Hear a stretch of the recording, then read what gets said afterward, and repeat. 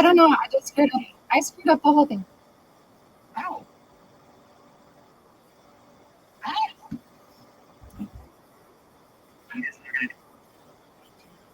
And so now it's sharing my screen because I made it stop.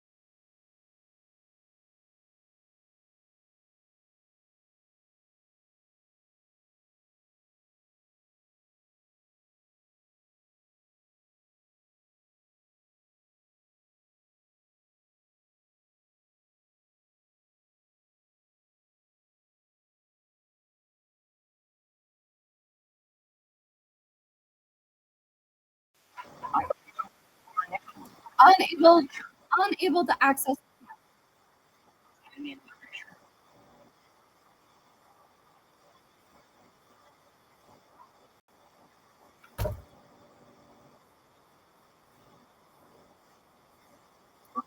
Snap video.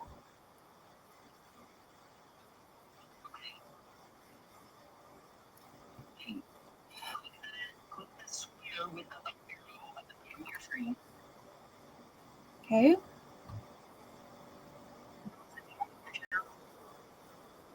On entire screen, and then also share your audio. Also share your audio. Also share system audio. So that's been dispensed. That definitely opened it up more broadly to everybody. Also, we made sure that we were not sort of funding another process. So we made sure that we were only going forth with those organizations that were truly delivering a product or an event or a process rather than actually funding somebody else. Farah, you want to take the next couple? Yes, some of the things that we did was we had a great applicant last year, but we had to emphasize to them that their event needed to be in Heber City. They were able to come back this year, and they are going to have their event in Heber City. So that is something that we were able to emphasize. It must be within the city boundaries. And then also that the projects needed to be completed within 2 years. We had some questions come up from last year's applicants and recipients, and we were able to let them know that they did have another year, but they need to have those receipts within 2 years. But this also resulted in some policy updates that we will be recommending, and we will share with you a little bit later on how that will work. And also, if it's an annual event, those are some things that if it's an annual event, they won't necessarily get the 2 years because it's happening every single year. So we had some changes with that as well. And then we also have that the capital projects, of course, would be within 3 years. We still haven't seen some big capital projects No, come in not yet, but yet. we do anticipate as this continues and the word gets out that those bigger capital projects will start to come in over time. There you go. Next slide. Further, there has to be a match, and the match shows that they have a dog in the fight, and that match is super important. We're also being challenged with some of our applicants using other TAP funds from other entities as their match, and we've actually come back with a recommendation about that in a few minutes. So in other words, they would use a grant from, say, Midway or a grant from Wasatch to be the match for what they were getting from Heber City, and we thought that was, for the sake of the fund, kind of double dipping, if you will. But at the end of the day, we would come back and say that that may be required, and you might consider that in some extreme cases. Also, that the grantees shall be in the form of a reimbursement. Just to remember, we're never fronting money. We're only reimbursing funds. Also, it's important to note that we're granting funds at the beginning, meaning that they've already spent money, they have receipts, but we will not fund greater than 50% so that we're not actually putting more money out before we actually see the project happen. And then once the project happens, we're funding up to 50% upon the completion. So it's, I think, a reassurance that the public funds are really being managed properly in the sense that we're directing funds to exactly what was being asked and at the time for which they've already been spent. So timeliness is a super important part of the project, which is part of our recommendations procedurally to make sure staff is being adequately given enough time to actually follow through on what that is saying is doing. I just was going to say, what was the recommendation for the change on the matching then? Just that you'll see there were some entities that were using funds that they had received from other entities, Midway and Wasatch, as what they would call their match to funds they were coming to from us. That's the 35% you're talking about, is no matter how it comes together combined, that can only be your Oh, no, recommendation is 35%. so in other words, if they're funding 25%, right, so they must match 25% of their total request. If they're making a $10,000 request, they need to come to the table with $2,500. Or $12,500 if they want 10,000, they need to bring 25%. Okay, maybe it'll answer my question. I read through the policy recommendations, and that's the statement of the problem doesn't seem to be addressed in the recommendations, but maybe as we go through it, maybe. Yeah, I'll come back. I'm actually, Great. and then finally, projects are required to announce and display the funds as provided by Heber City TAP Tax Program. We could take quite a bit on that, but let's pass to a day to say we don't have time for that. It's super important, as you imagine, that for this fund to be loved by the public who voted, they need to know about it. They need to know about it in every respect. You'll see this in every single way. You'll see jurisdictions today, they'll on buildings or on events, you'll see that mark that therefore clarifies that these funds were provided by the public and this tax increment. So the more that we get that forward, the more that people really appreciate it, the more that we have a chance of it being renewed in now 8 years from now.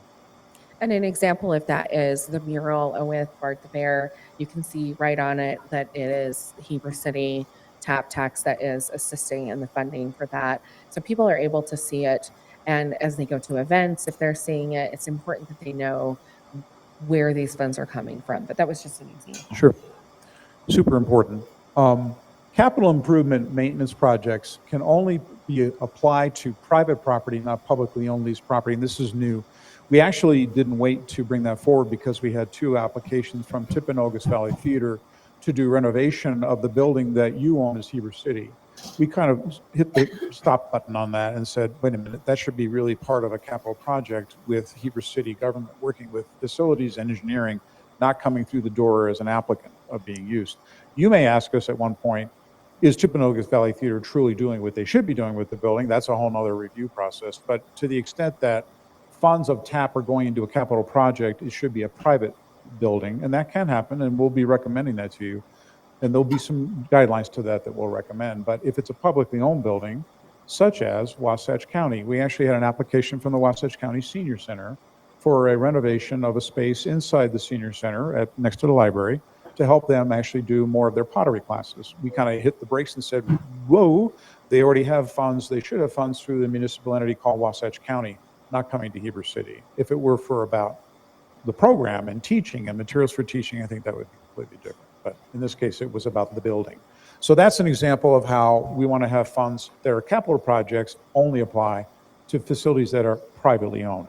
That is a policy decision that we're recommending to you. Next. So this is obviously hard to read. I think you've seen it in your documents before. It's somewhat unchanged. We consider it to be somewhat of our ground rules. And we really take all that quite seriously. I think where it seems somewhat repetitive, what's really important on the left is all of what we consider to be the criteria of how we move forward. And as we get into the applications, I think you'll start to ask, well, how did this happen and that happen? So the column on the left, just for those that may not be able to read this, is quality of the project budget. Super important. We need to know that people know how they are going to use the funds in some level of detail. We provide now a template for them to fill out on the application process that helps them be able to figure that out. And you might say there's earned revenue as well as contributed revenue, and we actually count some form of credit, if you will, to contributed funds or volunteer efforts. And they are allowed to essentially give us an idea of how much they would be earning if they were to be paid. So we count that, but it doesn't count towards the actual bottom line, obviously. Quality of proposed timeline, super important that we get from the applicant that they understand what it is to get a project done, that they are at the finish line. They're not missing the mark in terms of making sure the funds are being either spent way too late or too little, too early. So we're making sure that by looking at the timeline, again, we provided them a template. It simply lets them let us know by quarter, not by month, not by hour, not by day. Just tell us where we are in the course of time of how much time it takes to get that project done. Now, here are the two that really count the most, and I'll let you talk about them.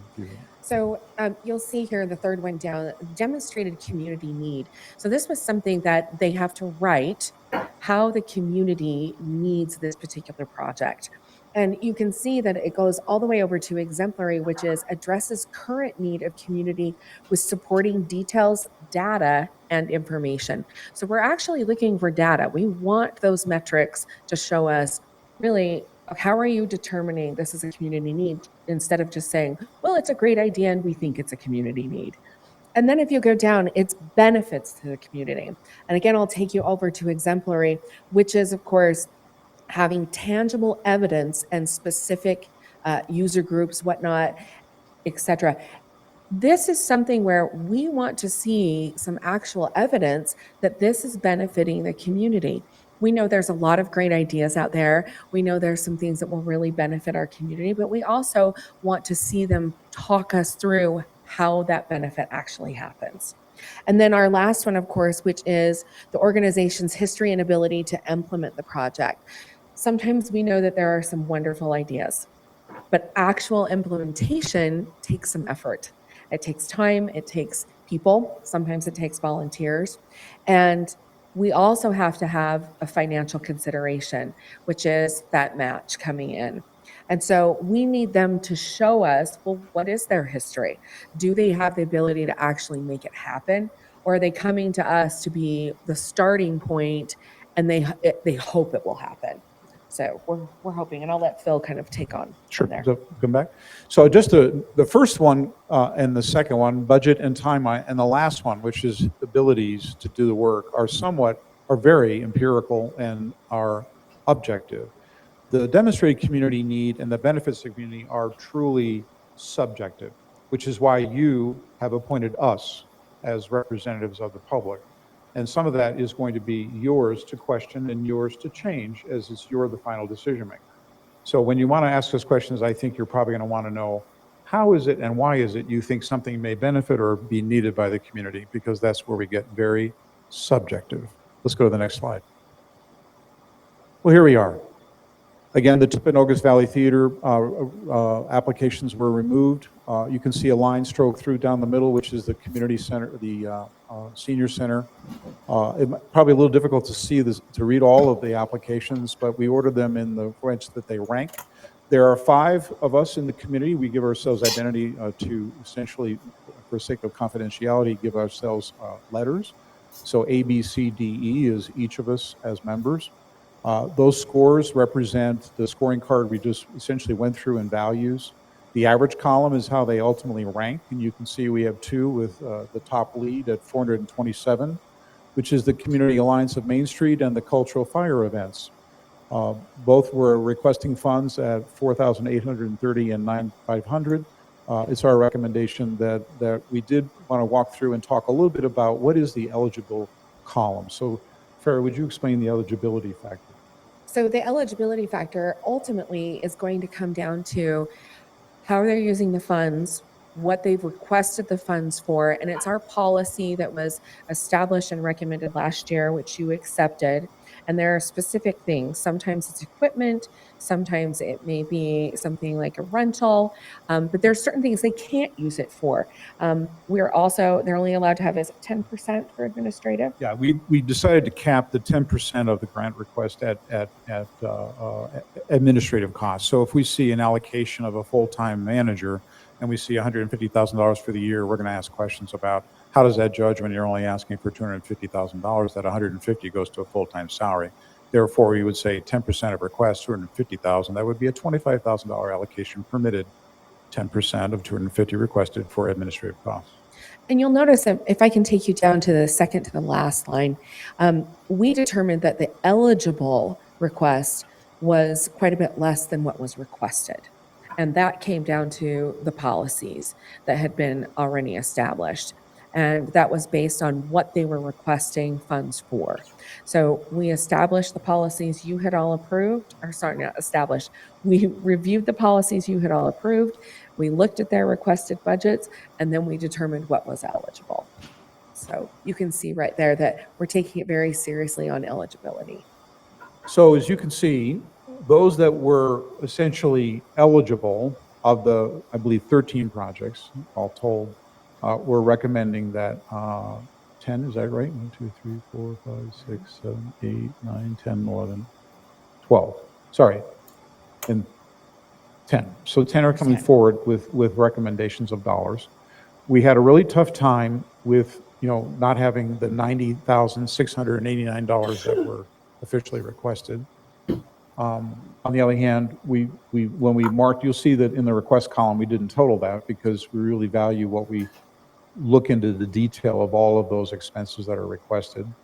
We're looking at the budget to make sure that it makes sense. We're looking at the timeline that they can use the budget. All those factors we just described to you so far are in play.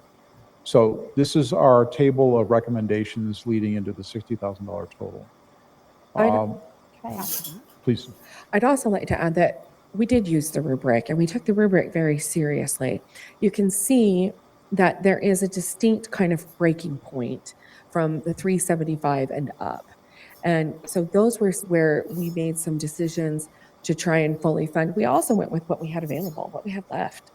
And so we really did take that rubric very seriously, and what the rubric had established, that rubric was something you had approved last year for use.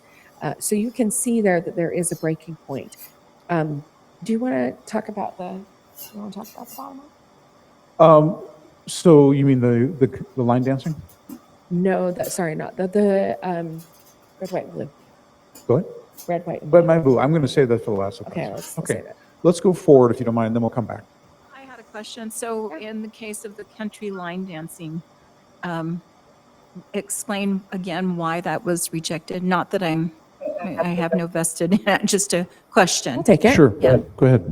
So if you'll notice the rubric and look at the score there, the 302, and then look at the difference to the last one that was funded, 350, you can see there's a 48-point gap. And it also came down to, that was the end of the funds as well. That was the what? The end of the funds. Oh, okay. Yeah. Okay. So if this is where, when we had said we'd love to have the funds lifted from that 10%, there might be some more opportunities to fund things that maybe this year didn't get funded. I see. So next year, Okay. if we can take that 10%, move it a little bit, Yeah. it could really help benefit. Also, though, the application, you can see, didn't have the strongest turnout as some of the other applications. This is where the values placed on the rubric are interesting, and I'm going to take a moment to show you. So, Anton, there's a separate document that I submitted for us to look at. If you don't mind, could you tab that up? We wanted you to see the score sheets on red, white, and blue. We wanted to specifically talk about that project for a minute.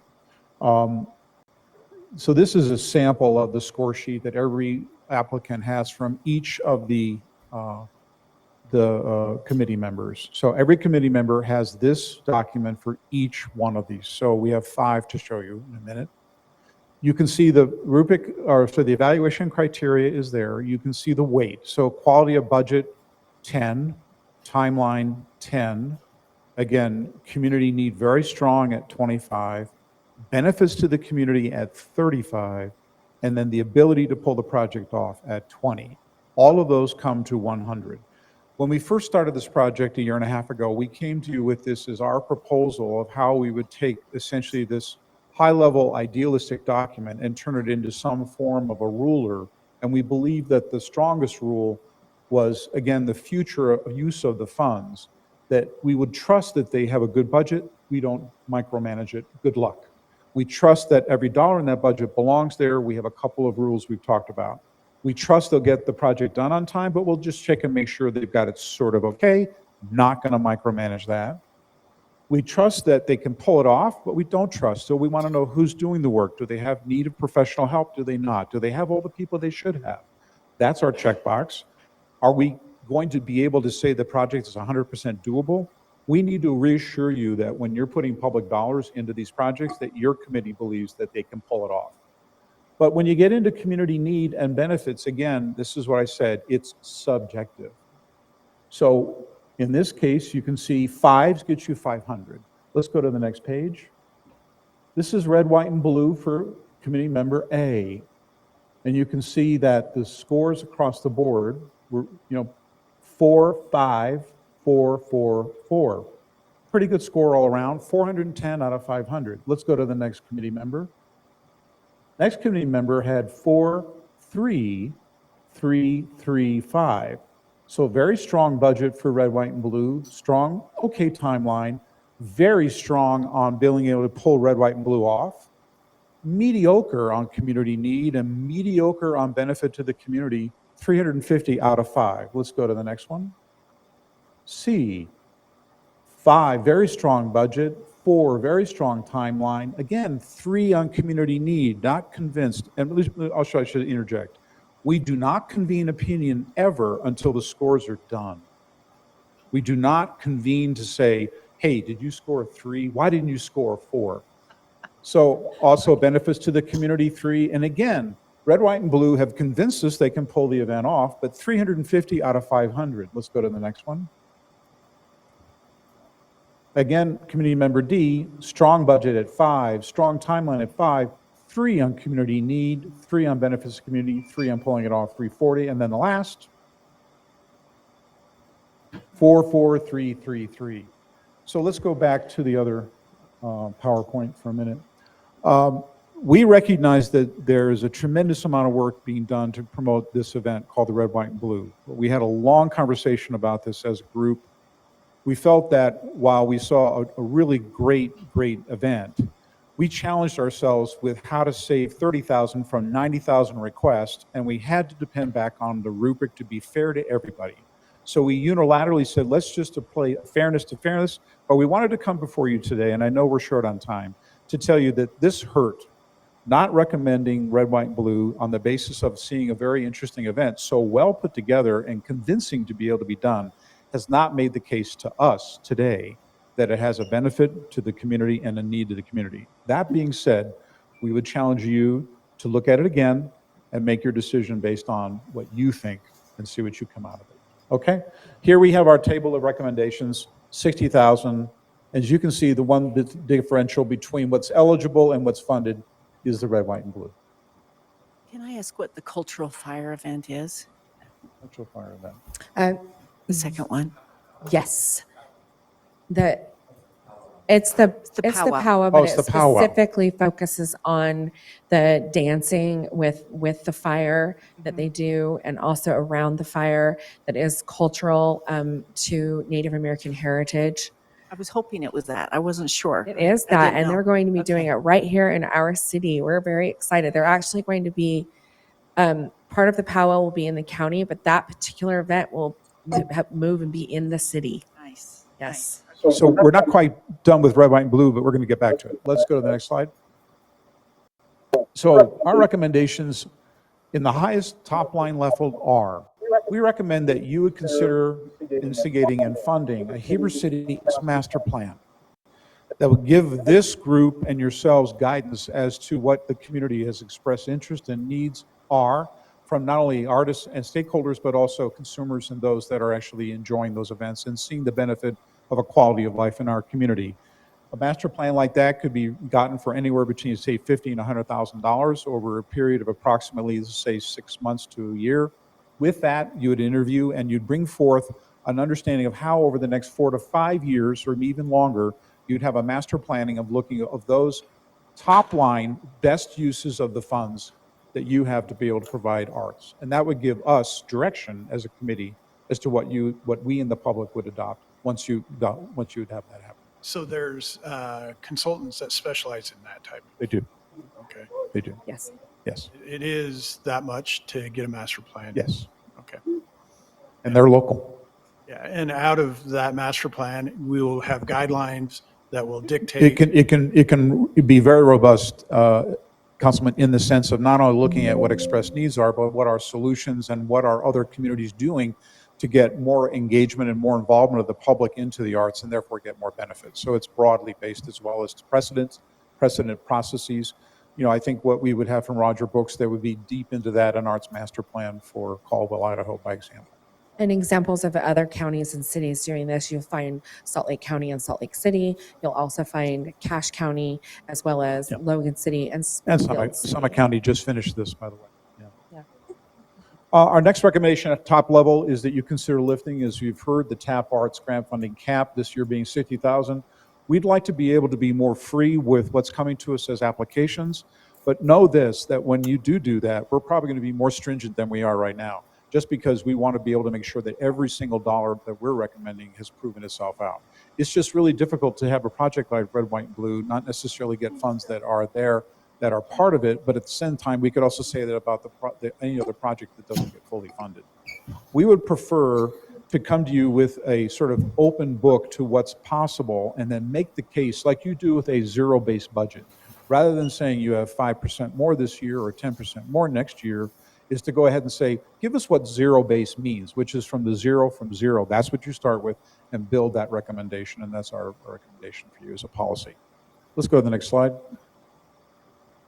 So, all marketing funds requests for TAP Art projects are limited to 35% of total grant award. This was the fly in the ointment with Red, White, and Blue. We had understood that $20,000 was being requested, almost 100% for marketing.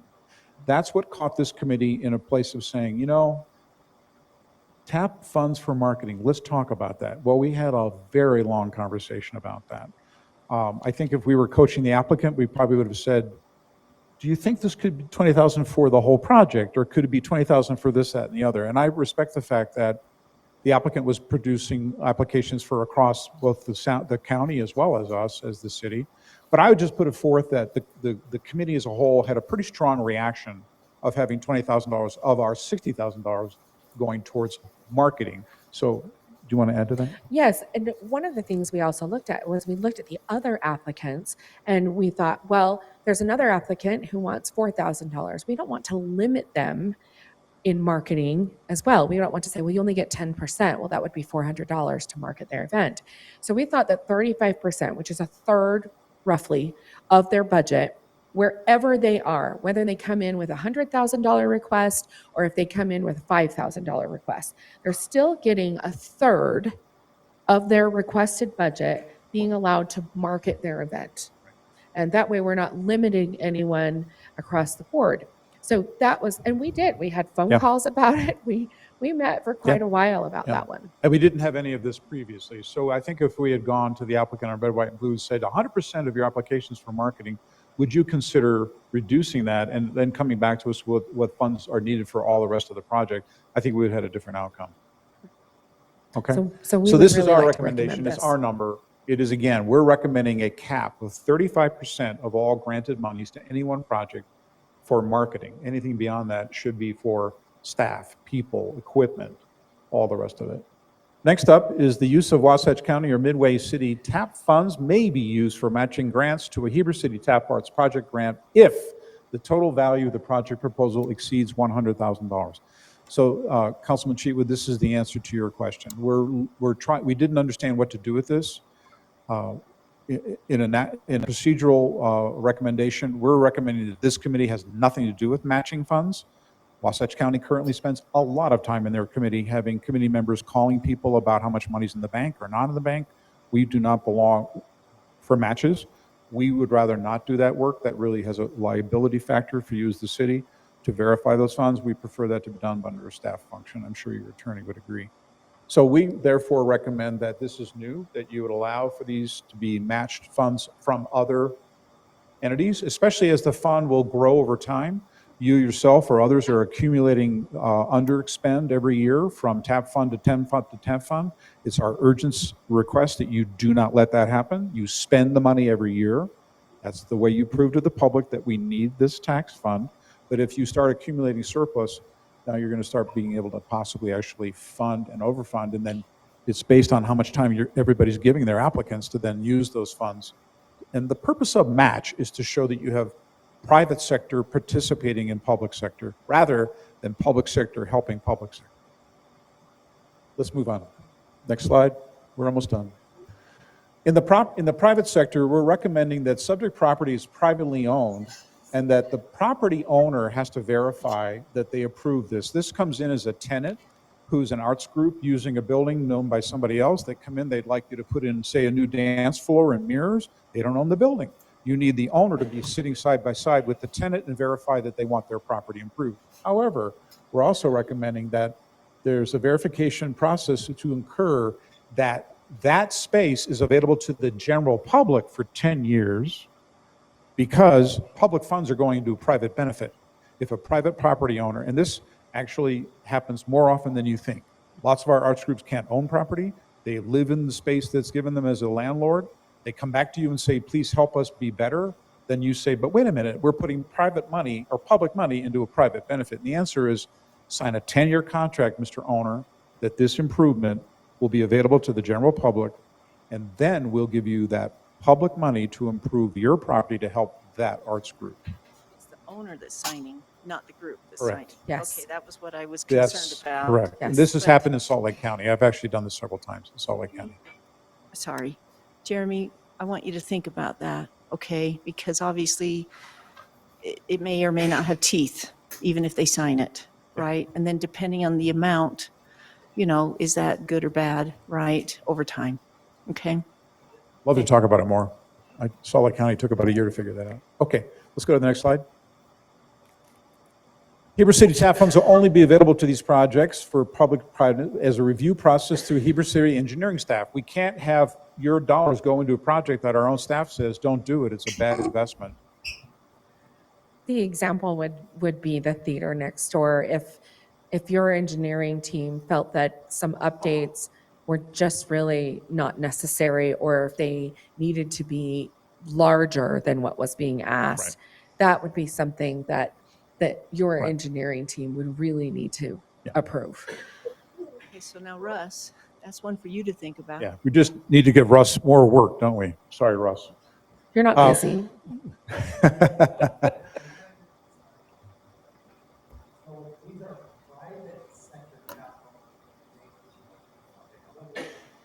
So the applicant has a building and he has a arts group tenant, and the arts group tenant comes to us to actually fund a new dance floor to be installed in the private building for the tenant to use. Then we would only want to have you walk in and say, you know what, that floor is level. I'm okay with that. See you, bye.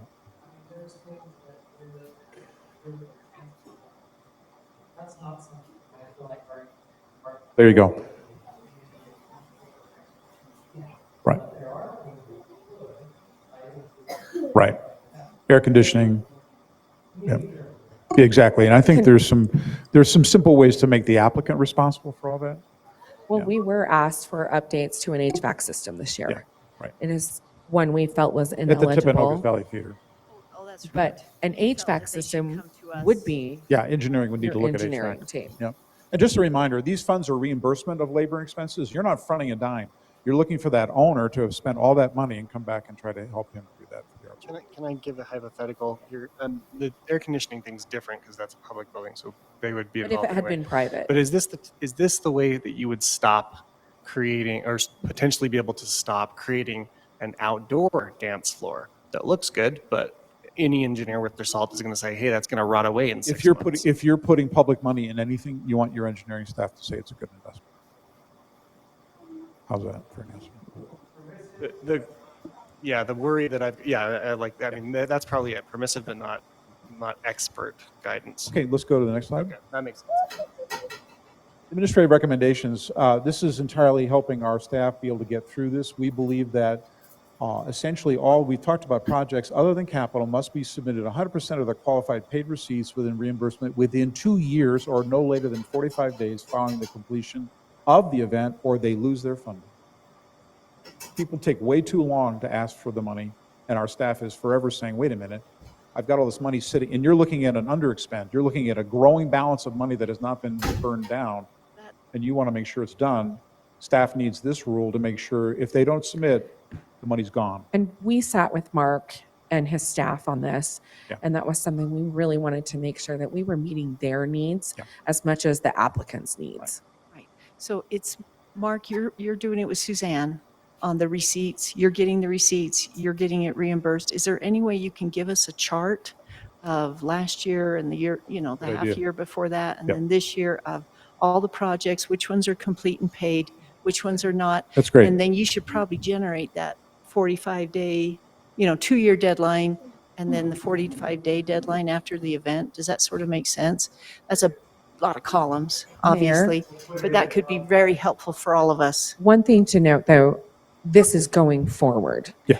It's not for the past, because this isn't in place yet. This is a recommendation. Right now, they have They 2 don't years. have any Right expiration now, on there's the 2 money? years. 2 years. There's 2 years right now, but there's no bite in the back end. If they aren't late, they're not. This is saying basically, Okay, if you well, don't do it within 2 years or You just 45.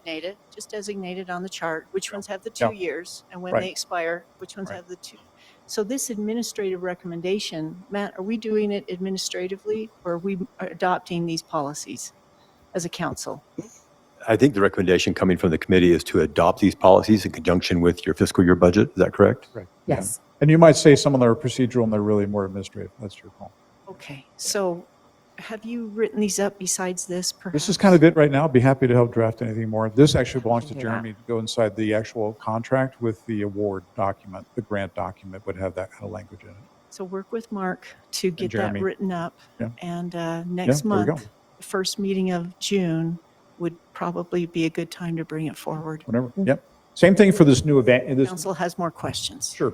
There are also the annual events. We're trying to say if you're going to have an annual event, like Whimsy and Midway is now moving to have their events here, and they want to do it every year. And we're saying, fine, but you have 45 days after the event, all your money's gone. So that's the idea. Let's go to the next slide.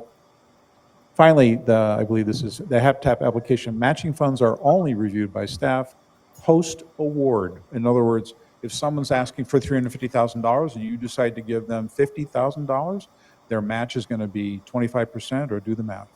They shouldn't have to run the world of matching a match for $350,000 when you decide you're going to give them only 20.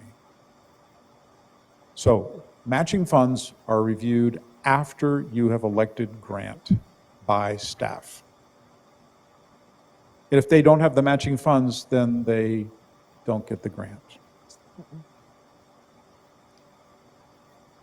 What proof do they have to show to Mark on They this? show evidence of actual cash in the bank. They have promissory notes from donors, perhaps. Contracts for funding that are contingent upon you giving them funding. They could bring a bag of cash. As long as it's straightforward Right. like that. They go over the Burton lumber. They have a whole list of materials. If Yeah, you say yes, they're going to buy materials. them, that kind of thing. They have to show. They show proof that they have a match. We say it looks good. They're not making it up. We are done. You decide to give them amount of money. Staff then runs the ball on whether or not they have the money. And by we don't mean the committee. Well- We're not going out and looking for proof. Yeah, no. It would be with Yeah. Mark and his Right. staff. But we do the sort of, we do the high level check. It's not the committee that's No, going out and searching No. and finding. no, that would be No. a liability to No. you as the city, because we are not city And employees. for your knowledge, Wasatch County actually does have their committee staff checking matching funds. And we recommend that you don't do that. Okay, next. Well, Mark will do it. Yeah, You're done. that'll be good. Mark, I tried as hard as I could. Okay, council, what are your questions on these recommendations since they'll be coming back? We just hit you with a lot.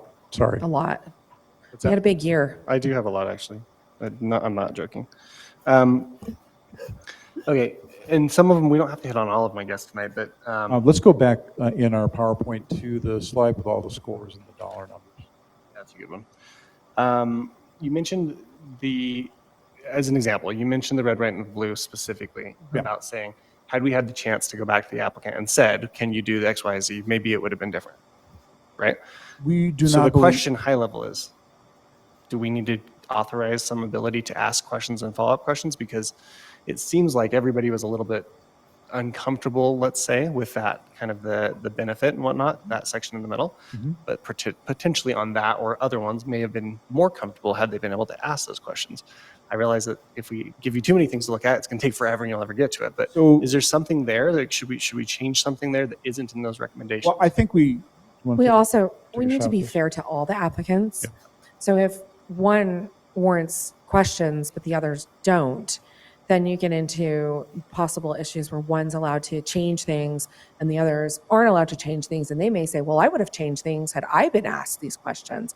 So I think you have to go with the same process that we're still doing. However, I think we have made a suggestion, though, that hits the mark of the questions we had, which is the 35% marketing policy. And that makes sense going forward. We're So- suggesting that yeah. you would adopt as a but- city. But if I could just add, in general, it's our recommendation to you that none of your citizen advisory groups are coaching applicants in any respect. Sure. It's better in the grant process to have your staff administration working directly with the committee, receive questions from the committee about the applications and do what's a QA, a quality assurance of each of the applications at a staff level that are non-voting members of the committee. Okay, next question. Well, not question, council thought. I heard the recommendation for a master plan. I'm not a fan of it. Just throw that out for the council. I think with the master plan, we would coach or direct or silo or siphon or whatever the types of ideas we get. I want to get all the ideas. With master plan, I think we might not get all the ideas. So Can I I speak to hear that you. really I quickly? appreciate that. But if it came down to me saying, should we spend 50 grand to get a master plan? Can I speak to that really quickly? Sure, but we're Whether gonna- you spend money or not on it, there were times when we had questions about what is the city's direction that they want to go. Yeah. So whether you have a master plan, whether you have a master policy, it's something that all of you come up with together versus having someone consult. I think it would be good to say, where as a city do we want to go with the arts? And I think if we're successful with this long-term, there'll be far more many requests than you'll have money. You'll be stuck in the same position we were in certain regards, but much bigger, leads me particularly to when my we get next capital question. projects forward. Leads me to my next question. Do you think that it makes sense to consider, in a wide swath like this, where we have really big requests and small requests, would it make sense to consider adjusting the max amount or the received award for any one item based on, say, an average of the other requests? What I think that would do over time, correct me if I'm wrong, Phil, but like over time, I would think that would get more applications, because if everybody's asking for small things and we have tons of little small things, we are less likely to give away the entire grant to one really powerful thing, but one thing that if you're just out of town that weekend, you don't get any benefit at all. I see the logic in that, but I would also recommend the reality of it is that each of these projects stand on their own. And when we partially fund any of them, consideration that this is, with all due respect, not a lot of money, then you are going to seriously handicap the project. And I appreciate the fact that you would like to have a broad stroke of having everybody have something. But I could say to some extent, like Whimsy last year asked, I think, for like $20,000, and we gave them, I think, something was $8,000. They didn't do anything with it. They couldn't. They had Because not they enough needed money to do more. anything. Last year, we had the 20% cap. This year, you allowed us to take away the Saying 20% the award cap. amount was so where it was, they couldn't do what they wanted We to. gave So them money, but they didn't get enough money to do anything. So if we were to, example, the top right. one, they're asking And for they came 48. back. Yeah. They're asking for 4,800. If we were to only give them half, Yeah. they most likely could not do it. And so those are things that please know that we took a lot of time So considering. that's actually why I said it the other way. I wonder if it would be just potentially capping the largest ones in order to fund more of the small ones. It's the exact opposite from that example you just gave. More get, So instead of this is just a greater number of hypothetical. people get less Think about it. money. Maybe come back to us to say, yeah. So let's say line 4. It isn't right now, but let's say it was 50,000 and the score is perfect. Would it make sense to consider capping the largest ones to make sure that more of the small ones get fully funded? That's But what I'm why asking. is that fair to someone who had an excellent application and versus someone who didn't have an excellent application? That's my And question going forward. That's Is the teacher in me. to your point, like the decision of what do we want the artists to do? And I think understand this that. If fund. there's a cap there, they're only receiving the top cap amount. Sure. So from that point down, there's still enough left in there. You So had a cap last year. And because of your cap, monetary cap. you did have a monetary cap. One of the projects could not complete itself. Right. And another one had to go out and get funding from many, many places and even switch the building that they were planning on having the mural on to get the funding and to make it happen because of the cap. You have had a cap. You've been there, you've done it already as a city. It wasn't effective. Finish. Go ahead. I think that's good to know. It's good to know. It might be up to council, something we talk about later. Because to Phil's question, the answer is, or the thing that we can give them is, where does the city want to go with Where this was, fund? what was I the want cap to go amount? with as many Cap small was projects as 20% of the ask. Or sorry, 20% of the total. So it would be, if it was 60,000, They're we could asking. only give them 20% of that 60,000. So maybe they asked for 30,000. We were only allowed to give them 20% of the 60,000 of the 30,000 they asked for. It really crippled us. Sorry, no pun there intended. Whereas this year, we've been able to fully fund projects that last year would have never been able to be fully funded and most likely wouldn't have gotten off the ground. And we have proof it wouldn't have gotten off the ground. The Whimsy project is one of them. The Bart the Bear mural is one that was extremely difficult for them to get off the ground. If our goal is to have many projects come forth, I think we also need to recognize that we want many great projects to come forth. For great projects to come forth, we need to be meaningful in our funding for them to not have to go out and find a lot more money. Otherwise, they'll sometimes fail, as we know. I think our goal long-term is to have many, many great projects happen to the extent that the fund is very active and very busy and very needed. And that's what I saw certainly in Salt Lake, going from roughly $1 million to well over $7 million a year. So what we want to do is get stuff done. Stuff done. Is that what you're telling us, Sid? No, I think so. I think we should. Yeah. We Well, should. I we need to come agree. back. I see your point. Yeah. I totally see your point, Aaron. Yeah, if we partially fund, it'll never happen. Yeah. And We I think need on to behalf be- of Red, And that's why we have committees like you to direct us and say, okay, they meet these criterias. Okay, this is what they want. Let's get it done. Yeah. And move on. Yeah. So, and our job is to make sure that you're seeing, first of all, we're helping the process be very easy to go through and very transparent. We want to make sure that our project applicants are better and better at that, and that you have less stress about giving them more resources, and that more importantly, they get successful at doing it. Projects that happen over 5 or 10 years aren't what we're looking for. We're looking for projects that happen within 2 years at the best. Okay. Any other questions? Yeah, the only other one was, and I put marketing requirements, but I think the thought process I had there was, is there anything we should put in place, or a recommendation you should put in place as far as either how far out the project needs to be or what they're doing to demonstrate they're actually trying to be a lot of people involved? And let me ask the question before you answer. It's already to answer. I love it. But let me ask the question. For instance, cultural fire. I get it. I understand the idea of the thing. But if they only tell 200 people only 200 people will get a benefit. And I don't see anywhere in the rubric that there is any kind of proof of burden that they're going to tell enough people. We've that not it's- set a minimum participation level, if that's what you're looking for. Should we?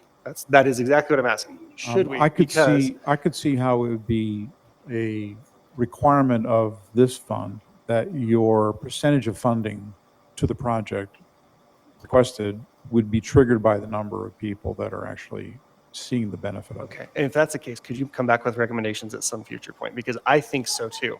I think there are opportunities, potential opportunities for a really cool project that has awesome needs and meets all the other rubric and only 10 people ever heard about. I think we would insert that into the rubric or inside the criteria Community needs. related to Community budget. needs. In other words, that The the, but, policy does address that slightly, but I also think by adding or adopting the policy of the 35% marketing, it actually may encourage people to do marketing and really encourage people. to do but his point is there needs to be attached with the I dollar understand number, that. a minimum participation. I'm Not even saying- benefits. Not to the even- not even- community. I mean, that's- Yeah, it's more benefit, exactly. It's not even More- necessarily yeah, more marketing benefit. spend If so it's much as community, benefit. You can make that decision. If Right. it only affects 10 people, then you're going to Yeah. say it doesn't have much of a benefit.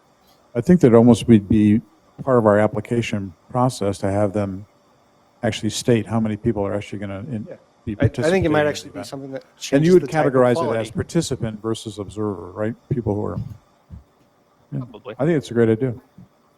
That's a great idea. Okay, looks like Scott has a comment. I was just gonna say, how does that work for like a special swing for someone with disabilities? There may only be 2 in the community. So I don't think that works. There'll be great projects that will benefit 1 or 2 people. Well, the arts have this unique piece where it's mostly a communal effort. But to your point, if it's a single artist doing a single piece of work, like a mural, how many people do you know now really enjoy Bart the Bear? How many Everyone. people, if he would said, how many people go down Main Street every day? They all count in my application. Okay. I don't think it's a way we can judge. But you know what I mean? But you're doing a great job at judging already, so. Thank you. We try. Yeah, to be clear, not trying to poke holes, just trying to give different ideas. Think about it. So the benefits to the community, so this is where we are. What's interesting for me is of all the work we've done here, the benefits to the community, right, or the need of the community is the piece that we end up entangled the most in being subjective. That's why I said, And it is the other subjective. criteria are really objective, but I subjective. think that's why this is a small piece of the pie, because we are affecting the community with the rest of the tap tax on big levels. If we have one person that benefits from this, great. This is a small piece. That's what it's there for, to help, the small groups in the community to have benefit. Some of these I don't know, could when you have affect very 100,000 large people, numbers. when you have 100,000 people coming to one event, is that a small thing? No, but that's not what this money's for.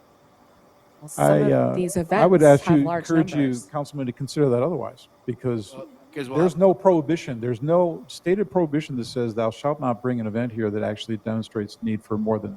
I'm not saying that. If an event brings that, great. But you voted down the biggest event. So Pardon me? you voted down the biggest event. It's up there. Only because they applied for something that we consider to be not a need of the community, marketing. Right. So Okay. All right, Mayor, Thank you. I'm sorry, there's many others that also want to Go ahead, comment Jeff. now. all that I was going to do is Yvonne. just remind the council that we have a really full agenda tonight, and Okay. this was supposed to be 20 minutes. Yes, it was, but it's coming back to us, and we can either have the discussion now or we can have it later. So Yvonne and then Mark. Go ahead, Yvonne. I just wanted to, it's kind of to end this too. I just wanted to recap. The final ask then is wondering whether or not from the council, possibly funding a Heber City Arts Master Plan, correct? And then considering lifting the annual TAPS Art Grants funding cap, which is at right now at 60,000. For applications. It's at 10% of the tap tax per 10%. year. Right now, Okay. before any applicant So comes to us, they know. what would be your increase, your desired increase then, if it's at 10%? We think we should just go fair to fair and equal to equal. Whatever application comes in, we have a chance to look at it. And that's for the arts, okay. And then, am I correct? And then what else? Oh, all marketing funds are limited to 35% of the total grant award. And I think In the we've already future. had In some the concern future. there where the discussion might be, so we might have this discussion a little further, okay? And the use of Wasatch County and/or Midway City TAP funds. I didn't understand that part, so go over there again. Sure. So But basically, in other words, if they are getting money from Wasatch County and midway, then it's only, They use that as a match to the money that they're required to bring as a match for the I funding we see, are and you're giving them. saying And we call that as a disqualification because you're using other public money double dipping then. Yes. in a way, Okay. because the aggregate is all coming from Wasatch County in that ordinance. All right. Go Okay. ahead. I want to say this finally also.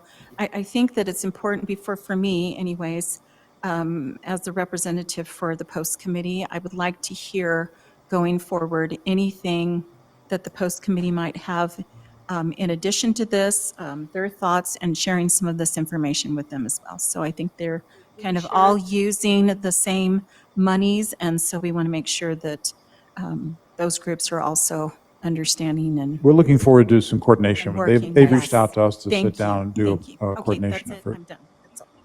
That's a really good idea. You can send out this presentation to the post committee. I'll have Ask Mark them do to that. discuss it before it comes back here to the city council. Yes, Mark Okay. Medley will probably, yeah, Please.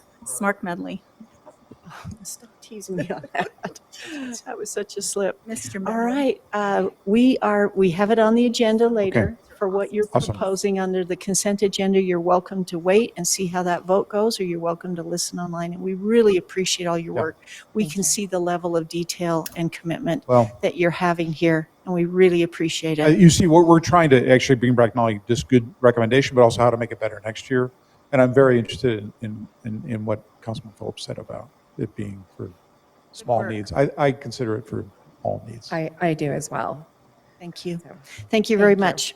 All right, everyone, we're going now into our second work meeting item, which is the fiscal year 2026 budget workshop number 2. And we're ready to turn it over to Sara Nagel, our finance manager, and Matt Brower with that big, long list of questions and such information that we wanted from the first workshop meeting.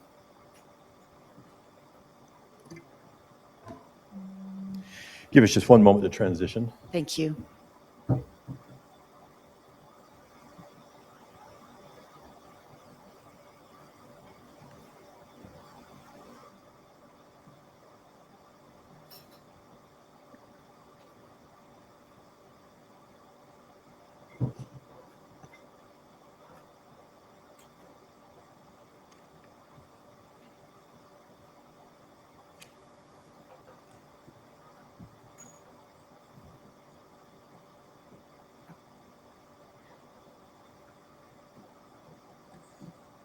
Council, we have the slides we're going to show you tonight are updated from the slides we put on the agenda. So why isn't that, I'm wondering, am I not sharing? Thank you, Trina, much better. Am I sharing? I was like, it's so damn in here. Why isn't it sharing just the screen? Her screen's different. That looks more like my screen. Yeah. Oh, are you But sharing I'm not logged that? on. So if I'm sharing, why isn't it just? Yeah, it's showing No. online. That's great.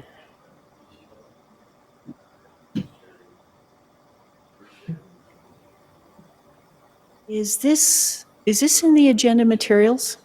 Presentation mode? Matt, is this in the agenda materials? I just opened up the agenda. Let me refresh it again. Mayor, let me invite you to look at the action item maybe under the tentative budget. Oh, it's under the action item. Thank you very much. Okay, appreciate it. Thank While I'm you. figuring this out, what I did was I printed off the slide that has all of the questions listed, the very first slide, so you can reference it as we're flipping through the rest of the slides. So give me 1 second.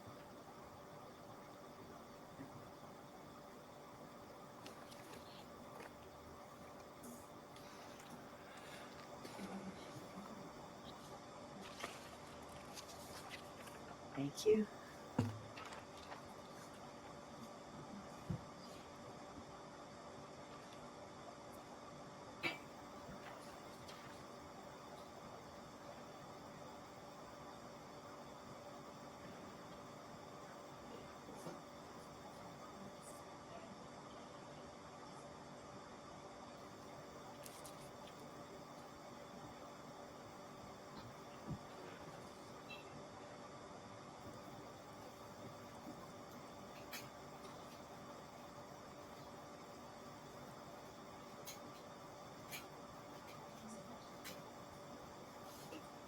Everyone, we're almost up and running. Thank you for your patience.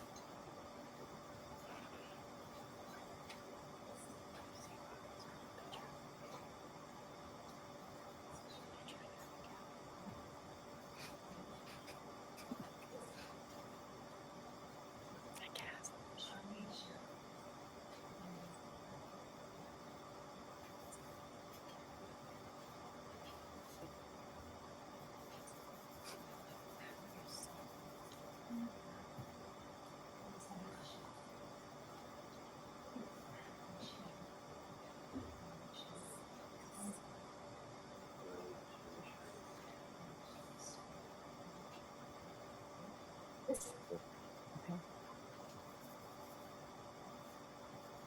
Now go back here.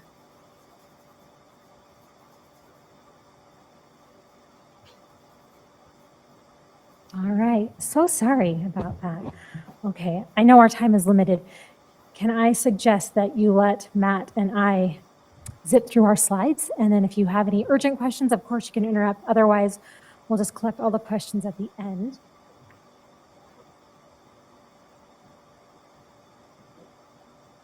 And just before you start, everyone, there's a public hearing that will be later today, later tonight on this tentative adoption of the tentative budget.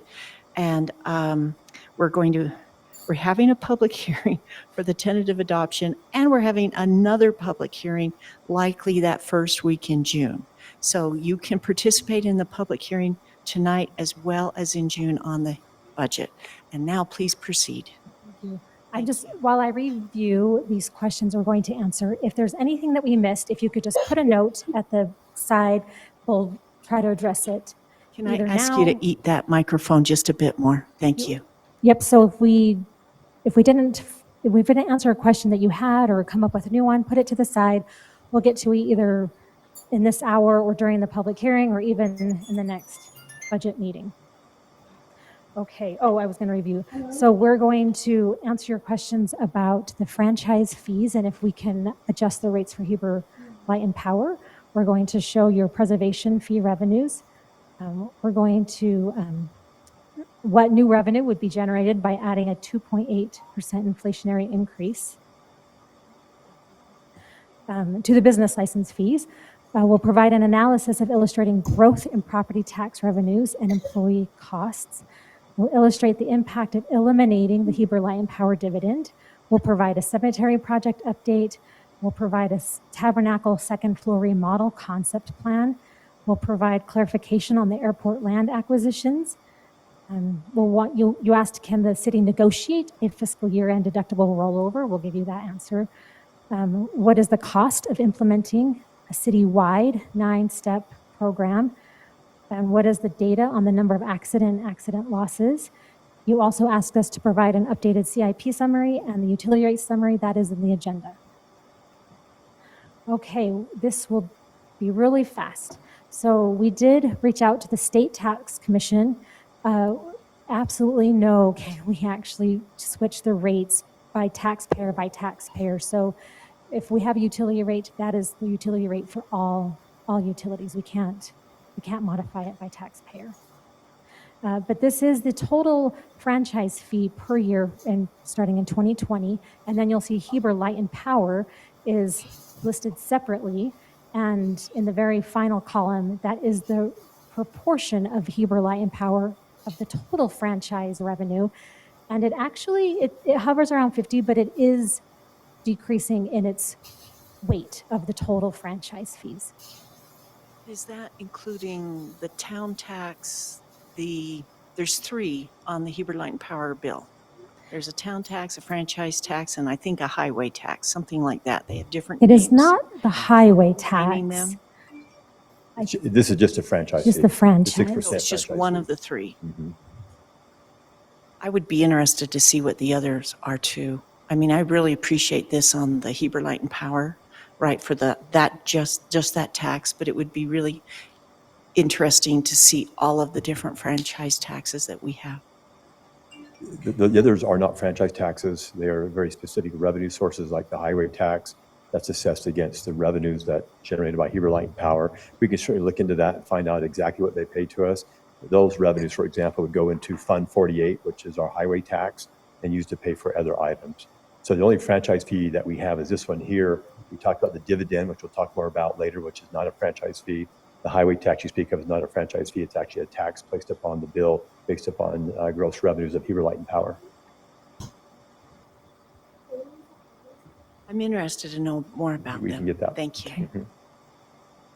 You asked about the preservation fees. To date, we have collected, well, in total, I think add those numbers together, fiscal 24 and 25. We're projected to have 45,000 for this current year. And then going forward in 26, 250,000, that is based on 100 North Village building permits. We have 250 expected citywide, but this is just the North Village. This is a big slide. This is the 2.8 increase for business license fees. We do not collect a lot of revenue from our business licenses, and 2.8 inflationary increase would bring in $3,600. Okay, this is a slide, and if you are a data nerd, you can nerd out on this slide all day long, but we're going to just skip to the next slide to highlight what that information above says. So this is salaries and benefits, also including costs like training and uniforms, because we wanted to show the kind of the fully burdened employee costs as much as we could. You will see the blue line is our property taxes. The orange line is salaries and benefits.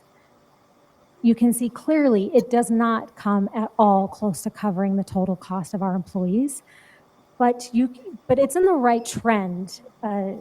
It looks like it's kind of matching at about 34%. So No, I can't do anything. it's a good trend, but I think as employee costs, like it's a lot of the property tax increase is because of growth.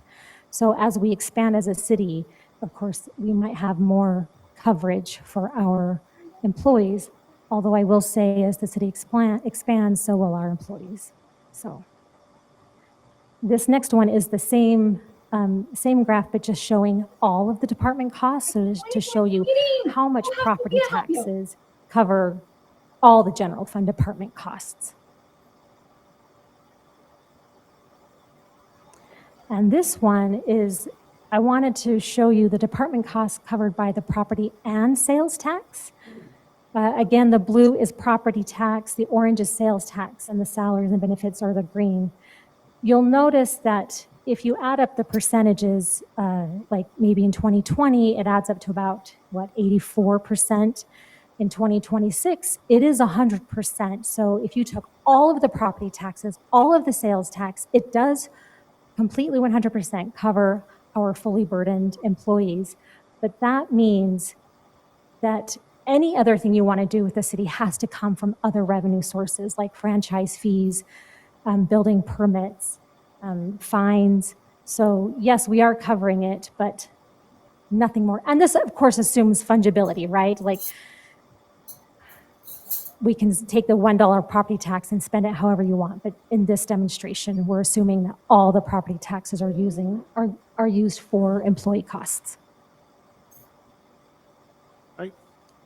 What that shows to me is that as a city, the growth rate of our staff is lower than the growth rate of this residents. So that's why property tax is paying a little bit more every year percentage-wise, because our staff's not growing to keep up with the growth of residents. Does that make sense? I did not make that observation, but I think that's a fair observation. I do as well. Okay. We've also raised the property tax, not just with growth. We've raised it, and we've raised it in the last little while. And I think that's also leading to that dip there, the 78% down to the 68%. I think we had a property tax rate increase come through there. Yes, that is true. We've raised it incrementally. I think last year was 284,000, I'm guessing, something like that. Okay. I think you're going to take the next one. Or was I going to do this one? You're going to take this one. Okay, great. So this is, you asked us last week to remove the Heber Light and Power dividend, 250 this year, 250 next year. So this represents that we now have a deficit, a projected deficit for 25 and a projected deficit for 26.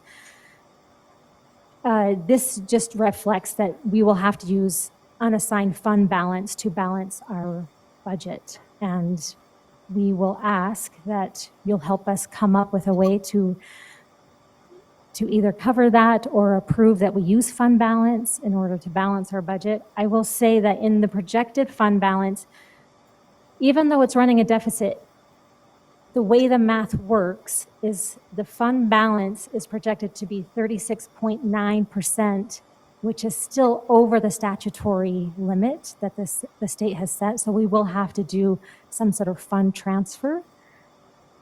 That's math that we don't have time to get into right now. But yes, we have a deficit, but also a fund balance that is over the statutory limit. If the fund balance is 6.5 million and it's the 1.9% over, Yes. that would certainly cover the deficit that we're There's looking still at. a deficit. So there's two things going on. There's the revenues and expenditures, like that has to be 1-to-1.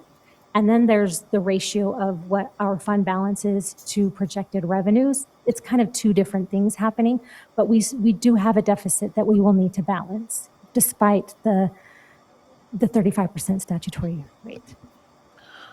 So, council, I'm interested in those of you on the Heber Light and Power Board, what your expectation is to give the dividend, and when is that issued? Please remember, we just did that 13% rate hike, which was really, really hard and high. And so we're waiting for that to come in, right, and see how that affects our bottom line. There's a formula that a previous board determined that we have to follow, and it depends on the operating income. And we've been Right. negative for a long time, and that's why we haven't been paying it. Anyway, we'll run that formula every quarter, and we'll see where we're at. I think your question was, what's the expectation? The expectation is it's not coming because it's running negative right now. They're running. That's what I want to know, yeah. Just- So yeah. I think it's wise This to was not because we asked include them it to. as Yep. anticipated revenue. If it does come, then it's a bonus, and we can use it for something special. Yep. Yeah, that Rather than I think salaries. this was caused by us saying last. And when is that usually issued?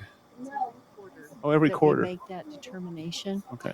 But usually it just ends up paying our own electrical bill. That's usually what it goes Mhm. for. I mean, if you look at it that way, it goes into the pot. So I think it's wise not to anticipate it.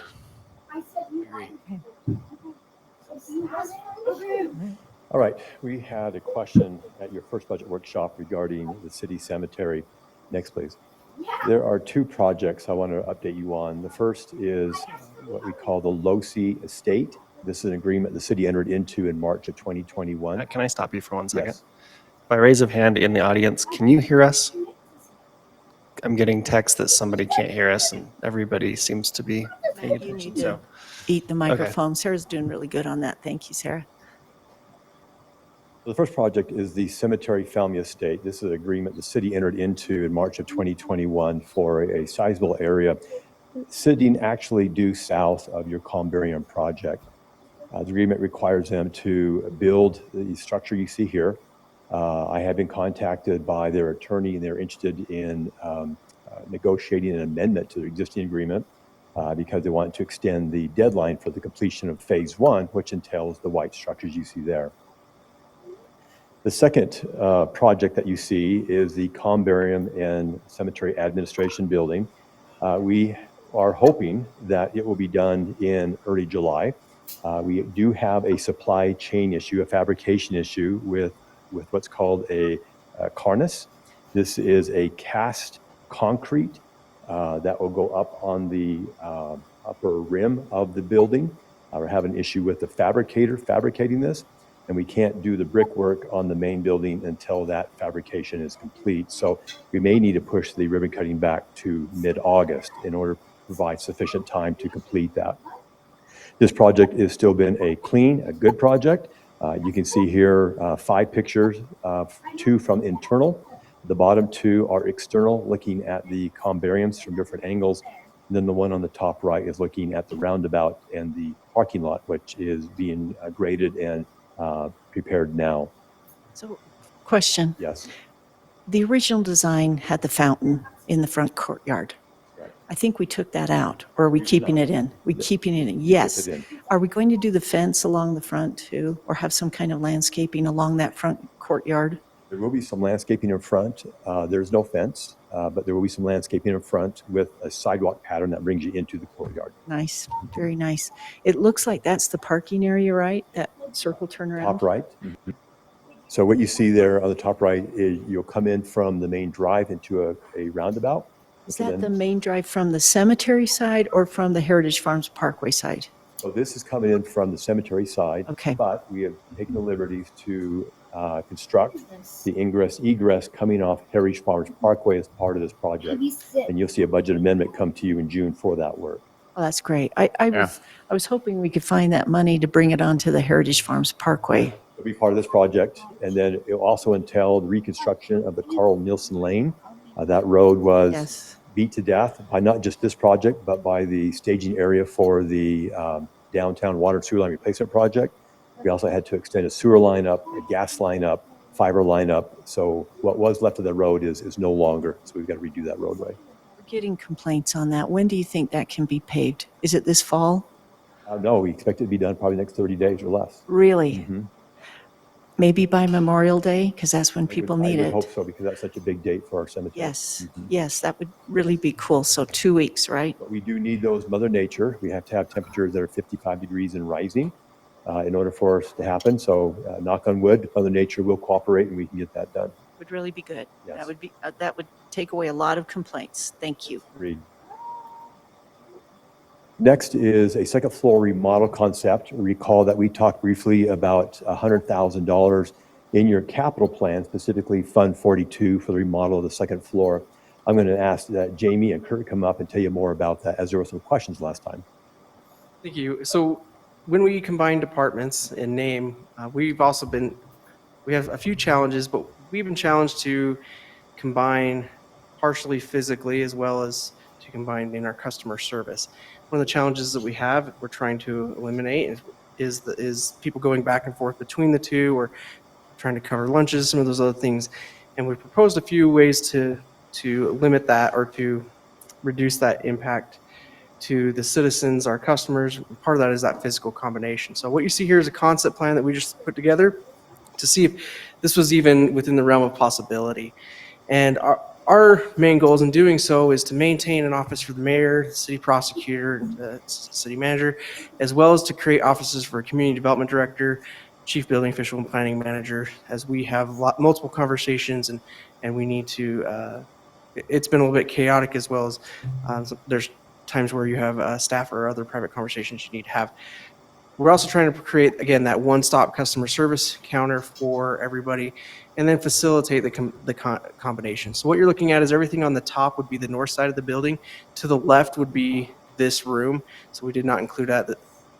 We're looking at making no changes to the corridor, but what we'd see is 3 new offices on the south side where you have the building department, potentially for the mayor, the prosecutor, and for the community development director, and that would put the rest of the staff on the north end, and it would accommodate for growth in the building when is needed, as well as potential growth and planning when needed, and then those private offices. And so this is just a rough concept plan. We would engage an architect as we move forward with this, if this is something the council decides to fund. So essentially, we're kind of busting at the seams a little bit, and we're trying to make more beneficial use and plan for potential growth in the future, if there is any. More efficient use of our city spaces at intent. Can I ask you to just explain that drawing a bit more? Are you saying that the mayor's office would still be here, or would it be moved on the other side? It would be moved to the south side of the hallway. So this would not be an entryway in and out for the city council? So that would actually, it could be used as an entryway. In fact, if you look at the green lines are kind of the major walls that would be new. It would actually create more of a hallway, which is per building code, so that this can be used as an actual corridors as opposed to just going through an office or going through a kitchen. See, I still don't understand what you you're have- proposing. Top left. Left hallway is that door. Yep. This door? Oh, I Correct. see. So that you would be able to go down that hallway and out. That has to be kept for egress. because you have to have, this is a assembly, so both of those have to exit. You have to have 2 exits out of here. So we had to keep that, Further down the hallway, come in and then over. yeah. Correct. And so then your one-stop shop is where the green Yeah, that would be, box is, That's a kind of? window. that's essentially a window with a counter. So we'd have a spot for someone who, so it meets ADA, as well as just an opportunity for us to come up to and help our customers, whether it be citizens or contractors, developers, whoever it may be. And also security. We kind Yeah. of kept that so that people can't jump over as easy as they can or get around. Come and ring Oh, you. Believe it or not, we I have- totally get that. I just wonder about the Yeah. backup around the window.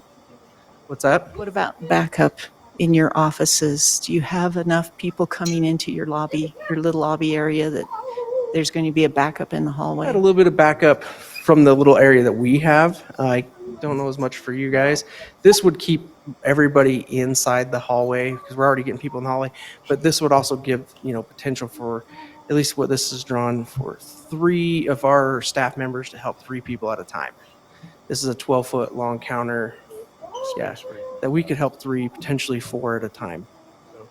This is done, I won't mention it, but I will. Summit County does the exact same thing, and it works really well. Very similar to this, so. Tony's office is in the far corner the way it is now.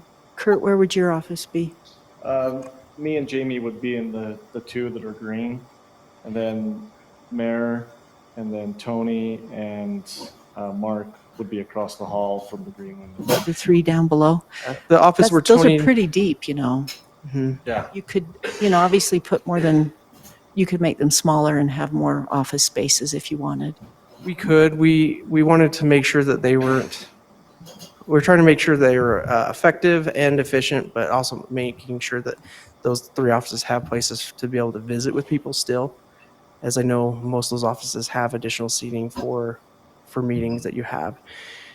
Or go ahead. Oh, no, you finish. The other, what I was going to say is the office that Tony and myself are in right now would be converted to a room for the building inspectors, because that's one of the most challenging rooms with the corner and the 2 windows.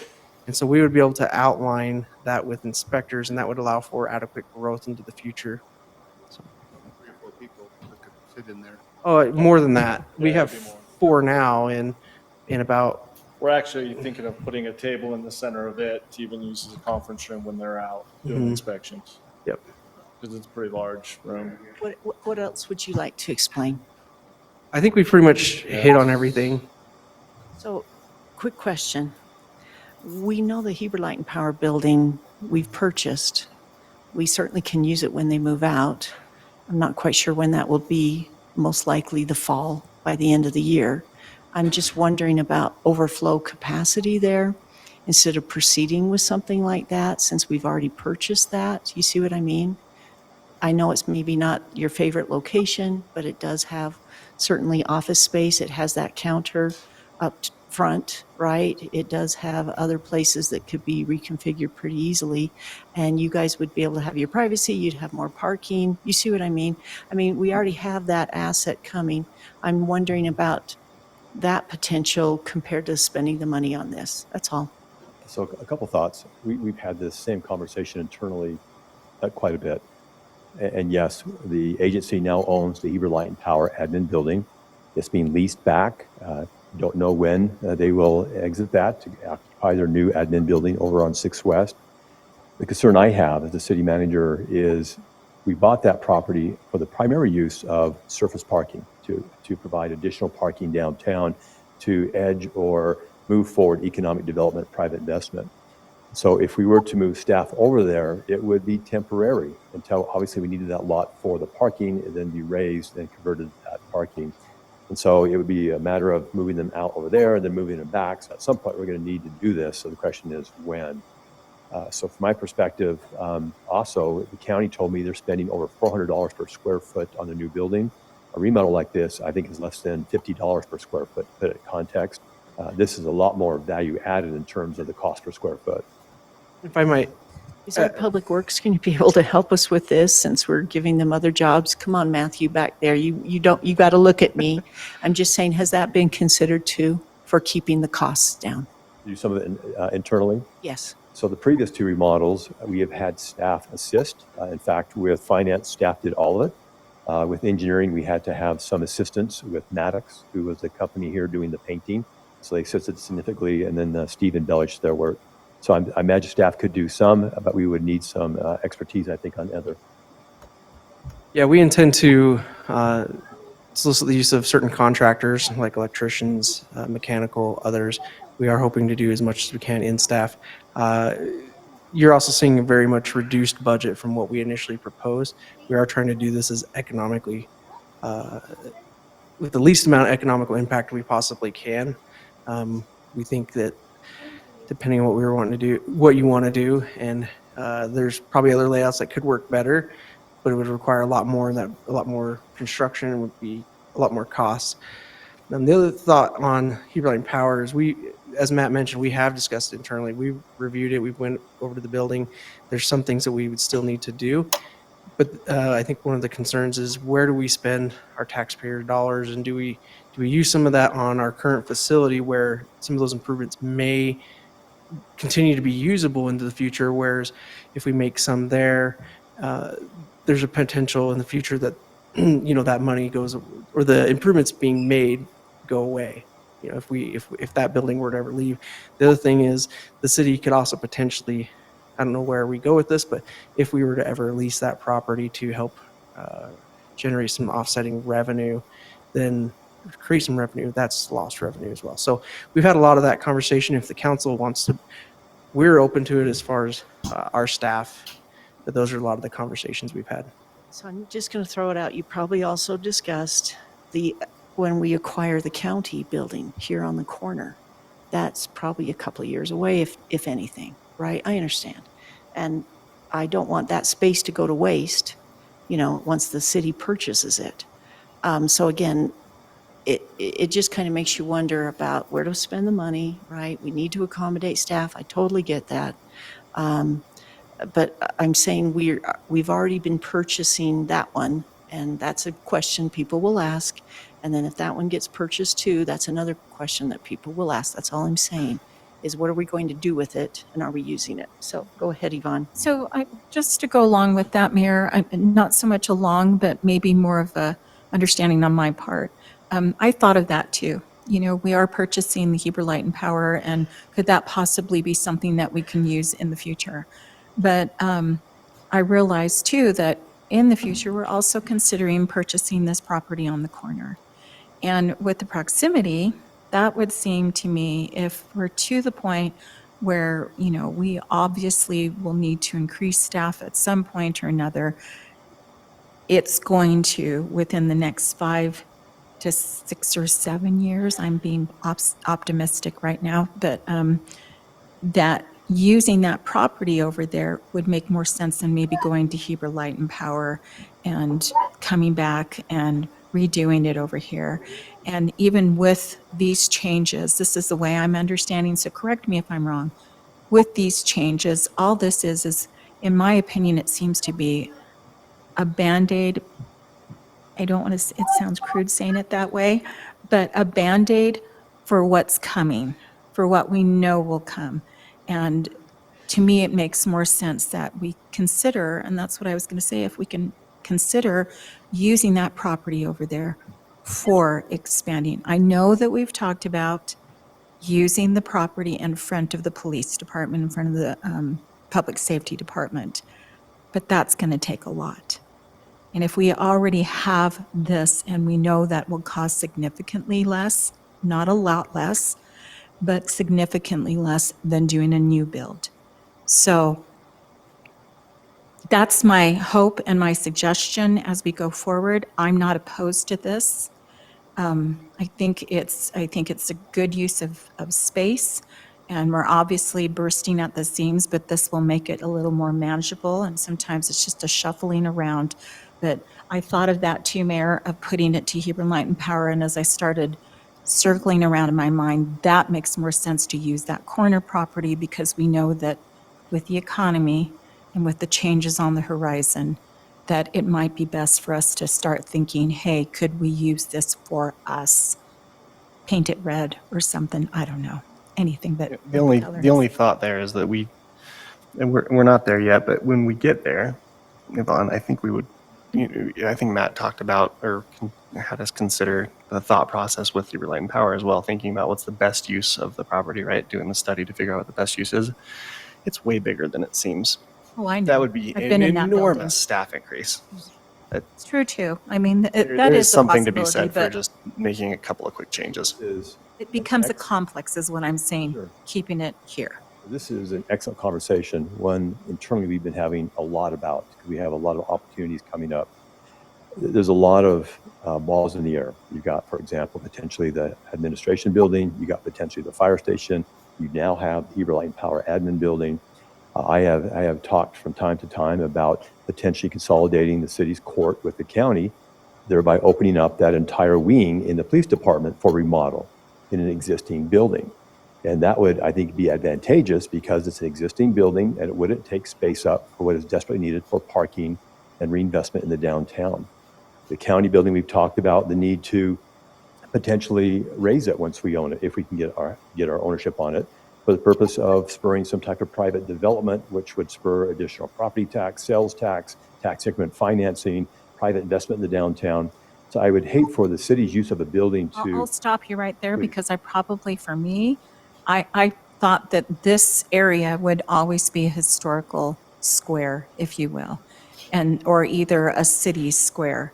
I've never thought that we ever anticipated that that particular building would be anything more than something that sits with the Heber City Square, if you will. That's what the county council wants too in the Couple thoughts MOU. there. Probably the least historical looking building in the downtown is the county building. Oh, yes. Not be flippant or disrespect. Yeah. But we have talked about potentially rebuilding the old courthouse, but upsizing it so it can Yes. serve as a conference area Yes. to host conferences I'm and not gatherings opposed and to things of that. that I think nature, it's which then beautiful. feed into the hotels and feed into the restaurant, feed into the shopping. And that would certainly, I think, go along with your idea of having it be historic, but it's still got a commercial heart to it in order to feed the downtown. So it's that type of thinking we're trying to get our hands around to make sure that we don't do anything to discourage and prevent us from achieving the 2050 vision or the Central Heber vision. But of course, making sure we have space for staff to carry out the operations that are so important to the community. Obviously, we have so much more to talk, but for me, I'm great with this. It just after all of the thought process, sorry to get off on the tangent and everything, but I appreciate the indulgence. Great conversation. Thank you. So from my end, it's great to have the two departments together because you guys are always talking about certain things. This is cheap, really, to get this done. And if it changes 10 years down the road, that's fine because it'll be easy to retrofit. And if we move somewhere else, it would be easy to retrofit. Have you thought about phasing when this is going? Are we going to be moving into the Heber Light and Power for a little bit? And I just don't, and the reason why the county moved their planning department from the old hospital to another building, it took a long time for people to understand where that was. You know, I was over there meeting with the county and went over to meet with Doug Smith and, oh, he's moved. Where? Well, yeah. So that confusion, if we can keep it all together for a longer time, I think it'd help with the public. We're still looking to keep both department secretaries and permit tech here so that people would still come in, and we just try to move offices during that time period to keep them here. I see, for the phasing. Okay. Okay. Thank you. At your first budget workshop, there was also a question about the recent land acquisitions and future land acquisitions at the airport. So questions came up as to, are they in Daniels, where they're located at, did the size of the airport footprint increase, and things of that nature. So let me acquaint you with this picture here. The blue area is the existing airport footprint. The white shaded area is the incorporated limits of Danielstown. Okay. You can see the roadway that sits there on the north side of the blue, which is Highway 189. The two parcels that we bought in August of 24, you can see there in the lighter blue. It's lighter blue because it's under the white hatched line, which means it is in Daniel, but it's there at the end of the runway. You can see the red parcels, which are future parcels that the master plan indicates that we need to buy. And yes, they are also located in the town of Daniel. One of the questions came up, is that a concern for the airport? The answer to that, in my opinion, is no. Why? Because these areas are needed for the runway protection zone. There'll be open space forever. And I think that's a benefit to the community because what was going to go on the corner we bought in August was the gas station and some more retail, which will now be open space in perpetuity. So yes, the airport footprint is getting bigger, but the development area at the airport is getting much smaller upon the move of the runway to the southwest. You'll see the elimination of the hangar row. You'll see the elimination of the commercial hangar A owned by OK3, and I think a couple other hangars. So yes, the footprint has gotten a little bit bigger. It'll all be open space, but the construction area or the development area is going to get smaller with the move of the airport runway. Let me pause there. Any questions? Safety open space too, right? It's safety, which means you can't build anything in it. What about that parcel that's right next to the 4 in the row? Are you planning to try to purchase that parcel that's right next to the 4 in the row? 4 in the road, I'm sorry, Mayor. You got the RPZ zone that you purchased in August. Then you've got the 1, 2, 3, 4 reds. And then there's one more parcel with just the corner of the red. Is that parcel being considered? Yes, anything I've got in red is to be purchased. And so what the airport master plan shows is that that corner of that parcel would have to be purchased to meet the FAA requirements for the runway protection zone. It wouldn't, or it would? I couldn't. It would. It would. And then the red parcel that's on the diagonal, right, Yep. to the northeast, Yep. is that an easement on that whole parcel? Because I don't know if Daniel would subdivide it or not. Is it an easement? Is it being subdivided? I don't know. What this map shows is that 1, it's in Daniel. 2, it's in red, so it's a parcel that we would, I should say a portion of the parcel that we'd have to purchase. But I don't know if there's an easement or not there, Mayor.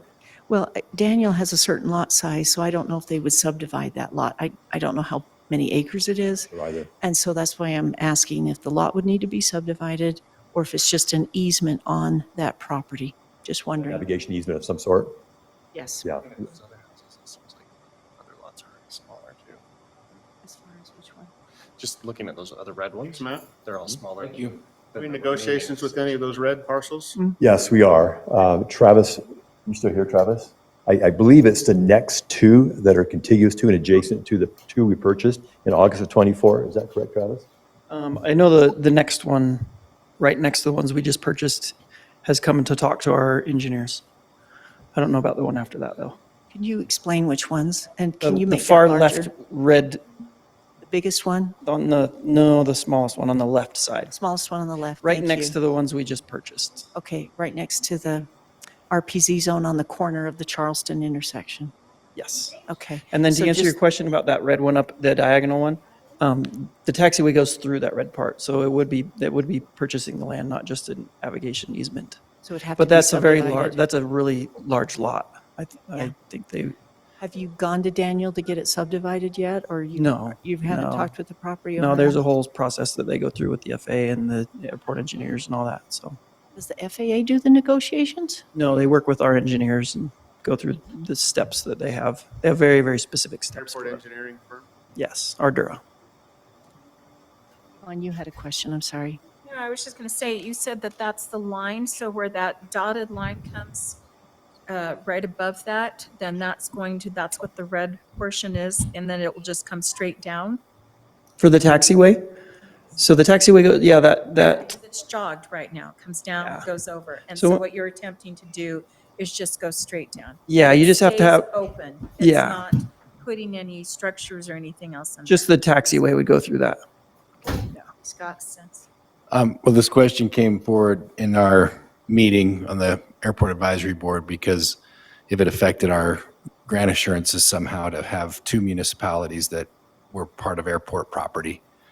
And my understanding is no, because there's no land leases on Daniel property or revenue coming in from the Daniel property. That is correct. Recall when we did the airport layout plan as a component of the master plan, we identified 2 campuses, the North Campus and the South Campus. That is where the future development is going to take place, and both of those are within Heber City. And so the Heber City would control not only the development, but the zoning and everything that would go with that. Okay. All right, I'm gonna Total move on. acreage there? What's You that? said the total acreage last time was 18 or 19 acres out of all of those lots. Do you have a total acreage? We do. It's in the master plan. We can get that for you. Oh, I can also look it up now that you've shown it to us. Thank you. All right, I'm going to move on. Matt, since we went past the columbarium update already, were you going to share the niche sales part of an update, or was that not going to? That's what I was actually asking for. I was just curious if, how that was coming along as far as the funding Initials conversation. are very slow. We did meet with a Jewish community yesterday who are very interested in purchasing a number of the niches, as well as establishing what I'm referring to as a family estate area, similar to the LOCs. We are continuing conversations, and I'll be reporting back to you once we can get an agreement in place, should we be able to do that. I do believe that once we can get that columbarium open and get people in there to look at it, I think you'll see a lot more interest at that time. Definitely. And maybe we want to do, not this year, but next year, Memorial Day. We want to do a big open house on that. You see what I mean? And that'll be a perfect time for it. Not only that, we think we should do it as a week-long celebration in conjunction with the ribbon cutting. Right. Mm-hmm. Right. Yep. Great. Did you have the slide or did I? I can do it. Okay. So with our new PEHP transition, we are going to move our deductible rollover period to match fiscal year end. So that's awesome for our employees who won't be struggling to see their doctors when everybody else in the world is also trying to see their doctors to use that deductible. The year one increase is at 9.8%. If you approve of it and we go with the PEHP, then we will have an auto renewal the second year from July 26th to June 27th with a baked in 7.2%. You can see below just historically what our increases have been. They're kind of wild and all over the place, but we feel, and so do our consultants, that the 7.2 is good, and it's awesome to have that already in the budget, and we're not wondering what's going to happen next year. So we're pleased with that. And that would bring into alignment the deductible period. Yes. With the premium period. That'll be really nice for everyone. Yeah. We're able to get that. That's really amazing. The next three slides is in response to a question regarding claims the city has had pertaining to workers' comp, auto, and liability. I'm going to run through these very quickly. The first slide is regarding workers' compensation claims. It goes back to 2021. You can see 2022 was a big claim year. Recall that we had just a horrific accident that we're so grateful that wasn't worse than it was. But that has impacted our workers' comp premiums for a number of years.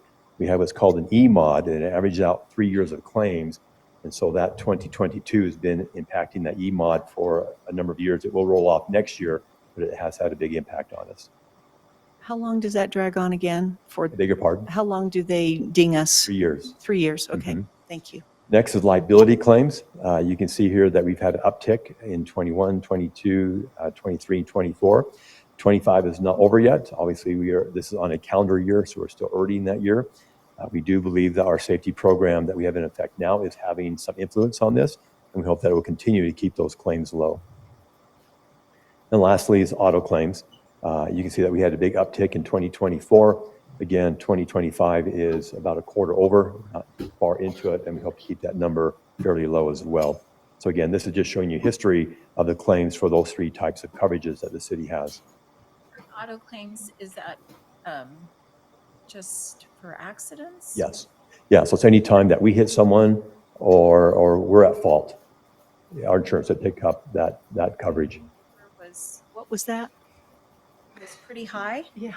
2024 was high. Mm-hmm. Why was that? There were a number of reasons for that. One of them was bumping into a shade structure, ironically, and we're taking steps to resolve that.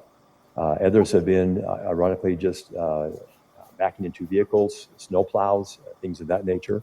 And so what we do now is we have a safety committee, and every time there's a claim, that person has to come before the safety committee to report out what happened and why, so we can learn from it, we can make the changes to prevent and reduce the claims in the future.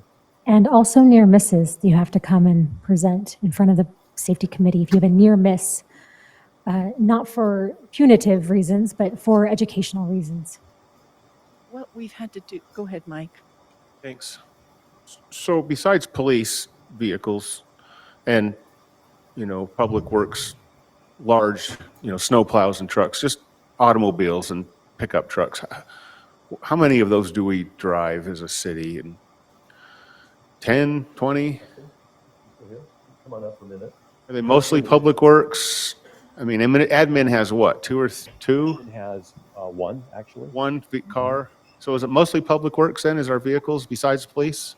Public works would be the bulk of it. And parks and Pretty much cemetery. every department has vehicles, whether it's airport, police, parks and cemetery, city hall even has vehicles. Okay. So what's our fleet of not police and not public works I mean, trucks? police vehicles, we have 30-something. Public works, between, all the vehicles, between everything, we're probably over 100 vehicles. And So, is most of these accidents on the work vehicles, I'm going to say public works, parks and cemetery, or police, are they all grouped together here? They are all grouped together here, yes. Okay. I guess where I'm going is, I would, if we're going to spend money, I would like to spend money, I think where it would really count, which would be, I just heard backup problems, so backup cameras on vehicles, especially bigger vehicles, and then forward-looking cameras. When my company got acquired, every one of our trucks got immediately put GPS tracking, forward-looking cameras, and backup cameras have for this backup very cameras. reason to keep those things completely down to almost zero, because one, employees know they can see, and two, they know when they're, if they're going 90 miles an hour on the highway, someone knows that. And if there's an accident, it's very clear who was at fault, because it's all on tape. Most of our vehicles at Public Works have backup cameras, Okay. and our bigger equipment and everything, and our maintainer trucks and all that, they have the backup beeping noise as well. Yeah, so that's just my thought, is that's where I think the money is spent, is on a capital improvement on vehicles rather than just bonuses to people. So what we've had to do at Heber Light and Power to get our insurance rates down, so we had to list all the drivers, and you see, so we are doing that. Okay, that's great. I didn't know that. We adopted it as a policy over there. I didn't know we adopted anything like that here, but you are doing that internally. Okay, all right, very good. Everyone, it's time for a break. I'm so sorry. I'd prefer to try to do the break a little bit before the meeting starts, and then we'll come back to the public hearing and we'll let you finish up. Does that sound good? All right, thank you very much. Council, everyone, we're going to take a 10-minute break. We'll try to come back by 6:05 to start on the regular meeting. Thank you. This conference is no longer being recorded.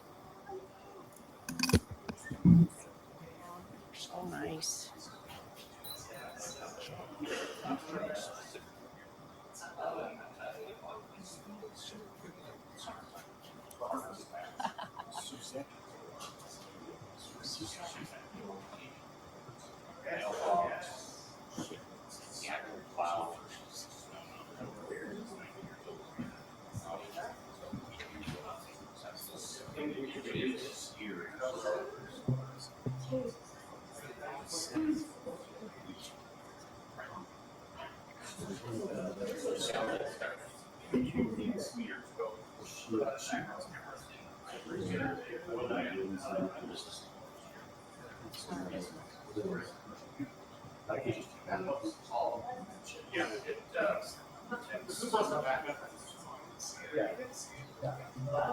Yeah, it's nice because everything now is standard.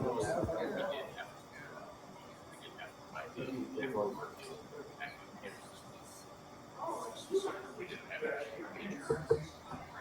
You're right.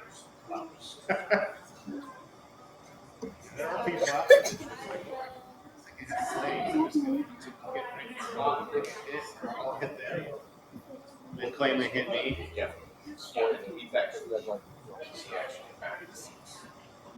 This year, that somebody had done snowblowing.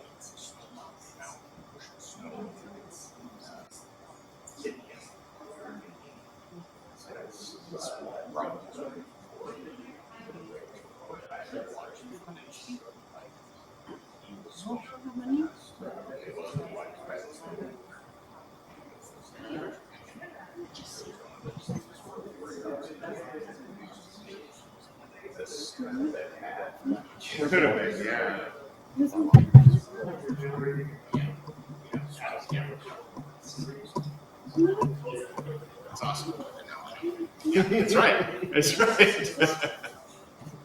Okay, but you can't. You have to be. Literally, my dad was killed because. For 20 years. You It's the same. It's the same thing we do forever.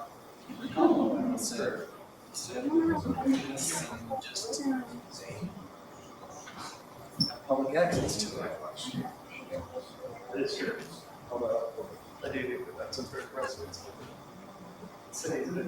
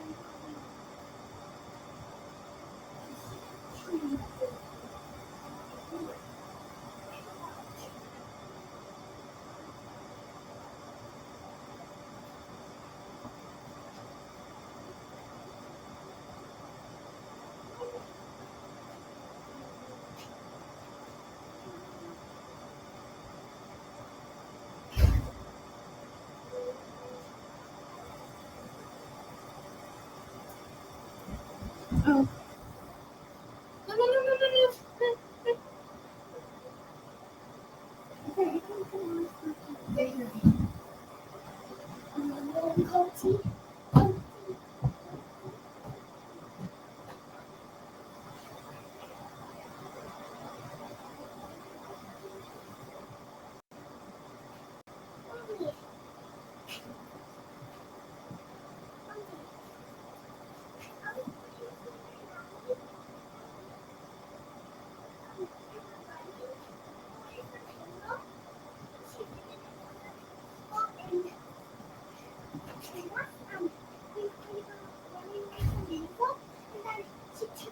Okay, and then dropped it in the water.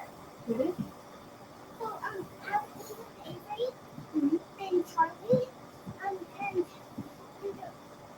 had a coat, and we were running away from Pedro in green class, and then she accidentally took Avery's coat, and then threw it in the water, but she didn't accidentally do that. I know, so I just, with my foot, I dragged it out of the water for her, and then told her what happened, and then we told the teacher. She said he has that. Avery? Yeah, about Allie. About Allie. No. Wait.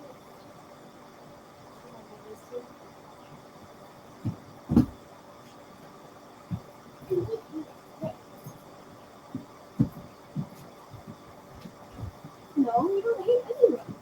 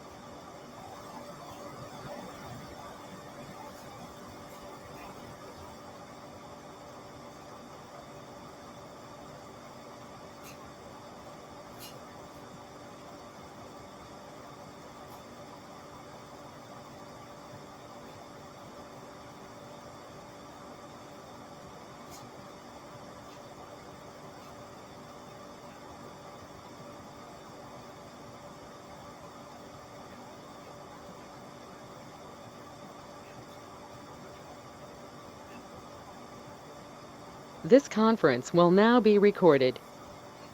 Okay, I'll try. Help me, just poke me and say, So far, so good. Jamie online first. Did you record? Did you start, Always Trina? work better when you Okay, everyone, we're going to get started. We're going to get started. Please come and sit down. Everyone, welcome. This is May 6, 2025, and this is a meeting of the Heber City Council. It is now 6:05 p.m. I want to welcome everyone that's in the chamber and that will especially present tonight. I also want to welcome all of you that are online, and we have quite a few of you that are online, so thank you very much. We're going to start with a Pledge of Allegiance by Aaron Cheatwood, and then anyone is welcome to come forward and give a thought or a prayer. If no one comes forward, then Scott Phillips will provide the thought or the prayer. We will proceed to that point. Go ahead, Aaron. All right, all please rise and repeat after me. Pledge allegiance to the flag of the United States of America and to the republic for which it stands, one nation, under God, indivisible, with liberty and justice for all.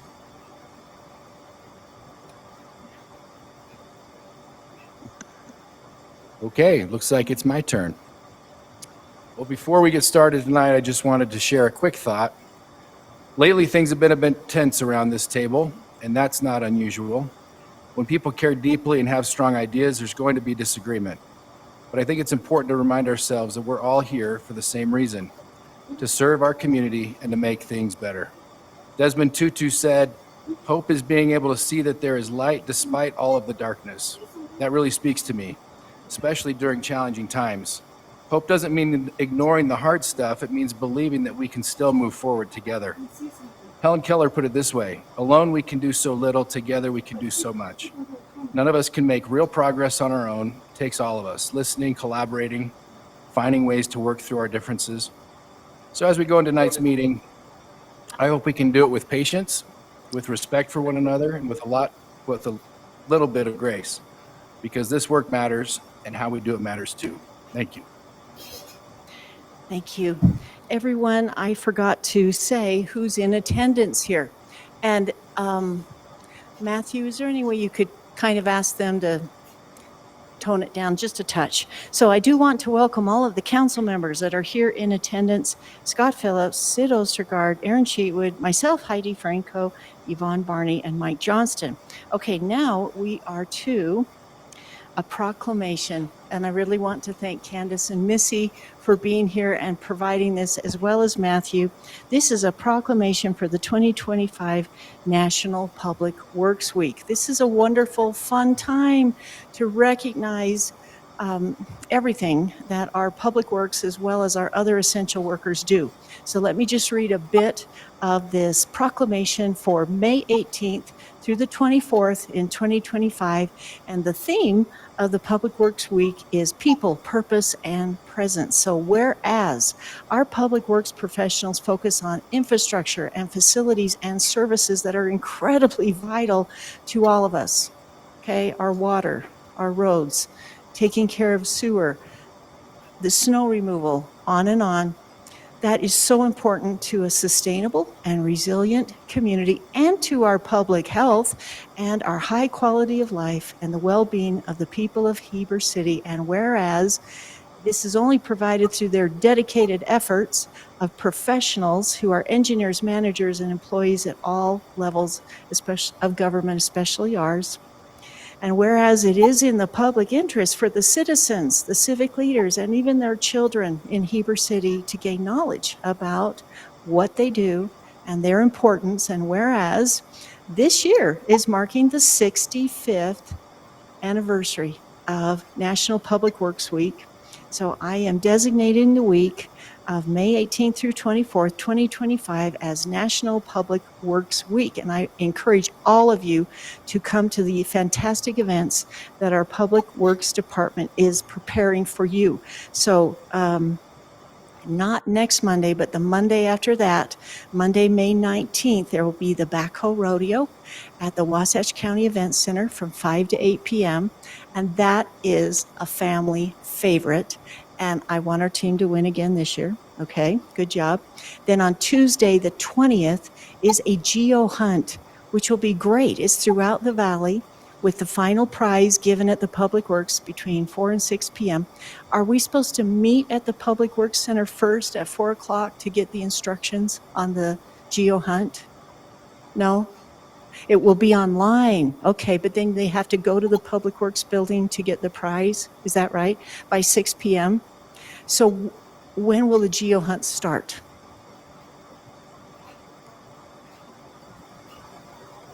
Okay, so it starts at 4 and the instructions are online and they can go to the city website, Public Works Department to get the instructions. Is that right?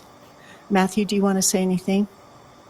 Yeah, so this year, normally what we did was we would just have a scavenger hunt down at the Heber City Public Works.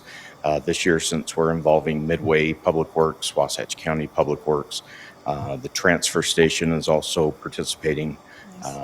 We decided that we'd spread it out around the valley. So basically it's kind of like geocaching to find pieces of a puzzle. If you go to all of the places and find a piece of puzzle, the final piece will be down at Public Works with the prize that. So are the pieces of the puzzle digital online or do they have to actually Physical. go to? Yeah, They have to go to the places, but the instructions are online. Will the instructions also be available at the Public Works office at 4 p.m. on the 20th?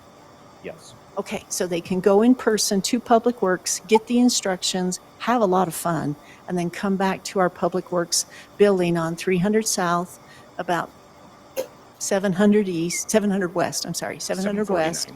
And then the prizes will be there at 6 p.m. Absolutely. Super fun, super fun. And then everyone else is also invited on Wednesday, May 21st to the party in the park, and we're moving it to Southfield Park this year from 5 to 7 p.m. and come and celebrate with us. There's also going to be those incredible murals on the snowplow blades that the high school and the middle school participated in. Oh, they are great. Two of our middle schools are participating this year. Two of the middle schools are participating in. Okay, thank you, Matthew. Thank you, Missy and Candace. This is a lot of work for you and a lot of fun for all of us. If anybody wants to volunteer for the pie throwing contest, we have cutouts where we stick our faces through. Oh, really? I know that, they are doing the pie eating contest again, but instead of doing the dunk contest or dunk booth, we are going to do the pie throwing contest. Me and the Public Works Director from Wasatch County and from Midway are going to have our faces in there front and center. So. Oh, that's very kind of you to volunteer.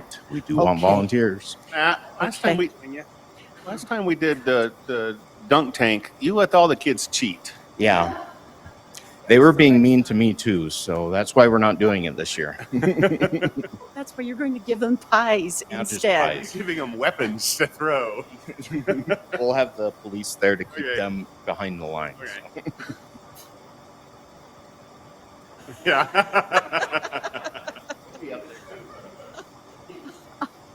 Okay. Well, again, welcome. We want to welcome the city and anyone else that wants to participate with us in those wonderful events. So thank you again for your work on that. Okay, now it's time for the conflict of interest disclosure. And before Mike perhaps says something, I just need to read his official statement that he gave back in January 2025. And this is according to Utah state law that Mike Johnston's made a statement regarding one of the agenda items that is coming up today. It's his sworn statement regarding compensation for assistance in transactions involving Heber City.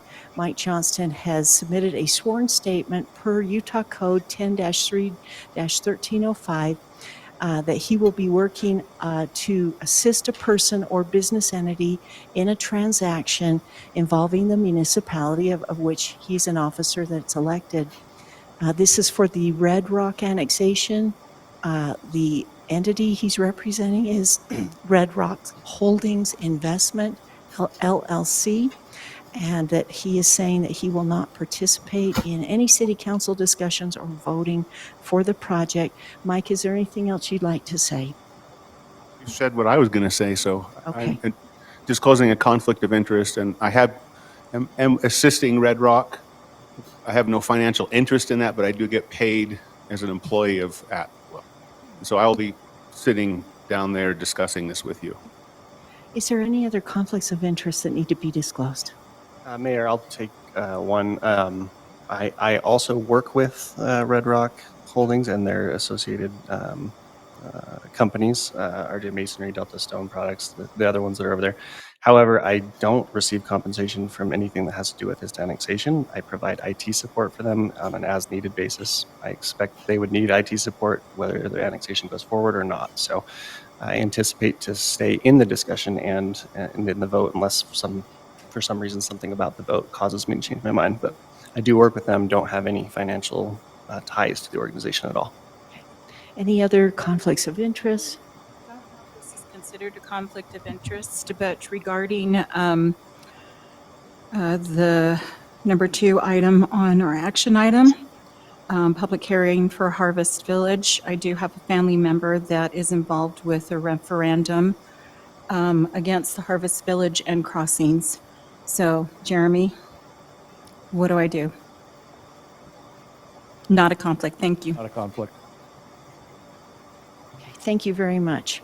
Everyone, the next item on the agenda is the consent agenda, and you're seeing the 5 things that are listed there. May I just make a few comments first? First of all, we've been asked by an attendee here, Suzette Gertsch with Whimsy, if she could speak with the City Council for 5 minutes during this consent agenda items to speak regarding the consent agenda item number 2, the Arts Advisory Board TAP tax project recommendations. Council, please consider that. The other, and then I'll ask you what you think about allowing her to speak as an exception for 5 minutes during this consent agenda. If we wait until the public comments after the consent agenda, then your action will already be taken. The other thing that we received an email on today was about the third consent agenda item, Ordinance 2025-09, adopting code amendments to allow city to retain fees in lieu for affordable housing. A member, the chair, I should say, of the Wasatch County Housing Authority wants us to pause on that and to discuss it with them as perhaps I'm not sure the county council, but at least the housing authority before the City Council takes action on it. So now that you know those things and you're thinking about them, let me read all of the items on the consent agenda. We have number 1, the April 15th, 2025 City Council meeting minutes. Number 2, the Arts Advisory Board TAP tax project recommendations. Number 3, Ordinance 2025-09, adopting code amendment to allow city to retain fees in lieu for affordable housing. Number 4, Resolution 2025-06, supporting America 250, Utah, and recognizing and approving the Red, White, and Blue Festival Board as Heber City's official committee. Rachel Kaler is here to answer your questions. She's also here for the next consent agenda item, the Red, White, and Blue Festival request for the 2025 July 4th Festival sponsorship of $20,000. All right, Council, are you willing to allow Suzette Gertsch? Would anybody like to make a motion or just to allow her to speak for 5 minutes? Or do you have any other motions or comments on the consent agenda? I'd be happy to hear from Suzette, and I also intend to ask that we move that item number 3, and continue that for another future meeting. Okay. In response to Kendall's email. However, I think some council members have already talked to him, so it might be just good to hear what happened. Yes, we there, can and have a perhaps we can discussion there about it. before the motion. Is anybody else willing to let Suzette speak? I second that to allow Suzette to speak. Okay, so we've got a motion, Trina. No motion. Just my saying intent yes. Yeah, good. I move that we allow Suzette Gertsch 5 minutes to address her issue on item 2. I second that. All right, thank you. Let's start on this side on the vote, please. Yes. Yes. Okay, Suzette, why don't you come forward? You asked me to give a 20-second intro. Is that okay? Please Mayor? feel free. Suzette Gertsch is here. I appreciate that. She asked me, I didn't solicit it. She asked me to just come up and give a quick introduction. She applied last year for some money and was awarded pursuant to the TAP tax Arts Advisory for Whimsy. She'll give you more detail on it, but Whimsy is a theatrical presentation. It's even bigger than that. It's a production name, Whimsy, and it involves many aspects, one of which is a play and other workshops within the play and different things that would cost money for paying for actors and paying for items in this whole production and other workshops. And so her concern is she received some money last year. She made a request here and didn't get funded for this year. She's on a 2-year plane, and she just would request more money to kind of finish off. But that's the 30,000-foot presentation. Thank you. Suzette, would you like to come forward? Would you like to come forward? It's your turn. I was working hard. Hello, my name is Suzette Gertsch. I'm from Midway, Utah, and I'm really excited to be here tonight. I can't tell you how wonderful it is to know that there are citizens have in a very grand way allowed us to do some of the things we love in the arts because of their tax funds. What an opportunity. I have been doing art activities and sponsoring events in Midway, where I lived for 24 years. I started the art association there and did a lot of things. And it has morphed into an interest in theater and dance and writing. And this play that I proposed to put on in collaboration with Steve Anderson is at the Ideal Theater, that is the 100-year-old vaudeville theater here on Main Street. This production is unique because it not only will premiere an original script that it has inspiring and magnificent elements for the public, but it will, in terms of how do you overcome fear?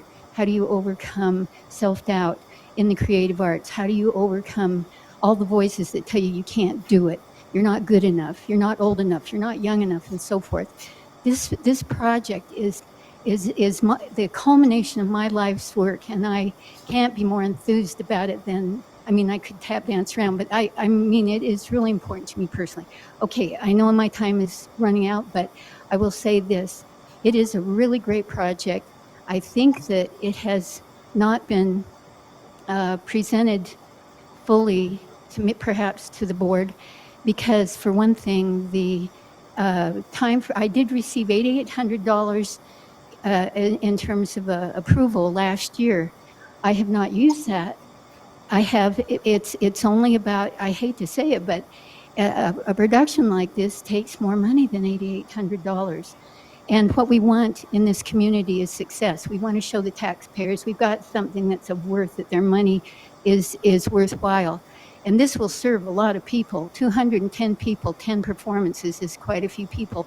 And the idea is why it's so unique is that we not only present a fine, entertaining musical with wonderful qualities, but we go forward with many workshop activities where the people get out of their seats and they actually get to participate in the arts.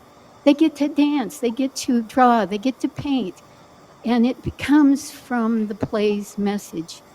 And they will take that home. They will take it home and share it. I'm sure that teachers and parents of homeschoolers will come. I hope you can hear how excited I am. And I think if I had a chance to say something about it in person, I haven't been invited to do that. I think it would make a difference. And I'm asking you to maybe not say yes or no yet until I get a chance to make a better presentation, because I'm sure that there will be questions. But this is a grand event that will be a jewel in this area. I have a terrific background. I have a master's degree in art, and I'm a professional artist. Steve has 22 years in theater, and we're both go-getters. We will do this right. We will make you proud. We will make the taxpayers proud. Please don't drop us from the agenda. You've invested $8,800 already. I need your support to make this a really terrific event. And I did put in a timely way a request for an extension, and apparently that information was not passed on to the board. And I do not know to this moment why it was not approved. I really have no idea. And this is one of the really important things I can share with the board. We need some feedback.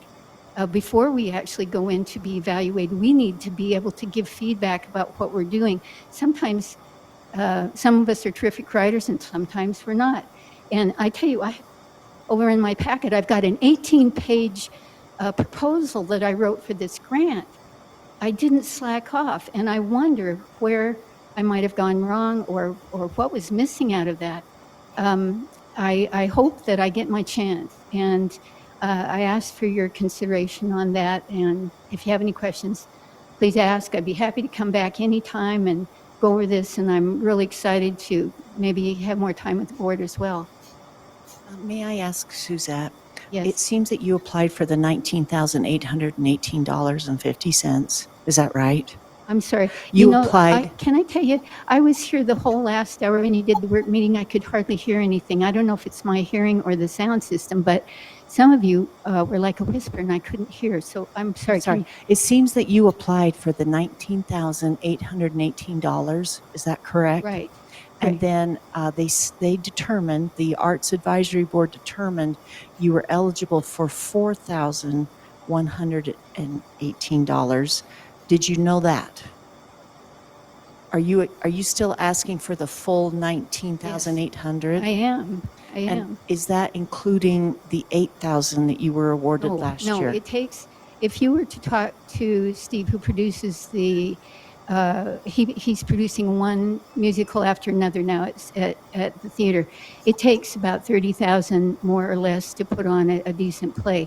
And I mean, it's just a business, all of our projects are basically a business in an arts form, but that's the facts. I would hope, Council, that we could ask the Arts Advisory Board to give her feedback on her particular project at this point, because I think she's asking for that. Is there any other ideas or comments, Scott? There's some other resources for grants that can fulfill your need. What I did, how much? I'm saying there's money available, but can you leave your contact info with the chief of police over here? And I'll call you tomorrow. Yeah. And we'll figure that out. Oh, and who are you, sir? I'm Scott Phillips. Nice to meet you, Scott. I appreciate your help very much. Yes, dear. So you said that you're from Midway, correct? Yeah, I live in Midway, yes. Okay, and have you received any support from Midway itself? Not for this project. For 24 years, I probably run 15 events in the arts, and most of them have been fine visual arts, and many have included dance, musical performances, concerts, and kids and adults things. So I've been doing it. I know how to do it. We know you do, and we see your passion, and we appreciate that very much. That is so nice. Thank you. I will ask the Arts Advisory Board to give you feedback on their grading. Those are public documents on how they graded everyone and what the rubric is. So I think that you're entitled to definitely see those and get some feedback. They were talking about your particular project earlier when they presented at 4 p.m. So, they were concerned about you too. They were very concerned about you, and they explained all that to us. We appreciate your time here. Were you not able to hear me? No, I wasn't able to hear much of anyone, and it's made me... even right now. Yeah. Can you hear me and right now? I can listen to a replay of the meeting. Is that possible? Yes, it will be posted within 3 days. That's the state law. So that's available. We started that discussion at 4 o'clock today. But like I say, I will ask the board to give you feedback and to share with you how it was scored and so forth, because what they presented to us and what's in the agenda is showing, what you applied for, what your rankings were, and what they thought was the issue with why it became ineligible. Interesting.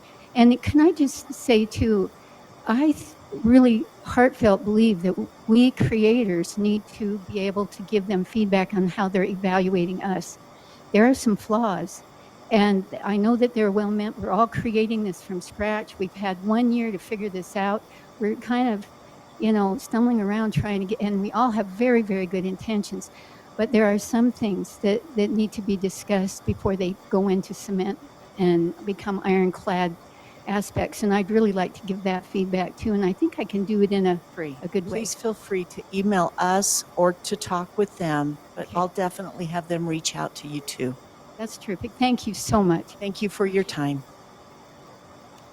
All right. Council, any further comments or discussion? It just goes along with, in regards, excuse me. Oh, she's gone. I wish she was leaving. Okay, in regards to not, this isn't, I'm just talking about the consent agenda. Okay. I think one of this discussion itself is approving the Arts Advisory Board TAP trails, and that would be the information that we received earlier today. Right. I am good for all of that except for the top line recommendations, fund to Heber City Arts Master Plan, and consider lifting the annual TAP Arts.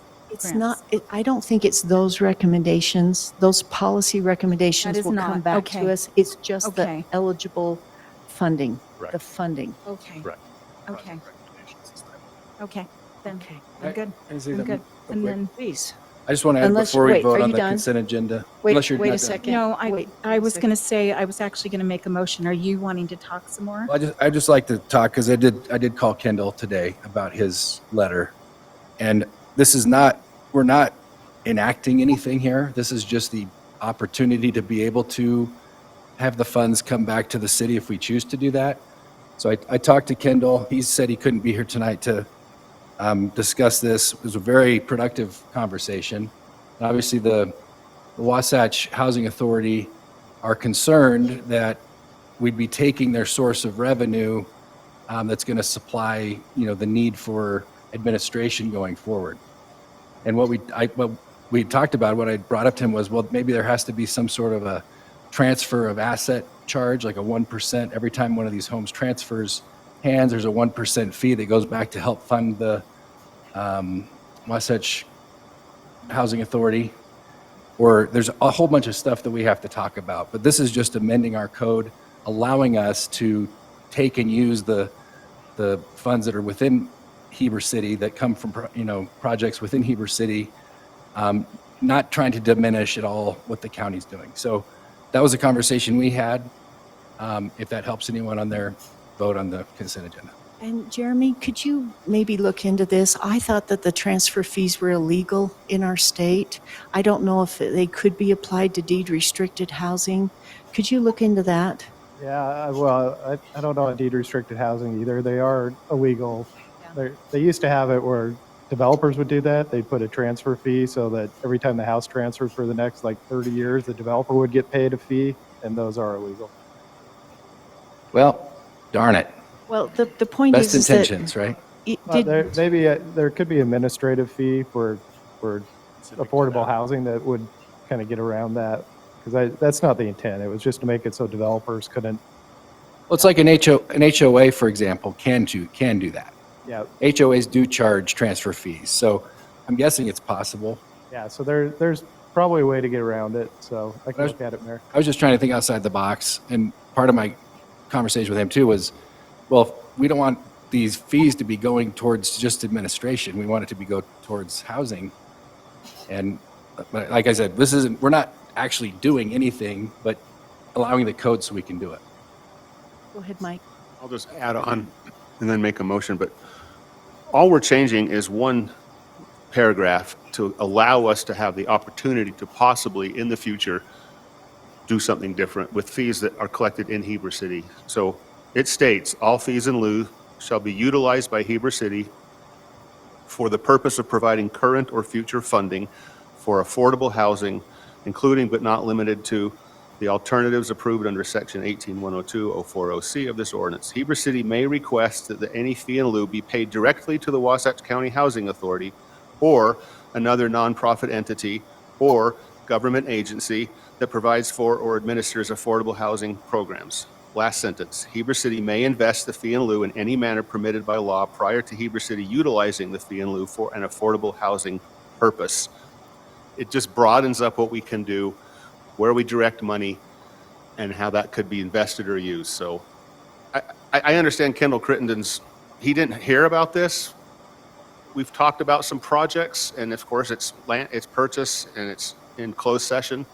So I understand Kendall's concerns that what are we doing, but honestly, Heber City's never submitted fee in lieu that I know of to Wasatch County Housing Authority because we've never had fee in lieu. There was another Housing Authority member, Kevin Payne, that wanted to see the original MOU for the Housing Authority, and that was before I came along. But he wondered what that said before we might proceed on something like this. He's a city, There, he's a too. city We councilman. in a have different given them place. some fee in lieu. Also on the But Housing Pretty Authority. substantial. So I think the last one was. Have we? I think the From? last one was not, I don't know who's here, but I think it's less than like three. It was on the south end of town. Yeah, it was right? less than like 3 months ago. And Oh, I that think it was- duplex? I think it was over $100,000. Okay. So we have provided them at least some money. Yes, and they are very surprised, and they really want to discuss this with us before we proceed. And since I only saw the first email from Kendall, I didn't see anything else from Kendall, about any of these other conversations. So I'm just concerned that we've got, oh, Todd, you're here too. Maybe you Mayor, want to speak to can this I too, comment but go ahead, also? Sid. I sit on that board, and I have over many times said that us as a city, we're being really aggressive trying to help with that lack of affordable housing. We're actively looking for possible land. And with this, again, Mike's right, it gives us the ability to, if there is a need, to be able to do that, and as a city, go out and purchase land or fill that void of the affordable housing. So again, I sit on that board. Yeah, I represent that board. But actually, I sit up here, which I represent the city. And I think it's in the best interest of the city to be able to help with that. And working, I'm not saying just pushing the housing authority aside, working with them hand in hand. So that's my thoughts. Yvonne. So this is what, I'll end with this, and then I would like to make to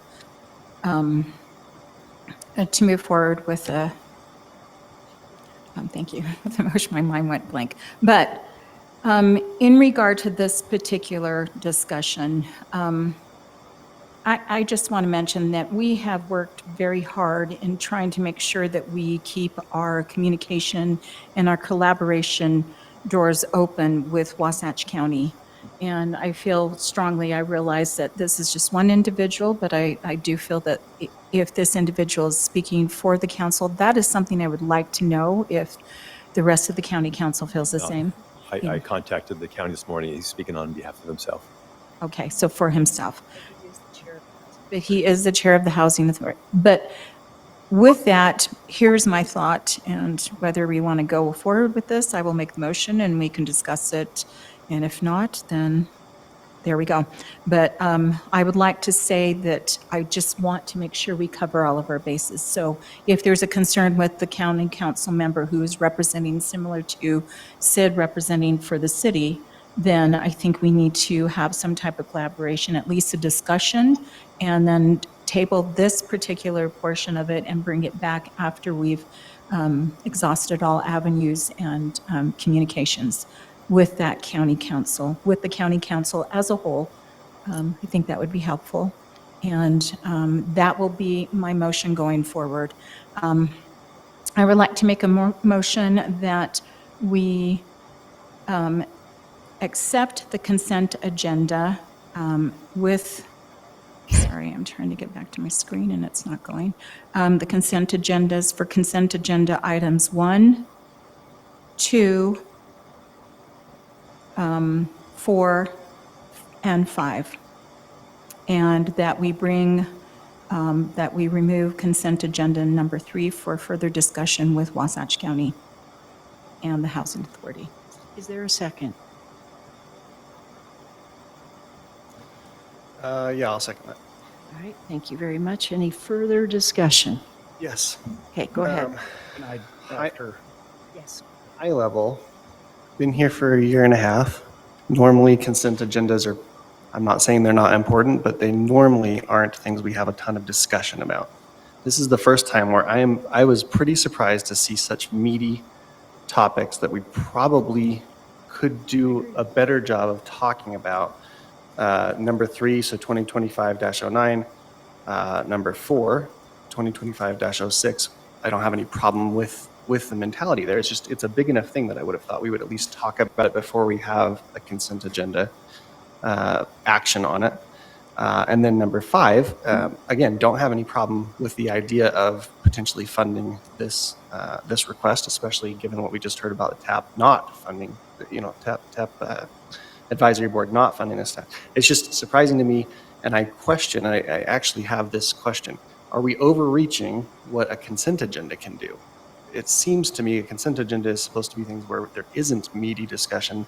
I actually don't know this. Like, this is the first time this has mattered, or not mattered, it's always mattered, but this is the first time where I've been like, huh, that's a big one to not talk about at all. Okay, and it goes both ways. Jeremy and Matt had put ordinance 2025-09 on the consent agenda. I said the very same thing. Have we talked with the county housing authority? Have we reached out to them? They thought that Sid had. Okay, obviously, there's different ideas on that. They had listed the 2 resolutions below that, the funding request and such, as an action item. I had said, well, I'm not sure there's going to be a lot of debate on that. So is it possible to move it up to the consent agenda? So it kind of went both ways. Yes, you're exactly right. We try to keep kind of the minimum debate, kind of the housekeeping business on the consent agenda. So that's the way it went down this month. That makes more sense. Thanks for the So background. can I respond to that? So I didn't bring up the actual verbiage that we have in this into the housing authority. No, I did not. But I did let them know that that's our priority. And council, would it be all right if our next meeting, Todd, help me out. When is that? I was looking.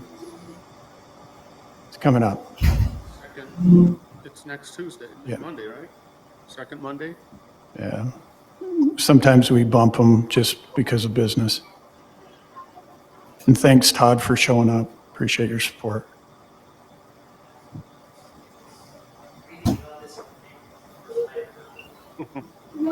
So, okay. So I was gonna vote yes, but I'm gonna move that we present and discuss with and honor the motion that Yvonne said. And it won't hurt us a month or a couple weeks to get it back on.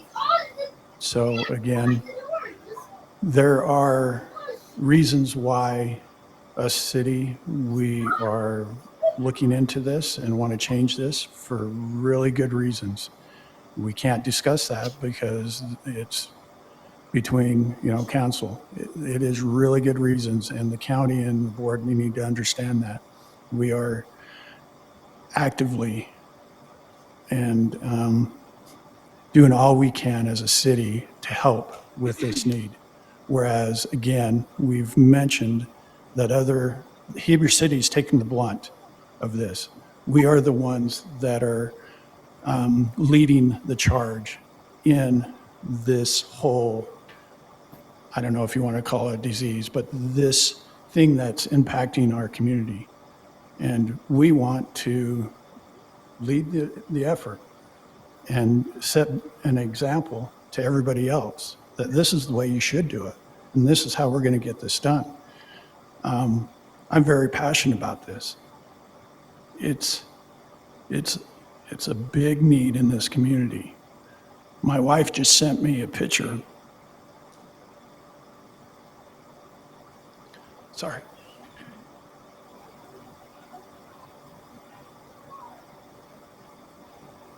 You can see how emotional I am. Of my daughter and son-in-law's sign that says they are now getting ready to be a part of the self-help program. She just sent that 15 minutes ago. We need to do something about this. And the city is leading the charge. And the county needs to understand that. The county needs to lead the charge. Midway, everybody needs to lead the charge. And they're not. So with this coming back to us and saying, oh, we're not a part of this. No, you're not, because we are. We are a part. The city is doing it. So, but my recommendation to have the open communication and collaboration I would honor Yvonne's motion. Is there anyone else who wants to make a comment before the vote? And Todd, you're welcome to give a public comment as soon as we finish this, all right? Can I just say one Go thing? ahead. If someone votes no for this, it's not that we don't honor our relationship with the county. And in my opinion, this isn't something that's very meaty. Like this, there's nothing happening. It's just allowing us to do something that is in Heber City's best interest. There's plenty of discussions that have to happen outside of this item, but it allows us to do something that we need to do. Comments? All right, please start the vote. Yes. Yes. Yes. Yes. Okay, that passes 5-0. We're going to continue ordinance 2025-09 until after collaboration with the county. And I'll make sure it's on the agenda for the. That's great. And who should we suggest to present this to? I could be a part. Well, there's sensitive information that's only been discussed in closed session, so I think Matt and Jeremy need to talk about how that gets presented. Okay. It's going to the housing authority, right? Is it also going to the county council? Is that what you had made the motion on? County Housing On. Authority, that was. Yvonne, your motion? The housing authority with Wasatch County if With they, Wasatch if County, they choose right. to be here. That's Right. Well, Maybe we it's can just the invite housing them to that authority. It's not meeting. Wasatch County. Kendall represents the county. So, and then it's just the housing authority. Well, you're welcome to invite anybody on the county council to the housing authority too. It's a public meeting. If they want to be there, that's fine. This will But be for Monday. Is that when you will have your discussion or are we planning? we will verify and send out an email. All my request would be at this point is that we do include, obviously, and Mr. Crittenden will be there, but it's just to open a dialogue with Wasatch County and any of the councils. And if they do have any other concerns or any of our own council members, that they also share those concerns with you if you choose to be the liaison. Do you want Matt to send this proposed ordinance to the whole county council in Dustin? That I would be don't great. thi- I mean, I don't see. I don't see a need in that. Just to the board. I don't see them sending us any of their stuff, so Yeah. I think it's great we talk about it, but we still need to do what's right for the city, just like the county's going to do what's right for the county. And it is right that we talk to the housing authority about it because would it they're hurt? directly affected. Feel that it would be something that would create more problems, No, or is it just a matter of They're sharing? going to love this idea. They're not going to, this isn't going to create any problems. This is going to be amazing. But the housing authority has a direct interest because these funds wouldn't go to them, would just go to us directly. I don't think we need to take every ordinance to the county to seek their approval. No, I think Is it's that- just the housing authority that we just need to, send this to. But your motion was, I thought your motion was to the housing authority Wasatch and county council. Because I just want to make sure that we have a dialogue with Wasatch County and that there are no concerns on their part as well. So, I mean, if it's just Kendall and you're just fine with Mr. Crittenden being there from the county, that's fine. But I don't see the problem with just even sharing this so that they understand. And if they have any concerns on their part, I don't see a problem with that. I'm just stating that because that was her motion. It was Wasatch County as well as the housing authority. It's just and- the and we motion, just had the just at vote. least to share information. It's not to get together with them. I'm not saying to meet with them in any way, shape, or form. I'm just saying, share this information, and then Mr. Crittenden sit and Councilmember Ostergaard and those who are in the meeting going forward can discuss this. I will send a copy to Dustin tomorrow, and then Sid can, of course, share it with the housing board. Exactly. Thank you. Thank you very much. Thank you. Okay, everyone, we're ready to move on to the public comment section. It can last up to 20 minutes. Hang on one second while I get a few logistic things organized here. And we've also received a request for someone online to be able to give that first public comment because of their own timing issues. And so if everyone's all right, I'm going to turn to Jamie Hewlett online and let her give the first public comment, and then I'll open it up to all of you and the rest of you online. Jamie, feel free, you've got 3 minutes. Okay, can you hear me? Yes.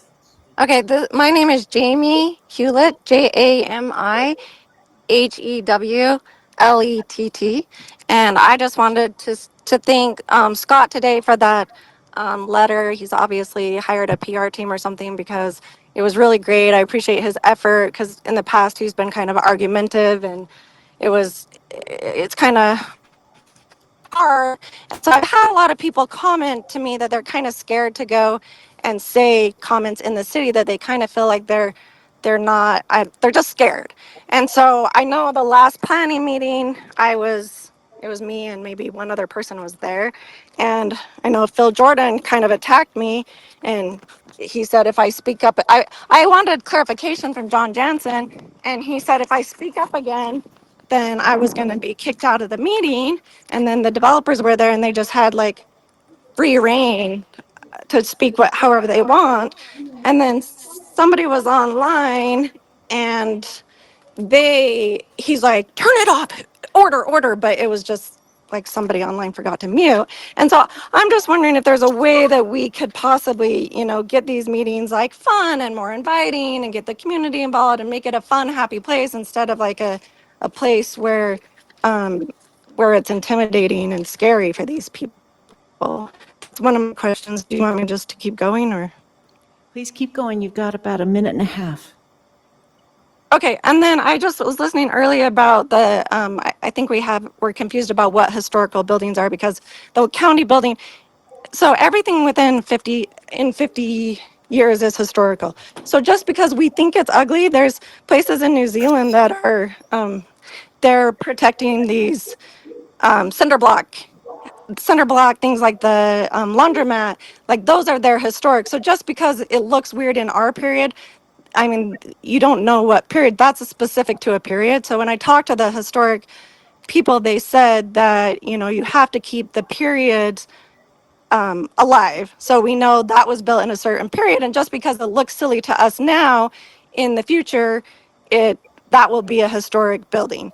And then I just had a question about somebody said that they were building the county building for 400 per square feet, but in their meeting they said it was 800. That's a county thing. I don't think they need to talk to that. And just the remodeling, I'm just wondering, like, we're so far in debt and we keep on taking out these loans, can't we just live with what we have? I mean, I go in the city offices, there's barely anyone there, and more people are working from home. Do we have to have the best of everything? Or especially in this downturn economy, can we, check our budgets, figure out what we're doing, and maybe take one for the team and not have to remodel everything every chance you get. So I also had the questions about the land we're buying. Are we buying Daniel land? And I have questions about that, but I'm sure I'm out of time. So thank you. Thank you. Everyone, you're all welcome to come forward and state your name. You got 3 minutes. And if no one comes forward, then I will call on whoever is off mute online. So would anybody like to come forward for a public comment? Yes, please come right up here and tell us your name, please. Shelley Ryan. Is this for the park? Could I? Yes, you can say whatever you'd like for 3 minutes. Instead of worrying about getting more stuff on it, maybe they should worry about restrooms and more water fountains. Because I'm sick of having them come and use our restrooms and our water. And maybe Heber City should, when they have their Thursday night party, get water so the kids have their water and they don't have to go everywhere else. That's a really good point. Have we thought about that? Water for free, yes. How many fountains or We water have locations? jugs. We have water jugs that we refill and keep filled to the entire event. But are you ever going to put water fountains there? What's that? Ever water fountains for the kids just to go get a drink water? Well, we use the jugs. For us, it's easier to do the jugs because we can set them strategically throughout the park. We can have them refilled, make sure they're working. And in fact, I believe it's also something the health department requires us to have for large gatherings, which this is one. And so it's worked well last year. We'll continue this year. Hey, what about restrooms? We'd love to have more restrooms. We're talking about having more porta potties this year, but we do have the 4 or 5 restrooms that are on the south end of the park. Are you going to build more? We hope so. Well, isn't it in your plan? It is. When do you get them done, sooner or later? Well, if the council approves the proposed budget we talked about earlier, we'll get it under design probably 1st of July. And depending on the council's goals and timelines, maybe next year, maybe the following. And it will be before you get the ribbon thing and all that? That will depend upon the design, public's input, and the final document that will be developed through the process. Well, I think you need them before you need any more. We need a lot of stuff for sure, for sure. That's kind of a necessity. It's important. Yeah. Okay, thanks. Can I ask how many porta potties we use there? I couldn't tell you. I'd have to get with Jody to find out. Okay. I mean, if people are coming to ask her, I hope she can redirect them if she can Absolutely. understand how Absolutely. many jugs are or where those locations are. I Or don't sell remember them seeing the something. jugs, and I go all the time, so I must not have my eyes open.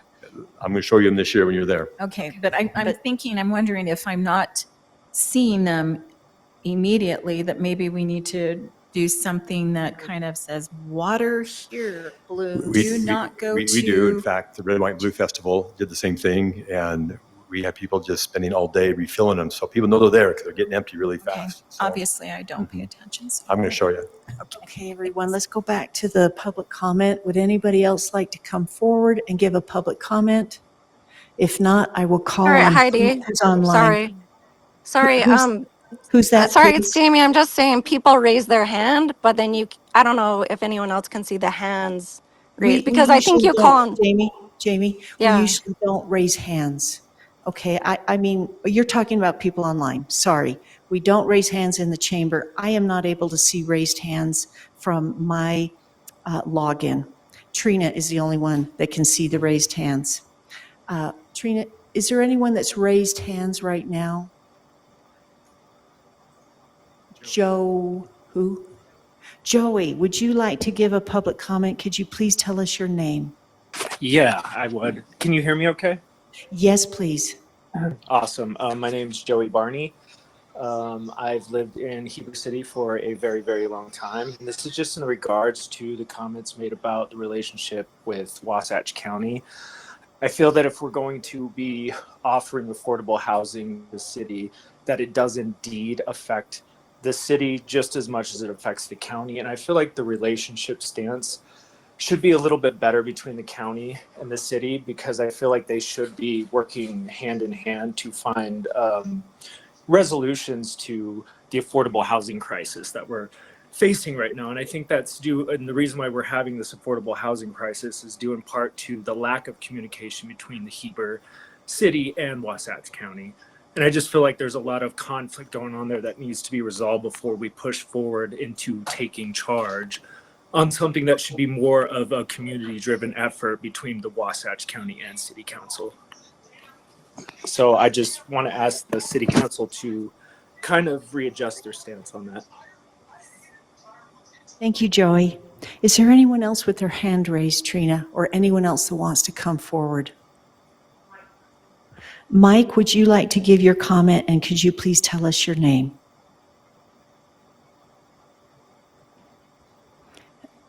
Mike, it seems you have your hand raised. Would you like to give a public comment? Feel free to come off mute. Okay, sorry. My name is Mike Hewlett. I apologize for that. Thank you. Okay, so I just want to make a quick comment about the buzzword that gets thrown around 700 times every meeting called affordable housing. And I would implore city council members and the city staff to do more research on what impact this quote unquote affordable housing is going to have on our valley, because there seems to be a misconception among lots of people, including myself until I did the research, that adding more houses and adding affordable housing, getting more people in the valley, is going to reduce the tax burden, not only on the people who are living here currently, but also on the people who move here. The fact is that adding more people, this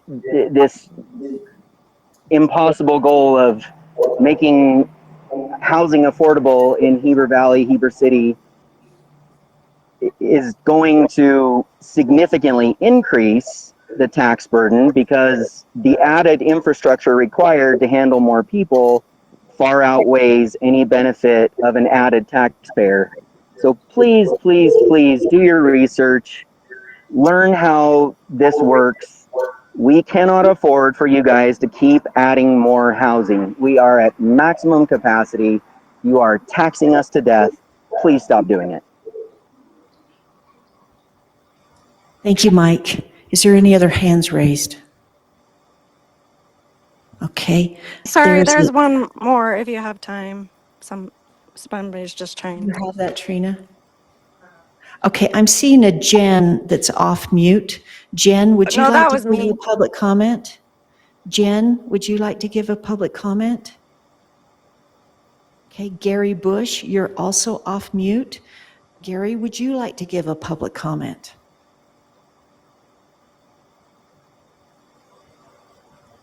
I see it on mine. Okay, anyone else in the chamber that would like to give a comment?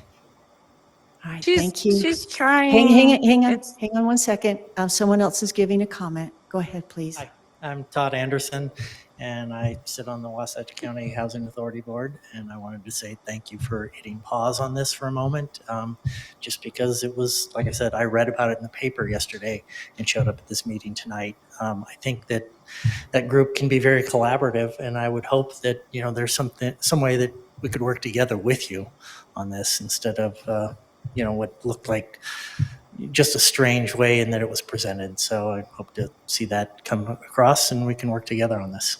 Thank you. Thank you, Todd. Thank you. All right, anyone else that wants to come forward in the chamber? Trina, do we have any other hands raised, please? Okay, and then I still see Jen off mute, but Jen, if you want to give a comment, you're more than welcome to. If not, I'm going to be closing the public comment, please.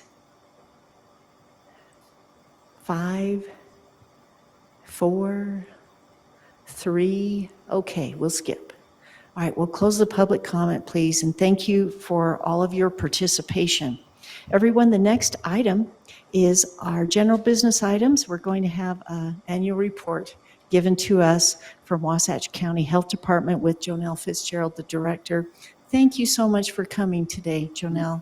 Thank you very much for allowing me some time. You've got a busy agenda, and I'll move through this. Do we have slides? I've got a paper copy, if not, there it is.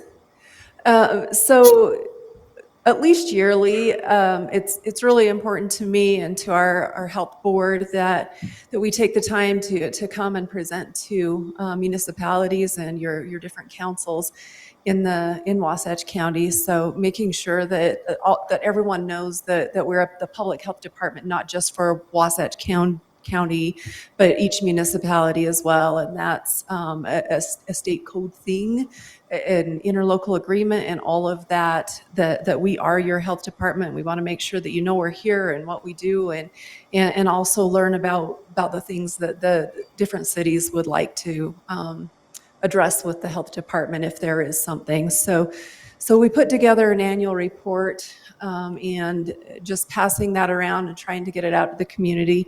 So that's why I'm here. We've got a paper copy, and I'll leave some for anybody who didn't get one. Just a few things to pay attention to maybe in this report. A message for me if you want to read it, but that's definitely not the most important thing here. We want to let you know who our board is. So Dr. Burton in Charleston was the chair of the Board of Health in 2024. And you can see who our board members are. Not trying to follow the slides, and I'm not sure what order they're in exactly. Let's go on to the next slide. maybe. That program list is way too small to be able to read, but you can see programs and services inside the front cover of our annual report document.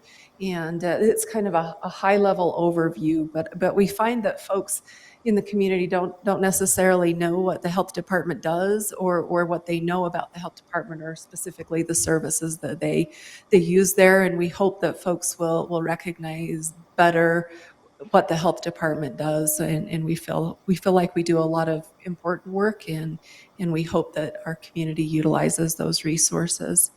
Go ahead and go to the next slide.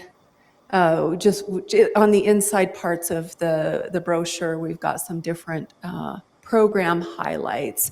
And one of the things that we've recognized, especially as folks struggle to afford cost of living and all of those things, especially our senior citizens, will reduce their purchasing of healthy foods, and we've seen that in health data.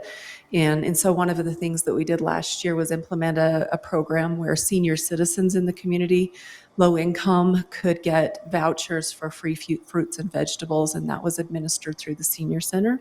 We're going to be continuing that program this summer. So if you know anyone that could utilize this, please have them get a hold of the senior center. Youth groups. So we help to coordinate youth groups at the high school and also 2 middle schools. They're advocates in their school and in the community for drug and alcohol prevention, mental wellness. So those are some things that the youth groups do, some of the things youth groups work on that we help to coordinate. The WIC program, if you're not familiar with WIC, Women, Infant, Children, it's a nutrition program that helps low-income families get healthy foods. And one thing that we love about WIC is that they also have some nutrition counseling, and they make sure that the kids are healthy weight and do those types of things as well as just providing the food. We have an infectious disease surveillance report. So in 2024, our disease investigators at the health department investigated 428 reports of communicable diseases. Of those, we found 234 confirmed cases of infectious disease in the community. And we keep track of those. We know on a month-to-month basis what we're seeing, and at the end of the year, we're able to compare that to a 5-year average, and found it interesting in this past year that we would expect COVID was down. COVID hospitalizations and deaths were down. It's not as dangerous as when it was originally, when it first was acknowledged. But something we're seeing increases in is sexually transmitted diseases, syphilis specifically. So something to pay attention to, and we watch, and we've got to investigate those and get a hold of the people that are confirmed with that disease and help make sure it doesn't spread. We've got a picture of Dr. Christensen on that slide. He's our medical director, so he advises all of our clinical work, and Dr. Christensen is an infectious disease doc at Intermountain. So, Mayor, did you have a question? Yes, just quickly, are we seeing any measles outbreaks like Texas has had? Not in Utah. No measles in Utah. Excellent. Thank Continuing to increase in other areas, but it seems to be slowing a bit. Still, it wouldn't be out of the question that we see something in Utah. Hopefully not. We have seen immunization rates decreasing. Yeah. And if anybody wants the MMR vaccine is safe, and it is still the most effective way to prevent measles. Also, it was interesting that we do have a section, a highlight of the emergency preparedness program at the health department. So the first presentation I made of this report was to Charleston and Walsburg, and it was the day of the earthquake. And so emergency preparedness was much on their minds. We talked a little bit about what public health has to do with an emergency situation. And in that type of a case, an earthquake could cause some problems with drinking water systems or wastewater systems, and those would be health department concerns. In the case of a major earthquake where there were or whatever emergency that required evacuation or there would be some health department requirements to make sure that people were going to somewhere safe, and that we helped make sure that we knew where those were. Folks that were homebound, that are on oxygen, we're able to know who those folks are in the case of an emergency only, because that's protected health information, which is a very serious thing, but help make sure that folks have those life-saving things that they need. Next slide, a little bit about our budget. So more than half of the health department budget comes from state and federal grants. Our total health department budget is just a little bit over, or was over a little, $4 million in 2024. Excuse me. We have had, since the beginning of the COVID pandemic, some COVID federal funds, and you probably heard on the news that those were pulled back. We in Wasatch County at least expected that to be coming, and so we'd already started to make adjustments to utilize different funding, and so we did lose some of those funds that we would have continued to utilize for disease surveillance and things like that. But we had made some contingency plans, and we're able to move forward without any interruptions or staffing reductions, because we had planned for that. And then maybe lastly, some featured statistics. We're blessed in Wasatch County to live in a healthy area. It looks, as you look at those statistics, it looks like maybe we chose some things that made us look good, and that's not necessarily the case. In almost all health indicators, we generally look pretty darn good. We know that there are pockets of folks in Wasatch County that struggle with health, and there are things that we need to continue to address, but in most ways, we are a pretty darn healthy place to live, and we're thankful for that. So anyway, that's my report, unless anybody has any questions. Thanks for having me here. Can I ask, are you at risk of any federal funding cuts? Yes. We did lose the COVID funds that happened a few weeks ago. We don't know for sure, but it looks as if there's a lot of reconfiguration of how things work, and we don't know exactly whether that will mean losses in federal funding or not. The state of Utah, the state health department is considering some possibilities, and we're actually meeting with the Utah Department of Health next week to start thinking about what that looks like. And we feel pretty good in Wasatch County. We feel like we've been conservative with our budget and really addressing critical needs, and we'll see. We'll see.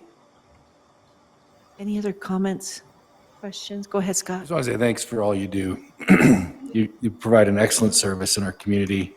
I've had family members that have had to come and partake of your services. I love the travel clinic. Yes. We do better than the U of U, and we're cheaper. So I love that. Yeah, we have people from outside of the county come to our travel clinic, and I think we do a good job too. We sure want to, and we try to, and if anyone has thoughts, comments, questions, please come and talk to us, because we want to be transparent. We want to do what's best for the community, and we want to hear about it if you've got ideas. So, thank you. So this is more of a question, and I'm pretty sure I have an answer, but I know of someone online who's often reached out to the public, and it's usually the same thing, concerns for a mother that is residing with her. And she feels that she's a single mother and often feels like she doesn't have the resources to get her to appointments. She feels that she might need some dementia help. Where does, I mean, it's obviously more services, but at the same time too, it does incorporate health for, geriatric help and for individuals within our community. How do we look at that, or how does IHC look at that going forward, as we get an aging population, especially in this area, what are areas that they can look to for help and support. And even though I've tried to kind of gear them in a certain way that I think they should go, it still doesn't seem to be enough for them. So they just are very concerned. Single mother, always working 3 jobs, and has a mother that stays home, and she is apparently having some major memory issues, and she doesn't feel that she can afford to, take care of her, have someone sit with her, but she doesn't have the income to do that. What are we doing in that regard? Yeah, good question. So we met with the hospital and a few stakeholders this morning to talk about, so what's the difference between public health, community health, and healthcare? And there is a crossover there, you're right. We know one of the statistics that maybe don't look as good is that we do have maybe less primary care providers. So this is a healthcare thing a little bit more, but it relates to public health because people accessing services is absolutely a public health issue. So we have less primary care providers in Wasatch County per capita than the state of Utah, and the state of Utah is a little bit less than other states in the nation. And so that's something that's a little bit concerning, and it's a hard thing because even at the Intermountain Clinic, they'll tell you it's hard to recruit docs because cost of living is high even for a doctor. So there's some struggles there, and that's something that the hospital is really concerned with as well.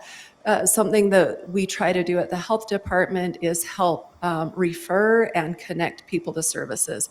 So we've got a community health worker couple at the health department that we would say, call us, and even though we don't have direct services and direct help there, will help connect them. So there's Aging Advisory Council and the MAG group that might have some support.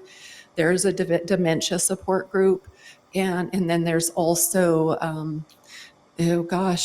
maybe not appropriate in this situation, but adult protective services or adult services at the state of Utah that we can help connect people with. So if they are concerned, then that would be the best one, is to contact your Community health worker, who is a person that would help connect them to existing services in the state of Utah and other services in Wasatch County where they exist. So it's kind of about helping people connect to resources that exist. And you're right, this would be one of the populations we recognize, that senior citizens, especially with an aging community, that there are folks that struggle. Especially if they can't go into some of the facilities that we have, even here in the valley, that are a little too expensive for them, or it's hard for them, and may not have the proper insurances or whatever it might be. So, yeah, great.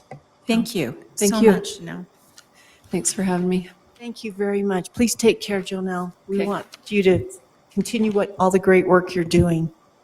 Okay, everyone, we are ready now for the next general business item, which is the Red Rocks annexation term sheet. Jamie, we're going to turn that over to you and recuse Councilmember Mike Johnston. And who's going to present? Jamie, are you going to present? I'll present. And we do have the petitioner here. We have Robert Haken. Oh, please feel free to come forward if you'd like. So this is the Red Rock annexation, about 31 acres. The policy question is, should the city approve the Red Rock annexation? And tonight, we still have to have a public hearing, do some other things. We're not ready to approve that, but we want to get council's feedback on the term sheet prior to public hearing and developing that agreement. But this is just a location map. We have Daniels Road. I don't know why we're getting so much feedback, but south end of town on Daniels Road is the Delta Stone, and that is owned by Red Rock LLC. They're looking to come into the city under industrial land, I-1 or I-2 zone. As we talk about process, we've gone through 30-day certification process. That's completed. Protest period's been completed.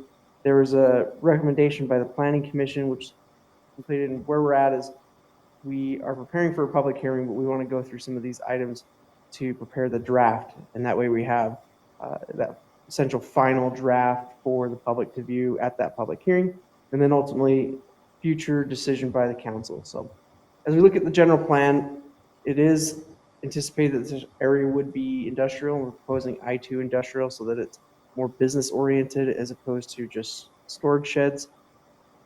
And I believe that would be more advantageous for the property owner as well as the city. Planning Commission did make a recommendation back in January, to a positive recommendation, and these are their findings and conditions. And then we're going to talk about the term sheet here that we've talked about with the applicant in terms of preparing for that development agreement. So some of the things that we, from Planning Commission, they wanted to see: the future development and subdivision of the property shall be according to Heber City standards and regulations, ordinances. And then upon development of parcels fronting Daniel Road, property owner agrees to honor pioneering agreements for installed utilities along the section of Daniel of the road that the city has obligated and is obligated to enforce. Daniel Road improvements, development or subdivision of parcels fronting Daniel Road would be, some of those improvements would be curb, gutter, asphalt widening. So these are kind of the items from the Planning Commission approval. And then where we've gone with staff is some of the items is, and we have engineering here as well as our attorney, who's also been part of these discussions.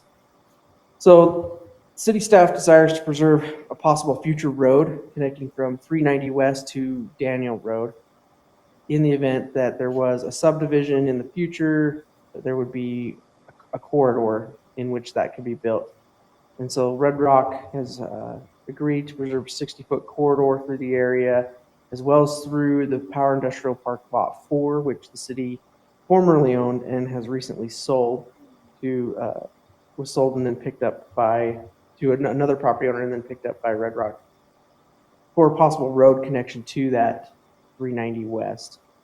As part of that, this agreement and this term sheet talks about either terminating or amending that Lot 4 development agreement. That development agreement requires a very specific building type, or at least square footage to be built.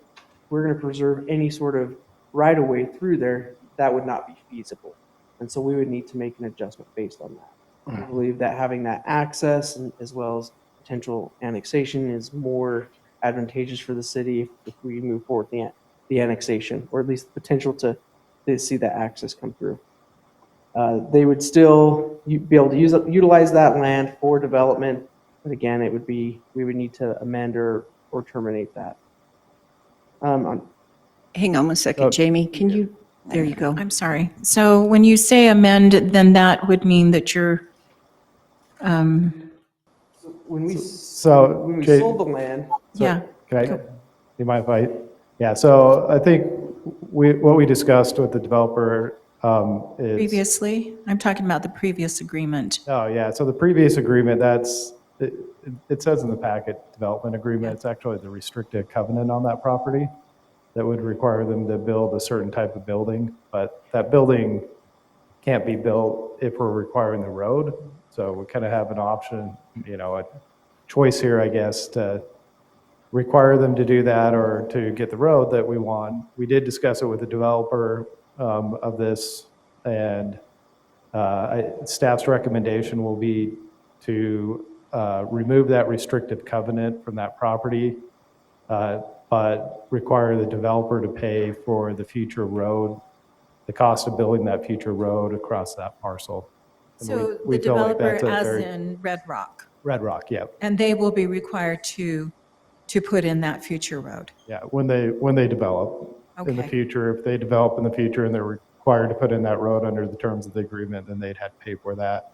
As staff, we feel like that's a good compromise to kind of get the road that we want, and then also that restrictive covenant's really just not all that useful at this point, because we can't, we could try to shrink that building, but it's probably better to allow them to try to utilize that in the best way possible. Road is more important, in other words.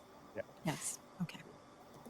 Okay, Jamie, I've obviously missed something. I'm so sorry. Is this in the agenda materials, what you're showing? Okay, it's so hard to read. Is there any way you can enlarge it? That blue font just is really light on the screen, is all. Okay, now, Jeremy, you're just saying that a new thing that was different than the agenda materials is that Red Rocks has agreed to build the road in exchange for giving up the restrictive covenant? Yeah, and in here, that I think in what we had in the packet, it still said that we'd remove the restrictive covenant. They've just agreed to build that road, that section of the road. Well, let's kind of talk about that since we're on it right now. Obviously, just before we get into this, I received a text from Mayor Kohler. He says that he's reached out to Russ. Russ has sent the email. Well, he says he will reach out to you, Russ, I'm sorry, and he'll try to set up meetings very soon so that that whole Daniel Road issue can get resolved. So that will be after this meeting. But when we look at, and I don't know if we want to go there right now, Jamie, but when you look at the plat, the Red Rock plat, and you see the roadway that's being proposed, it's a little bit odd-shaped to me because it has the half a lane all the way through, and then the other half of the lane to only part of the parcel. So that's not a proposed road. That is essentially, there's a 16-foot wide easement. Yes, that exists. Parcel that the city owns, and that was kind of dating back to access for other properties beyond this. And so that's not necessarily the alignment. The alignment That's not the road. Yeah. I think what they are saying, though, is there's a portion at which we would then dedicate or turn this land back over to Red Rock, that easement. Once they built the road. No, I think we'd actually just propose to do it immediately, just because we don't use that right now. They use it. It's kind of a liability to the city, the way it sits right now. Are they going to pay the city for it? They're going to agree to build the future road in exchange. So we're giving up a 16-foot wide right-of-way that we have right now that we would essentially have to build a road on. They're giving us a 60-foot right-of-way that we can use in the, or they're giving us giving us an easement for a 60-foot right-of-way that we'd have in the future to have a future roadway. And again, I'm not complaining about anything that they're offering, but I do think that they should purchase the land from the city because it's the city's land. I don't know what it would cost. I don't know how much acreage total it would be, but I do think there should be a good faith offer there because it is city land and you have been using it for quite some time and there hasn't been any charge to you. And for us to turn it over like this, I have to remember my fiduciary responsibility to the citizens and say, can you pay for that? So would you consider that, please? And then the other thing I'm concerned about in building the road, which was different than what was proposed in the agenda, they'll build the road in exchange for giving up the restrictive covenant. I'm very much interested in that 22,000 square foot building that was part of the restrictive covenant. And even though there seems to be some plans for a new administration building, I'm wondering if that could be part of this agreement that we're negotiating, that you would be willing to build, improve your facility to some degree in exchange for giving up that 22,000 square foot building. Because that building we sold as a city, we reviewed a lot of applications of people that wanted to buy that lot and build that building and provide jobs. Yes, you're providing jobs, no question on that. Yes, we'd love to see you expand, but that building was important for providing the city's goals. And we spent actually years going through applications and such. And just to give that up in exchange for a road, which most developers build their own roads already. Okay, that's just the way it is. Red Ledges had to build their roads. Jordan Oak Ridge is building their roads. Developers build their roads. So I just think that 22,000 square foot building that was going to contain jobs and economic development for the city, is there something that you can offer in your new expansion plans, your new administration building that would be roughly equivalent? Because to me, the road is not enough. That's something that developers do all the time with their developments when they're annexed. You Just can, quickly you can respond. think about that. I'll respond. There's no room for a building and a road on the property. It seemed that there's plenty of room to me. Well, not with parking. It seems that there's a lot of room. Okay. I have some comments. Go ahead. Maybe we should finish the presentation and then we can make a presentation. I was just gonna say, I love the exchange, and I love getting 60 feet in exchange for 16. So I don't see any problem with it. Let's continue. You want to continue, Jamie? Okay, let's see. And our attorney will jump in if anything's changed as well. Let's see, talked about the road, construction of the road with a future subdivision of the property. And this is saying, I'll go back to this plat. It's saying with the future development or subdivision of the property on the south end, because they do have quite a big shop right here on this. And they're saying that would be essentially the trigger for that, the construction of that road. That's what that term means. Number 3, future connection. Let's see. So this goes back to the discussion about that 16-foot strip of land we just talked about. And then we originally did talk about reimbursing 100% of the cost of the future road on Power Industrial Park Lot 4. Again, that has been saying, look, if we give that up now, that's 16 feet, and we remove that restriction, they're going to build that when it's required, 100% of that. But they are going to agree to maintain that right of way through Yeah, there. Jamie, when is that triggered? Okay, you get into it? Okay. Well, I just mentioned that. That is triggered with the development of this larger parcel down here. And the whole, or are they going to subdivide that parcel, or is it in the future? Yeah, so it's say again? Any portion of that parcel. Any portion of this parcel right So here. if you just did a tough shed on there, you'd have to build it? That's not development. Yeah. I don't think that's the intent. I think if we're looking at, so obviously subdivision is very clear. Development, if we're looking at something that clearly is is a substantial building, things that are going to need site plan approvals, all of those types of. I understand. Yeah. Okay. Does that parcel have to be subdivided, or is it already divided? I'm sorry, I'm not reading the fine print. These are separate parcels right now. What he's saying is the trigger for the road is tied to this parcel rather than development of other parcels, because that is where it would be adjacent to this lot, as well as majority of their business already happens on the north end, and potential new admin building is going here, to which is that enough of a proportionality to say that triggers the road through here? And so they're proposing that it's tied to the development of this particular parcel. And then, do you know and maybe Mr. Hicken, you're Mr. Hicken, right?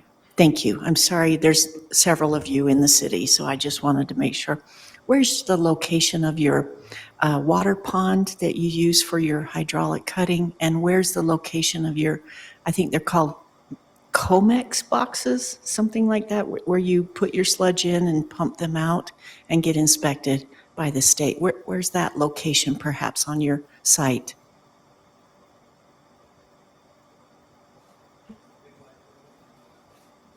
Mm-hmm.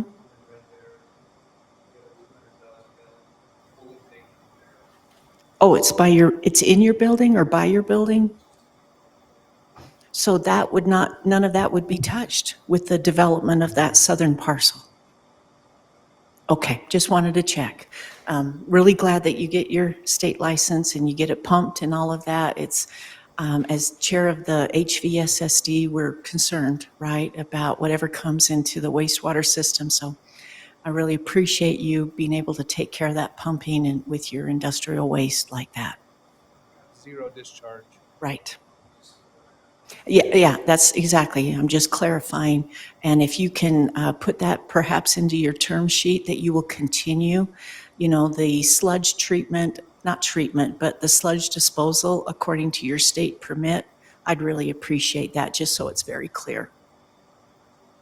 Well, they abide by the state requirements, and their technology is getting better and better. So I think, they're heading, well, they do the right thing right now. Yeah, it's just HVSSD that's concerned. And I've talked with our manager out at HVSSD, and we're not able to handle what you're, of course, pumping and taking care of. And so I'm hopeful that the council will include that in the term sheet, that you'll continue your own sludge disposal and pumping according to your state permitting requirements. Thank you.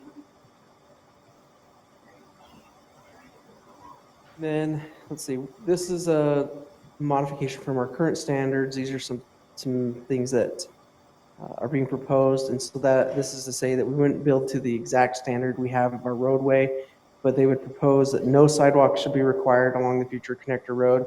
There are 10-foot public utility easement. That's pretty standard. Only required, but however, only required on one side of the road where needed. And they're proposing the south side. City utility lines of sewer and irrigation in the road will only be required as the city needed by the proposed development of the property and not needed to be extended to property lines or any farther than needed for on-site development. City culinary water lines will be extended to connect between 390 South and Daniel Road. And then landscaping adjoining the future connector may be drought tolerant, xeriscaping, and only required for the first 15 feet. Right now, our code says 10 feet. However, and this says 15 feet from the curb along the south side and 5 feet from the curb along the north side. So there's a little bit of a shift. But they also want to remove the requirement for street trees. It says street trees will not be required along public connector road. And then the last one on that street being required minimum setback from the future connector road will be reduced to 15 feet from the right of way. Currently, that is 30 feet. Yeah. Can I respond to the trees? What's your reasoning on that? Heavy industrial. And?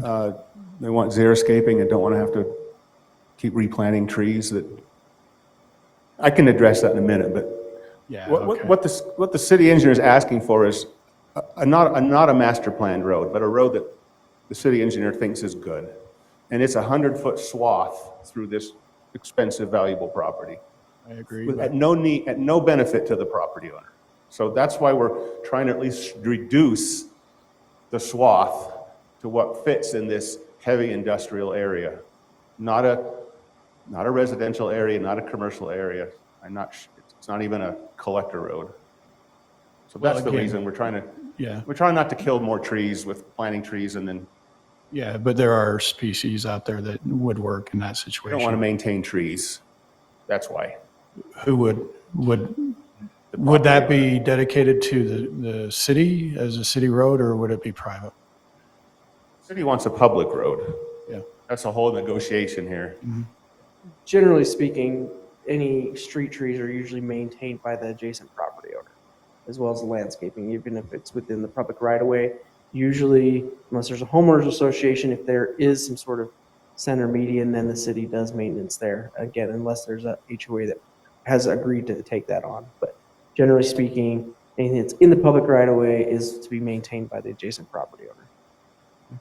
Well, I question that because it can be done, and it could be done, and it might be beneficial to, let's say if you have industrial and it sounds like it's going to be office-ish, not or light. Office is on Daniel Road. That's why. You're still going to see manufacturing, processing, all those. The I-2, what it limits is the ability to do storage sheds. Well, yeah, you look at Geneva, Rock, whatever they did out there, and there's all trees there which help block. But I understand it's on a main road, but still, we might consider somehow, bring those back in. And they own both sides of the property, on both sides of the road.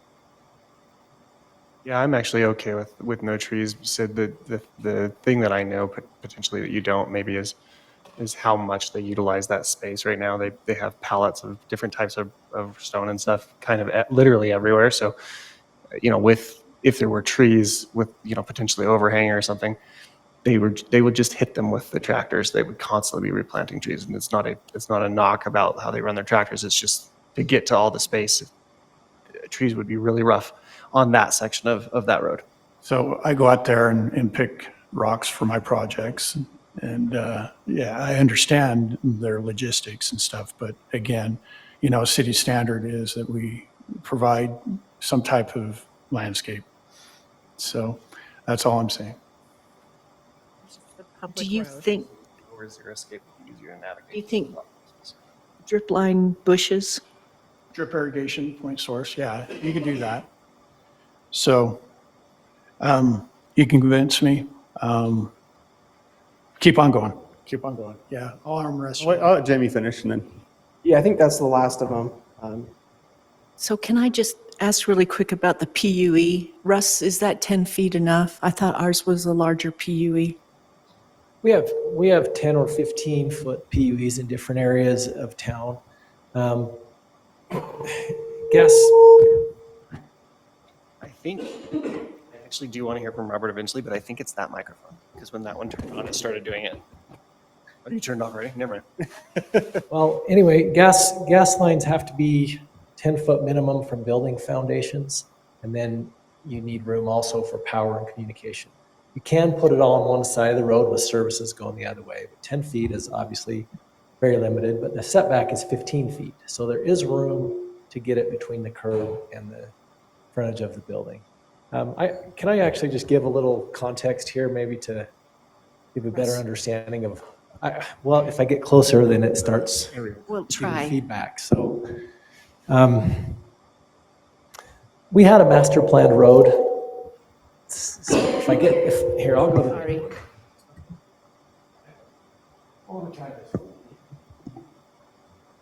I think we turned it up because there was complaints that people couldn't hear, and then when we Right. turned it up, everybody's mics are getting feedback. So let me try this, and hopefully this works. We had a master planned road on our road master transportation plan that was south of this property. Kind of went out through the county. It went across from where Wheeler Road ties into Daniel Road. Well, since then, there's been development on those two county properties to the south, and I'm afraid we're never going to get those roads. And so that's why the concept, when these guys came and said, hey, we're interested in annexing into Heber City, that's where that's where the idea came of getting this road tied through. Plus, we have that 16-foot piece of property that runs through there. And so we need to understand right now, this road probably isn't going to happen for a long time. They don't really have any plans to develop. They want to continue to run their business there. But what I wanted is to maintain the ability for a future road. They're, of course, concerned about how much area do they need to not put things on their property. They want to minimize that. So what this actually gets us is a preservation of a future road corridor. They're saying we won't put anything on that, and then if and when we develop that south portion, we will build the road.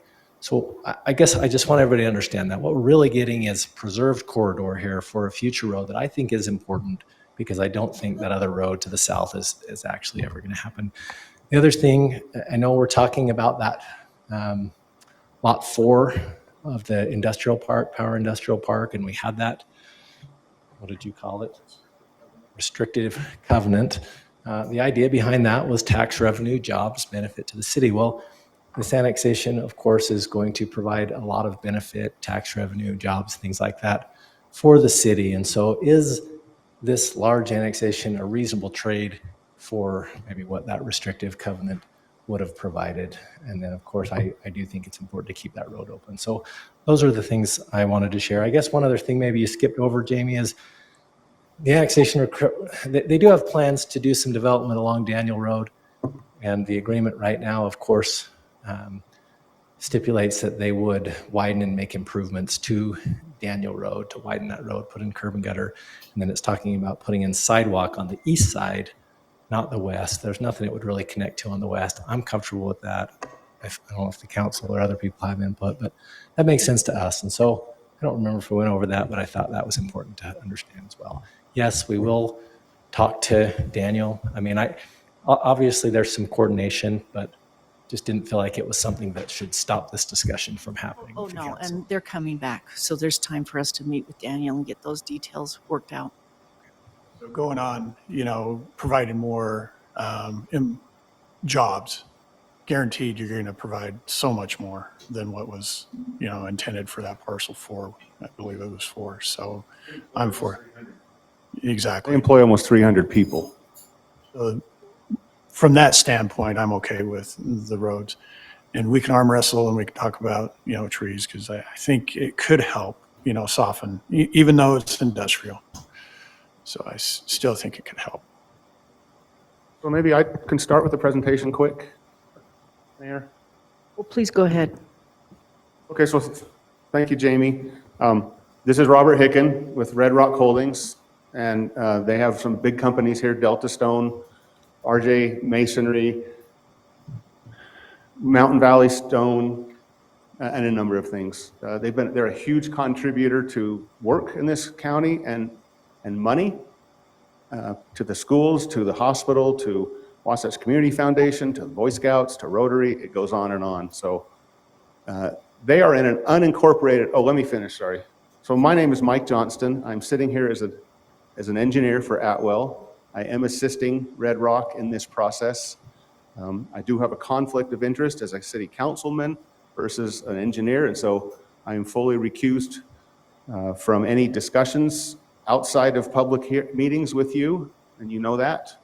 And I do not vote or deliberate with you on this. I want you to treat me and Robert as you would any other applicant, as harshly or as whatever as you would anyone else, and we can debate anything we want. I have just made that full disclosure too. With this item on January 20th, I submitted state requirements that I'm assisting Robert. Robert's a very long-term friend of mine, and that's why I'm willing to do this. Red Rock is not in Daniel. It is in the county, and I'm not a developer. I have no financial benefit in this project. I have never developed anything in my life, in fact. The reason they're doing this is they want to build a corporate office building on Daniel Road. And to do that, they need sewer and water. Now, they can do a septic system, and they can use their well. They have a very good well and pumps a lot of water. We have talked over this for a number of years, and it seems like this is the right time to, instead of investing money into a septic system and a well, that this is the right time to annex into Heber City and to hook onto the sewer line and the water line that are in Daniel Road. They're going to spend the money. They can do it that way, or they can do the septic. So there's huge benefits to Heber City for this. This is industrial land. It's currently industrial in the county. They're not asking for any change in zoning. He's not a developer. This is not a development plan. It is an industrial property, and over the years, they will continue to build assets on this property. They're not selling this property. This is not a sale deal. So he is a bona fide Heber City native and resident running a business. So they're not going to parcel it out and sell parcels to other developers. It's going to be for a long time. It's going to be under They have whatever 5 parcels. entity. They have 5 parcels now. Okay. I'm going to ask. So the only reason I'm asking this is because I know that there was a previous discussion, maybe it was sometime last year, in the previous year, and if I can remember correctly, the thought was originally to possibly put workforce housing or some type of housing on there. Is that something that is still a discussion, or is that completely, we're done, this is just for business only? We're open to that. Okay. We have a discussion for his employees, and the zone That's what I permits mean, is for his employee employees. housing, not for sale or for rent housing. Okay. So, but that would be per the I-2 zone. There's no special ask here for development of the property. Just be within that And I area. brought it up because we need housing, and I said, maybe you could find a spot on here to do. They right now buy homes and to rent to their employees in town. Okay. Possibly that would work, but it's not a request of annexation. And this isn't something that you're looking at for, like, in the near future, within the next 5 years? This is something, it's just, there it is, it's a possibility going down, and therefore the road would be beneficial in that regard, at least for your property as well. When we discussed it, we thought if there was to be something like that, it would be on Daniel Road, On Daniel Road. not back Okay. inside. Okay. So it wouldn't be on that south parcel then? No, Not no. even on that? So let me Okay. talk about, the benefit to the city is about $10,000 a year to Heber City in property taxes currently. And as they develop, that will increase. The sales tax benefit is multiple times that every year. They sell a lot of rock. There's also tap tax and things like that. So there's a big financial benefit. I think it's a benefit that Heber City gets something for what they provide, which is all traffic on this site goes in onto Heber City roads. Daniel Road is a Heber City road, so everything that comes in and out of this site goes through Heber City. I think we should get something. This is our opportunity to benefit from that. Certainly as they develop, it's our opportunity to deal with the building fees and the planning fees and the engineering and get the things that we want, including Daniel Road fully widened and improved. And one thing that we recommended is why put a sidewalk or trail on the west side when there is nothing else on the west side of the entirety, either all the way to Walmart or all the way to Daniel, that has sidewalk and trail. And it'll never happen. I wouldn't vote for buying up property to put a sidewalk on that industrial side. Across the road is about 650 feet of lacking sidewalk. You got the church there, and then you got each side of that church in Daniel that doesn't have sidewalk. He has offered, instead of putting the sidewalk on the west side, he'll put it on the east side and finish that corridor. And given that, which is a really wonderful offer, is there any right-of-way that will need to be bought for them to install it on the east side? I don't think so, because it's all prescriptive, and there's clear, I've stood there and looked up and down, and it fits on the road side of the fences. So Daniel, this would be an offer to Daniel. He doesn't have the ability to just do it himself. But that is, I think, what the right thing to do is finish the sidewalk. It would be really useful for the people. Let's in talk that area. about, so that's one thing that we just want you to agree to. Otherwise, the road will be fully widened. Some of that road is in Daniel, because Daniel owns half. There's a weird jog there as it got annexed. We have talked with Russ and said it would be appropriate to actually deed that land to Heber City. It's a parcel of Heber City Road in Daniel, just like the county has parcels in Heber City. They own parcels. That seems like something that we could do. So certainly, there's one of the items up above is he will work with Daniel and Heber City to figure out how that road will be widened. Portion that's on the Daniel town. There's a portion of Daniel that, Like this on, not it's there. that side of the I see it road. where it is. No, over there, up. Jamie, can you show us? There it is. No, right there where it says Daniel. Right in there. And so it's literally, so all of that, okay. Red Rock agrees to finish the road to Heber City standard, even if it's in Daniel, along their frontage. They can't go past their frontage, but that's the benefit. So the biggest thing that then we've just discussed with staff for 2 months is Russ, engineering staff, feels very strongly to preserve a corridor for a future road. Red Rock has zero interest in this road. No benefit. They don't intend to subdivide. They don't intend to do anything. And that's almost 1,600 feet, more than like a third of a mile of public road that's being asked. So the discussion in the compromise has been what you see up there on that proposed term sheet.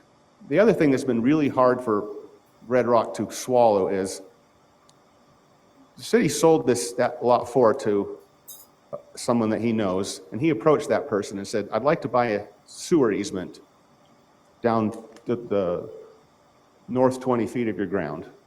And that person said, why don't you just buy the property and you can just take it and do that sewer easement and sell it. So he didn't buy the property for a road. And honestly, Heber City didn't sell that parcel for a road. If Heber City had wanted a road, they should have reserved it out of the sale and sold the remainder of lot 4. But that's not what the city did. So he paid $700,000 for lot 4 and is now being asked to preserve a 60-foot corridor and a setback, a 30-foot setback from that corridor, right? That's our code. Just that land alone is $160,000 of land that he just paid Heber City for. And the cost to put that road in is going to be about $200,000 on that section. It's a hard pill to swallow to say, you just bought this, but you're going to have to build this whole road now and not do anything. So the agreement that has been worked out is, okay, I'll preserve the corridor. And if I ever develop, I shouldn't say if Red Rock ever, when and if and Red Rock or someone else develops that south parcel, they will build the road at their cost. But what they want in return is remove the restriction that says you have to build a 20,000 square foot building that looks like the one on the north, that's what it says, with all the parking, and that's what fits on that property, is that project. And it was the same person that did that project that bought it from the city to do the same project. So it just seems easiest to remove that restriction. And also what he's been asking the city off and on for 20 years is there's a 16-foot corridor owned by the city that used to be a farm road back to Power Industrial Park. Obviously the city didn't think it was worthwhile because they didn't connect Industrial Park to it. Where is that property that you're discussing? Right there, right, that's 16 feet. Just that little tiny strip Yeah. is what you're saying. So, Doesn't connect to either road. in reality, that property was, before Heber City ever owned it, was prescriptive, was lost to not eminent domain, lost to adverse possession years ago. Heber City acquired it when they bought the Power Industrial property, but they've been using it for 30 years. So, but nevertheless, it seems like a fair trade to say, we will remove, if you will preserve the corridor on the expensive lot you just bought and agree to build a road there someday, you will deed him that half acre, which is 1,600 feet times a quarter mile, and remove just let them come in with a site plan for what works on the Power Industrial Lot 4, rather than dictate what it looks like and how big it is. So that was the next question. Are they going to increase their operations over into that new lot that they've bought? I mean, none of us have none of us can see the future. So none of us knew that there could potentially be that road come in if you annex. No one knew that at that time. Now that you're wanting to come in, which we are welcoming you, now the road is a reality. It's a feasible thing, and we need connectivity, but it will benefit you. It will benefit whoever owns the property around the road. I'm just saying, are you willing to increase your operations, or what Mike just said, are you planning to put another building there on that lot, that 1743 lot that's off of the 390 West? What's your plans there? That's our future plan. I guess the hard part about all this is we met a year ago, and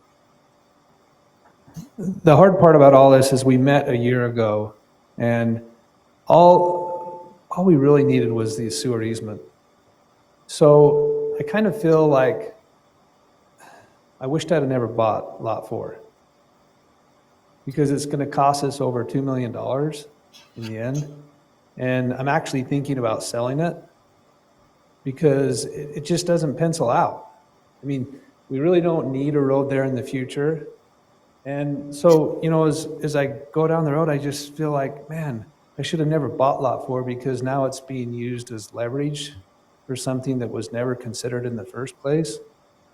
And like, if and when we ever develop, the 30 acres there, in the future, we are going to follow city standards, and we have to, and we want to. But it's just frustrating, for 25 years, I worked with the city trying to solve the 16-foot easement, and no one would listen to me. And we tried to pay for it. And like, there's no beneficial use for us with that easement or you. It's like right in the middle of nothing. And like, no one can use it. So that's the hard part about it is I just feel like since we bought Lot 4, now we're being leveraged for that little 16-foot right away to do this whole road through there. Let me ask you, if you wanted to sell that lot 4, does that mean that you'd likely never put in a road? Is that what you're saying right now? Or are you saying it's going to cost you $2 million because of the road cost? Yeah. What about the sewer easement that you wanted across that lot? Have you already put that in? We would put it in. You're going to put it in once you annex? You're going to come in from the sewer on that side? Yep. Okay. Well, eventually we will. So there would be a sewer line to your back side of your property as well as a sewer stub for that lot, even though it's right there already. And then you would hook onto the sewer from that side. And so you're saying you may or may not ever need a road in the future, and yet you'd follow city standards at that time if you wanted to develop. Is that right? So maybe that brings a new idea to all of us, that if you are thinking you're going to put the sewer in, then you want to sell that lot. So city council, do we want to keep the same restrictions if he sells the lot, or will it have absolutely nothing on it when he sells it? You see what I mean? There will be no covenant on that lot if he sells it. I'd say no covenant. I mean, it's a road to nowhere right now, and he's never going to build it. Were you asking, Mayor, were you asking if they were to sell that lot, would we want to keep the restrictive? Yeah, if he's to the new owner? planning to sell it, do we just let him put his easement in and get his sewer easement where it's not as expensive off Daniel Road, right? And then do we keep a different type of covenant on it so that we get some kind of economic development there? Or if he's going to use it, to expand your operations, that's fine too. I just want that lot to be used more than just a sewer line. That's all. Mayor and council. So let's go Yvonne, and then let's go to Sid. Go ahead. Hand up first, I'm sorry. I'll take it. So if he sells it, the potential for a road going through there would be no. No, that would be that's a requirement of this annexation agreement. Yeah, That but stays we on. can require it, Sid. But if he sells lot 4 and doesn't annex in, there wouldn't be anything. If he doesn't annex in and sells lot 4, correct. Can't we make that part of perhaps this negotiation, that we want the road through there? That is what we've easement- negotiated. Yes. But no, he can sell it, and then we have a road easement through that lot that they can't build on, and that in the future, with this annexation, when he wants to build, then that road can go all the way through, even if he sells the lot. That's all I'm suggesting. So here's my question. That's what The way I'm understanding, yes, but from just listening to Mr. Hickens, just what he said just now, you were saying that your regret is that you purchased number 4 strictly because you needed to have the sewer easement, correct? Is that basically what the purchase was for? So, okay, if that was the primary and you are now looking to sell after putting in that easement, then that becomes a no man's land. It becomes somewhere that there is no road there. Or you wanting to sell the property with that sewer easement, and then also taking that chunk out that would still leave the road open so that you have it? Because here's my thought, going forward in the future, if by some chance you keep saying that it doesn't look like it, but you keep saying if and when. So that means in the back of your mind, you still are considering that this is the potential for some type of development in the future. And if that's the case, if you were to sell that property, you would lose that road easement, and that would basically put nothing there for you to be able to access any development that you have there. Is that correct? So you still would want to keep that number 4. The number 4 is just more of a lament in that you're adding and needing to, at this point, put in a road or at least set it aside. What my question now is, would it be feasible to say then, going forward, we remove the 16, I think we've already discussed that 1,600 or whatever it is strip of land, that becomes a nothing. We don't need to worry about it, obviously. I mean, if it's just been sitting there and nobody's used it up to this point, I mean, I don't see any reason for us as a city to hold on to that and say, well, you need to give us money for that. So in my this is just me. Anyone wants to correct me, that's perfectly fine. I say we remove that. that becomes a deal. And then with the fourth, or with the lot 4, thank you. My thoughts is that would be foolish on your part if you did get rid of that land. Because if at any time you do move forward and do need some type of housing there, for whether it's for your employees or whatever, you are cutting yourself at the knees and you will have to pay for that again. So I think that it's feasible that we still negotiate to keep that roadway, keep it in the agreement, but that we remove any connections and any requirements that if you do decide to use Lot 4 in the future for development, there is no requirement to say that it has to look like the building across. I don't see any reason for that. I think it'll sit probably empty for quite some time, but at least going into the future, there's a lot of things that could change between now and then. The only thing is that I want to make sure that we keep it in that it's never something where we're putting 5-story apartments or anything else in there. So it is an industrial area. We keep it industrial, but we keep that roadway going through, because I really think that it's something you will want to use. And I know that it's a hassle now, but it will potentially benefit you in the long run, as long as we remove all those other requirements. Those are my thoughts. Okay, Scott. I think we're just getting through the weeds. I mean, this is about sewer connection and increasing opportunity for your business. And this business has the potential to provide Heber City hundreds of thousands of dollars a year of, well, more than that probably, sales tax revenue and property tax revenue. And you're already using our roads, already citizens of Heber. I think we allow the company to purchase that 16-foot swath of ground. He's been trying to already. Just forget about the road. It's not necessary. Airport Road is not failing. There's plenty of access to the businesses and things on the other side. No plan to ever sell this property. The plan should be to just help the Hickens to increase their business and do more business so that we as a city have more sales tax revenue and property tax revenue. That's what it is. So I would say if we could adjust this to where, as part of the annexation agreement, you're willing to purchase that piece of ground that has been in dispute for all these years, forget about the road. Let's get you connected to the sewer. You can put a sewer easement through Lot 4 and decide in the future what you want to do with that property. It'd be great if you build housing there. If not, that's great too, whatever you decide.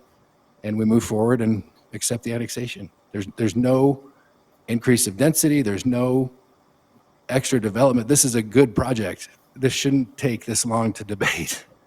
It's a slam dunk for me. So if that helps, because I don't think you ever have any intention to build that road. Let's just look at it. If we had never bought Lot 4, Yeah, would have this been approved months ago? probably. It's not even a conversation because there's no access for the road. And like Mike said, if the city wanted a road there, they should have kept that property back when we sold Lot 4. Now we have some hindsight ability because this issue's come up. Yeah, and but I'm we can't always in penalize favor of- somebody for that. No, I see this as no, like I'm not trying punitive. to. I'm just saying that if the city's interested in connectivity, and that's a huge block of area that you own, and, to me, more connectivity is always important for safety as well as for economic development. So if the city's interested in that, we have an opportunity now to carve out something in the restrictive covenant or not. It's up to you as a council.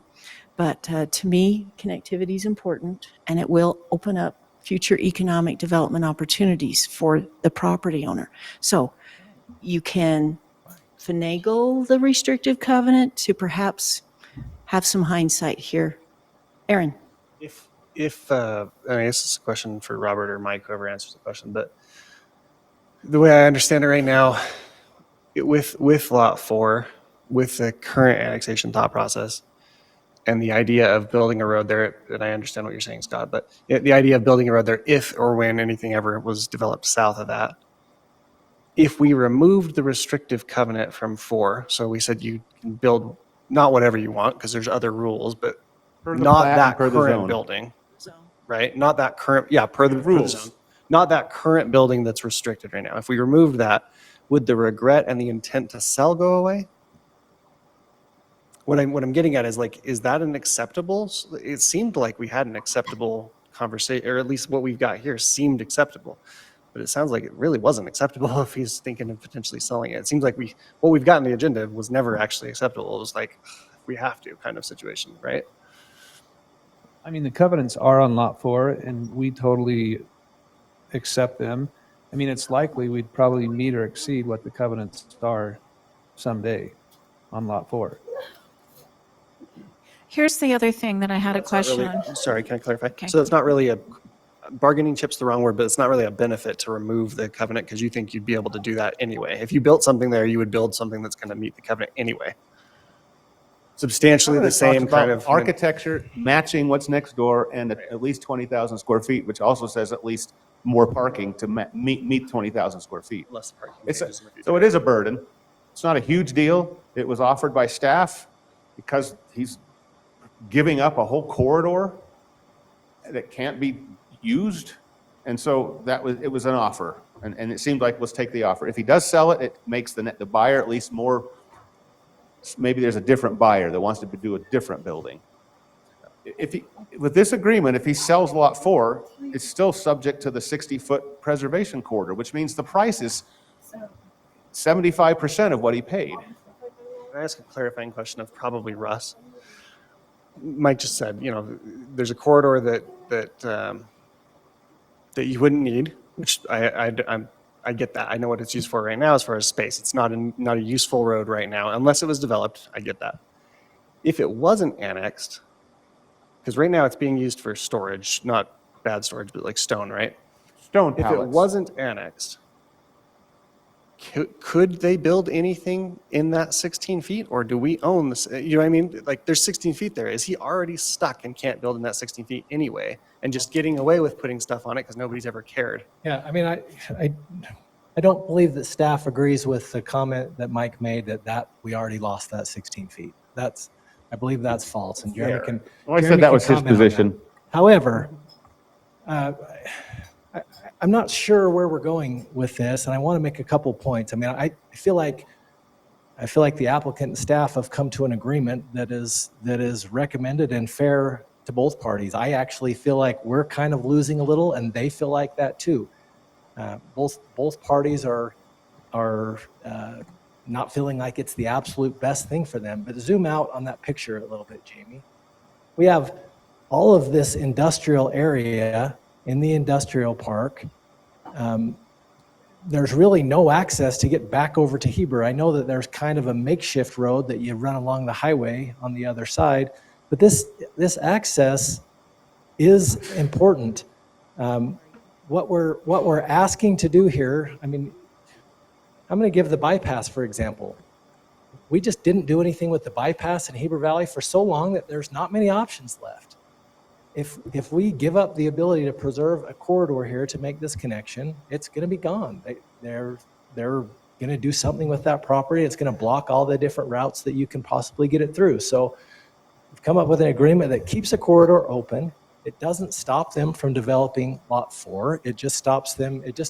What we put in that restriction, whatever it was, can't be built there because there has to be room left for the road. It can still be developed into something beneficial. He can sell that parcel if he wants. It just maintains that 60-foot corridor for a road, and whoever buys it has to live within that new footprint and meet the codes of the city. So I'm asking you, please don't do what the path you were going down there. This has been a lot of negotiation to try to get a road corridor there.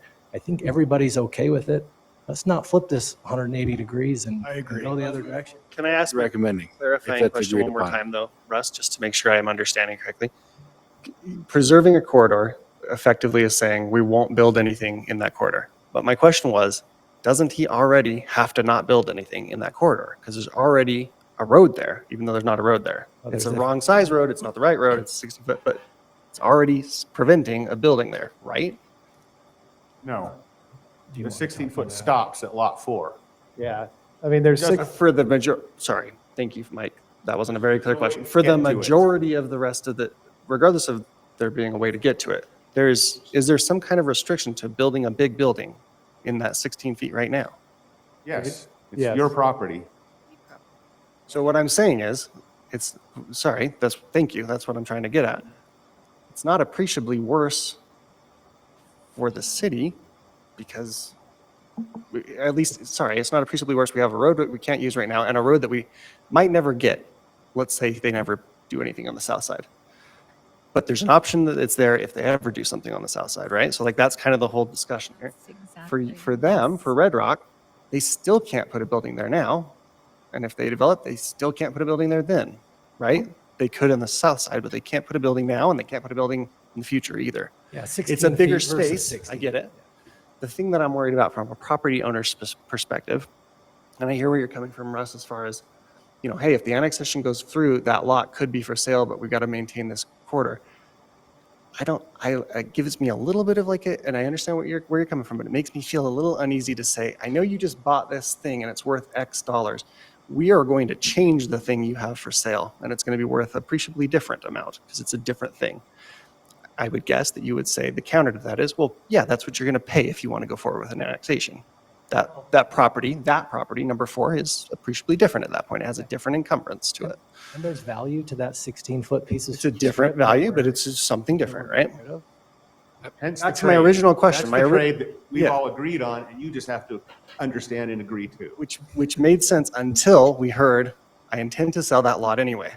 To which I'm like, I think this is all I No. just wanted to add to it. This is not a road that we are requiring him to do now.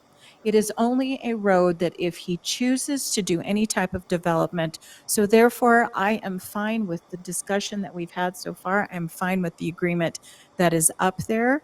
And other than I don't think we need to, I can't remember now, if there was any discussion about that 16, I'm just going to call it the 16th swath, that we are requiring them to pay for it or do anything like that. That's the exchange for the putting of the road. So we're good. Well, I'd good. recommend the city buy back that right away on lot 4. Because if we wanted to protect that corridor, we should have done it before we sold the lot. pay for the. I'd have that be part of the agreement that we actually buy that back. So if it's 160,000 value. Value on the lot. So let's just be clear. I mean, when we sold that, it would have been weird to preserve that road corridor knowing that it connected to nothing and not have that developable.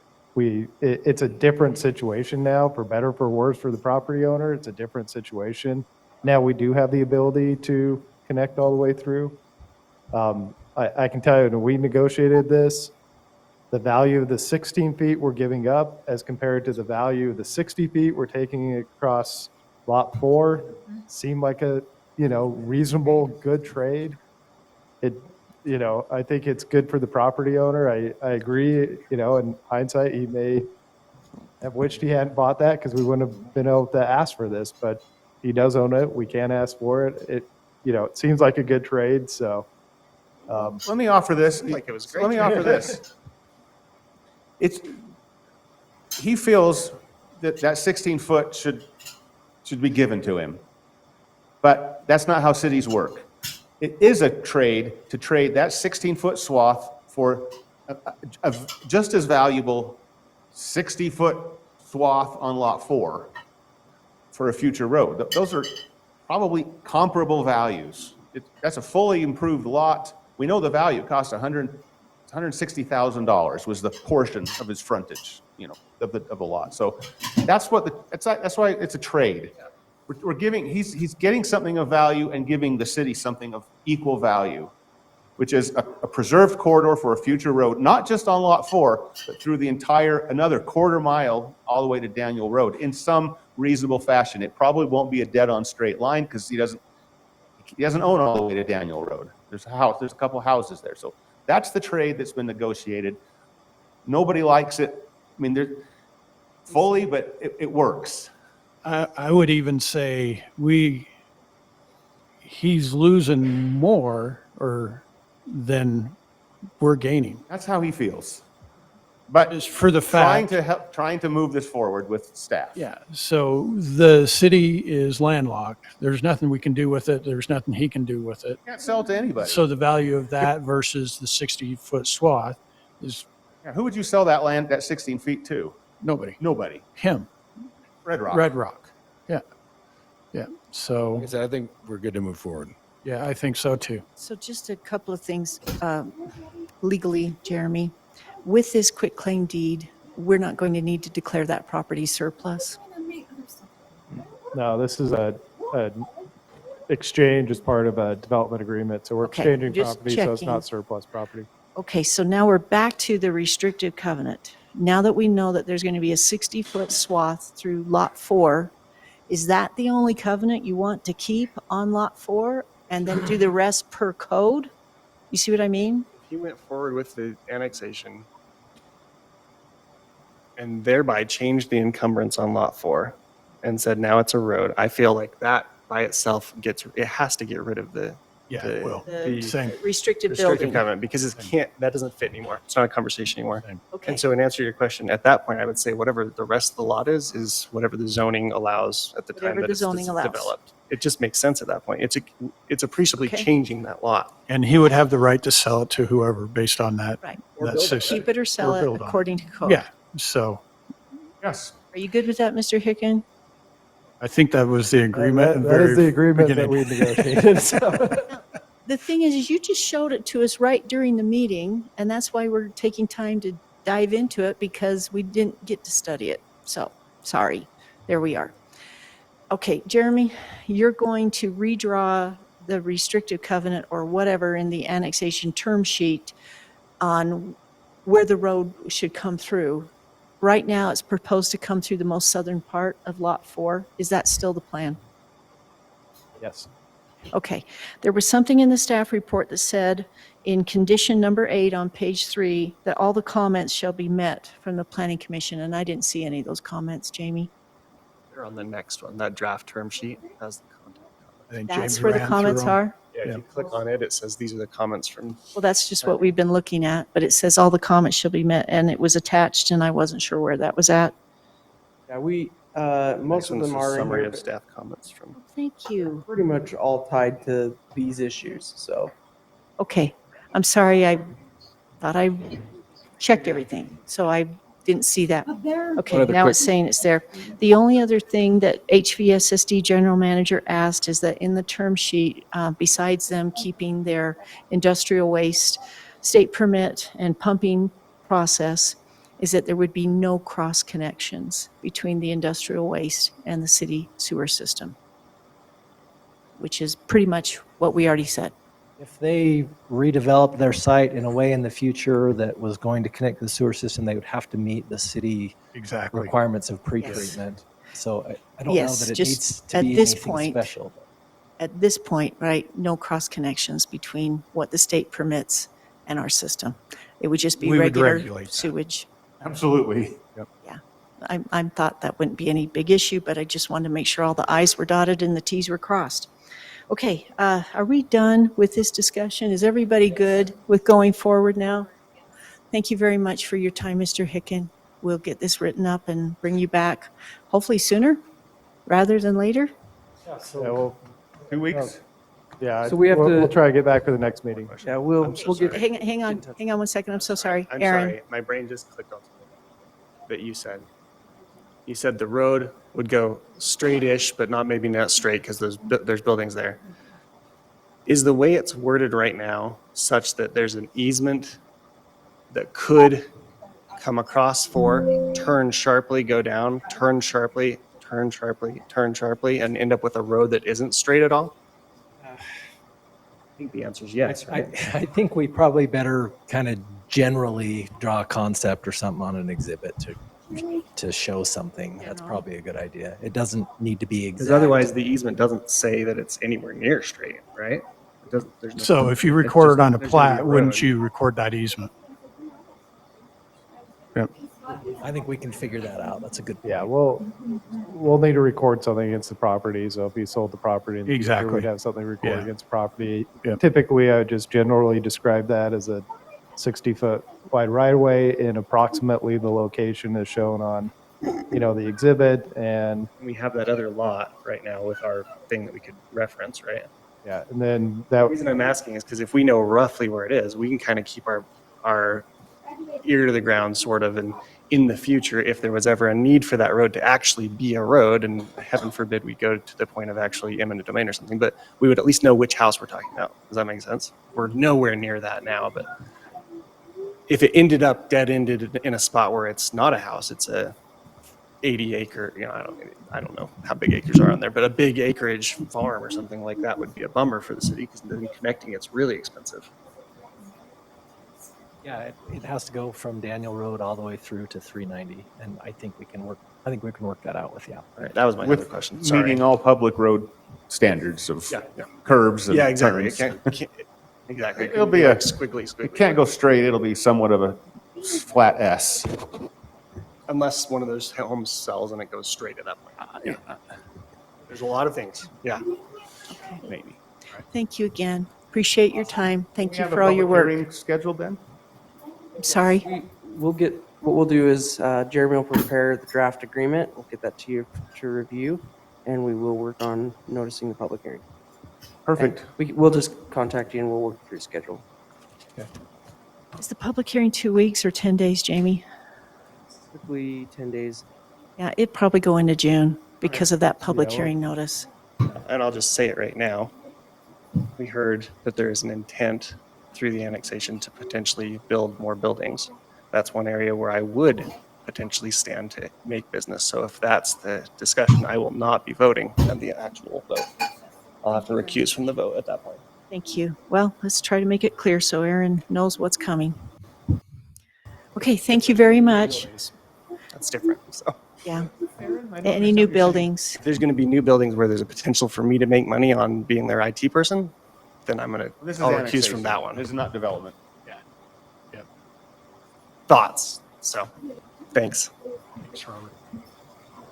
Okay, we're going to go to our next general business item, and thank you everybody for your patience because we're not quite to where you're coming for. So this is the Unity Week overview with Mark Smedley, please. Council. Very quickly, here is here are maps of the dumpsters that will be available for Unity Week and Works.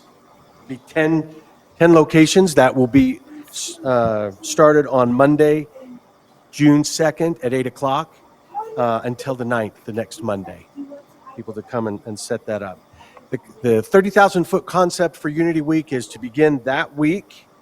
It's a Monday and go all week long. The whole month is Unity Week. There will be a lead-up event Monday night in the park leading up to the ribbon cutting on Thursday for the pavilion or for the stage. We're still working through the details, but so there'll be an event on Monday night. We think that it will be a kickoff event with Cottle Jr., Canyon Cottle, who is a junior at Wasatch High. He will be singing, and then he will be the opening act for Hollow Hill, which will follow up later for 45-minute bands. We're hoping to have food and have cornhole tournament. Wednesday night, that's in conjunction with Rachel, Kaylor, and Cam's. Wednesday night, there will be another lead-up event, some event in the park that evening, also talking about the ribbon cutting. The ribbon cutting then will be the next day, Thursday night, in conjunction with Heber Market on Main. But we're thinking we're going to have 2 arch balloons and some activities for the kids and some different things to give out. Saturday is the bulb out planting. We have already arranged to have, that's the only thing that we'll be doing is planting on the bulb outs and along Main Street. And then we were thinking of having a ribbon cutting Saturday evening at Coyote Park. We would propose that we push that off because we're not going to have the equipment here until the 9th or 10th, and then we have to install it. So we would playground equipment or equipment for Coyote Park. Yeah, so close. So we need to Do that later. We can do it the next week or, bump it off. yeah, we the can ribbon bump it cutting. off till the middle Okay. or end of June when it gets done. That's going to give us, sorry to interrupt. Oh, good. Matt, that can give us a little more time to work with Ivory Homes and see if they can finish their part of the trail so we can do our fun walk. It would. About a week or two more. Can you, Tony or Jamie, reach out to Ivory Homes and We push already that did- again? We already did reach out to them, but we'll make another jingle with them and find out what it's at. Please do. This is much for their benefit as it is for the rest of the city. Please continue. That's it. Just Okay. that's kind of it. Just give it 30,000 foot. More details will follow, and looking forward to it. Okay, thank you, Mark. Looking forward to it is right. Everyone, now we're ready for our public hearing in the action items. This is a public hearing for the tentative adoption of the tentative budget for fiscal year 2025-26. And we will also establish a public hearing date to consider adoption of the final budget. So this is only a tentative approval. The final approval will be after the next public hearing. We're going to present information now, open it up for public comment in the public hearing, but we'll also set up another public hearing date in June. What's being proposed right now is Tuesday, June 3rd, 2 more meetings. And then at that next public hearing, we will take your comment again, we'll present the final budget, and then that will likely be the adoption of the city's budget for fiscal year 25 to 26. All right, Matt and Sarah, we're turning it back over to you again. Sarah, you did see that bill I left there for you from ULCT. Thank you, thank you. All right, please proceed. And just so the rest of you know that just came, we also discussed this nearly an hour around 5 to 6 before this meeting. And so they're going to pick up maybe where they left off last time, as well as give some more general information before we open it up for the public hearing, please. Remind myself how to. We were just about on the city 9-step program.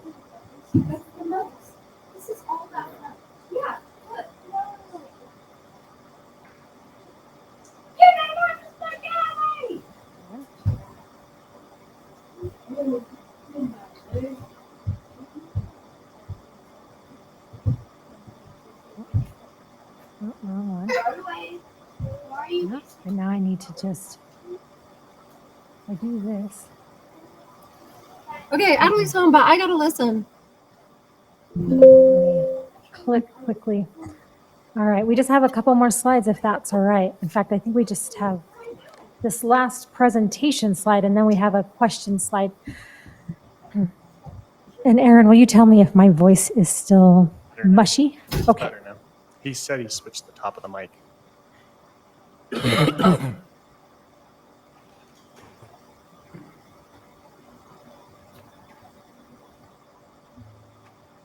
Okay, the last slide, the information slide, is the cost of the 9-step implementation. This is a big estimate. It's not a really concrete number, but it's a good estimate. It does not include things like workers' compensation, URS, FICA. It's just the salary increase. And this, let's see, it's just a salary increase, and the details are going to be worked out by the Personnel Committee. Because we're moving from a all-city, well, except for PD, who's already implemented it, right now, merit increases go in on January. With this implementation, the raises will occur on the person's anniversary date. So that's going to take some careful planning to make sure that's done fairly and accurately. So this number is our best guess. It does, regardless of whether you approve the 9-step plan, we still anticipate doing a COLA for all city employees, regardless of step. And we wanted to give you a comparison number to stay on the traditional merit 12-step model that we're in now would be about 72,000 increase. And the big difference is that we're moving to a predictable, it's almost 5%, it's not quite 5%, but traditionally we can go anywhere from 1% to 5%, it's more budget driven. This 9-step plan is more tenure driven, where it's more anticipated, and somebody coming in, an employee as a step 3 can look ahead at that schedule and anticipate what their salary will be 4 or 5 years from now. Okay, that's the rest of that information. Was there any holes that you No, I wanted think to you fill? covered it well. Oh yeah. The we do have one 9-step more. program, it's not about performance. It is about pay equity and adjusting the steps. Is that correct? Can I say it's a maybe people are more comfortable with a modified 9-step. My expectation that it is a tenure, but department managers do have the discretion to withhold that step increase if there are deficient performances, right? It's not guaranteed, but also it is kind of baked in, right? We want to give our staff a really predictable salary. Don't want it to be still as up in the air as it has There is a been. performance element to the There is 9 there steps. can still be a performance element. Yeah, you are not going to promote someone to the next step that has serious performance issues. Okay, I wasn't quite sure how it was just going to go down because the merit is separate. Wait, the Yeah, merit. and the merit goes away. The merit Goes okay. away. The merit goes away, and then the 9-step allows higher merit. It sounds like, or at least higher pay First year of with the 9. implementation costs. Say it again. First year of implementation costs. Do you know how much it could affect us next year in next year's 27 budget? It'll be, so everybody's at step 9. They do not get a step increase because they're already maxed out. So it would just be employees that are still progressing through the 9 steps. So let's say on any given year, that's maybe 60% of the workforce, totally guessing that. So 60% of the employees, you take their collective salaries, add 5%. That's the cost every year to implement the steps. This is nearly the same program that you adopted for PD last year. It's got the same rules in it, the same coverages in it, except for trying to expand it now citywide. Yeah, thank you for bringing that up. Yes, we want to create more equity with all of our city staff. I just would really hope that our lowest paid employees would benefit greatly from this kind of a program, not just the highest paid employees because they have the higher percentage increases. So I don't know about that right now, but I am concerned about more of our entry-level employees being able to benefit from this kind of program. So a couple thoughts. The reason for the 9-step program, it's about recruitment and retention. Park City does this, Summit County does this, Wasatch County does this. And the idea is that you're going to try to get your staff from one point on the grade scale over to the right as quickly as possible in order to retain them so they're not poached by another competitor. And so this is about recruitment and retention, plain and simple. There is an angle of performance tied to it. When we negotiated this program for PD, the chief and I talked about not wanting this to be a total tenure program. I wanted to have some pay for performance, meaning if they had deficiencies, they would not be eligible for that step increase that year on their anniversary. So that is tied into this. In terms of what the cost next year, it depends on how many employees are at the top of their scale versus those that are still climbing it. And the last point I'll make is it's still incumbent upon the city to do salary studies every 2 or 3 years to make sure that our salaries are still competitive. And that's when we'll make those, what I call selective salary adjustments to those salaries that are too low or no longer market, to make sure that they are market and we can retain those employees so they're not poached by another organization. There were some comments here. Let's see, on both sides. Who wants to go first? Mike. So I think I understand. A 9-step is for a particular position. So it's not someone's full career. So I'll just say if I come in as a junior a planner, there's a salary range, and I'll come in on, like, depending on how my experience, I might come in on step 1 or step 2, and over 7, 8, 9 years, I'm going to, if I do well and I improve, that's my top. I can top out as a junior planner. If I do really well, I can then apply for a planner position or a community development director position, and then suddenly that whole 9 steps is different. Exactly. And I fit myself in somewhere, and then I climb those steps as a whole different category of employee. Your wife is an educator. Yeah. So the language they use are step and lanes. That's right. There are steps where you are just seniority, first year teacher, second year teacher, third year teacher. And then there are lanes where you have a bachelor's, a master's, certain certifications. So it's similar to that, especially with our public works employees. They have steps, so seniority.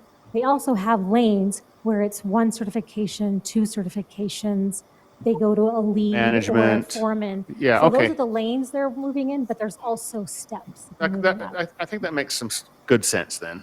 I get it now. I think you've got it. And the program we have now is if you're an employee and you're here 6 years, but you're not to mid, you'd be taken up to mid.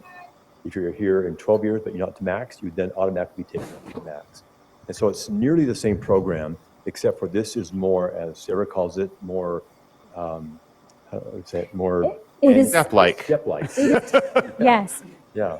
It is tenured. I mean, it's a modified tenure, should we say. It's like in the school district, if you are a teacher and you have 7 years and you have a master's, you know exactly what you are making. I've never heard of a teacher not moving up a step or a lane. That's a different philosophical discussion. Okay. But yes, we did give discretion to managers to either delay or withhold that step increase. And as you know, with housing costs becoming so significant, retaining employees is becoming more and more critical. And just one other point to make is because we are condensing 12 years to 9 years, an employee gets to that max sooner, and then they have longer life, like they have higher lifetime earnings, right? If they can zip to that top of range in 9 years rather than 12 years. One of the catches of zipping too fast, though, is that then you get people that feel stagnated, and if there isn't a role above them, they just leave. Yeah, And we that's a have good hole. observation. We have a institutional knowledge loss, right? Mhm. Because there is no step there, there is no role to go into, so they're stuck. They've been stuck for 3 years. They find a new job, and now all of that institutional knowledge gained over the 9 steps or whatever is flat out just gone, right? We do have COLA increases still, and we do have wage studies that might mitigate some of that stagnation. Question on you said the 6 years and the 12 years, I know that's changing now, but does it have, does the new process have the ability to jump to the step 6, step 10 as well, or step 6, step 9? At What I'm 6 years, asking is- at 6 years and 12 years? Yes. So what I'm asking, and yeah, that's the time period I'm talking about, if there's a merit problem, if there's a job performance, I think is what you said, problem such that in years 2 and 3, somebody missed their step. They didn't get the step because, hey, there's some stuff we're working on. But they get to year 6. They're decent employees, never did a great job, never did a bad job, but they get steps to year 6. Do they automatically get boosted to 50% of the range? That might be a detail of the Parker, what do we do personnel. with yours? Silly. Remember? And then while he's walking up, this is one easier answer. Is the math then, and I assume, and I know COLA will change, like that's set differently. We don't set it, we talk about it later, but if the COLA didn't change, and it was 2.8, and the steps are 5, are we talking about a 7.8% salary increase every year for 9 For years? those that for are not every at step employee? 9, yes. Well, and yes, yeah. And the reason I ask it that way, I know why we did it for the police department. We did it for the police department because we've got police department employees, at least this is my memory of why we talked about it. We had police department employees for which a rapid response time was critical to public safety, and which we know were living out of town. And we had really good idea and really good detail about who was being poached, how, and what the other areas were dealing with. Appreciably, I appreciate our staff. I love everybody here, for sure. But I don't think we have the same kind of risk if they're late to work or if they have to live in Utah County and drive up the canyon. I just don't think there's the same kind of emergency risk on all of them. So to me, it seems like we are being really positive for retention. And the reason I say it that way, I don't know of any public sector job where you have a guaranteed 10% increase every year. That's not insane. It's not wrong.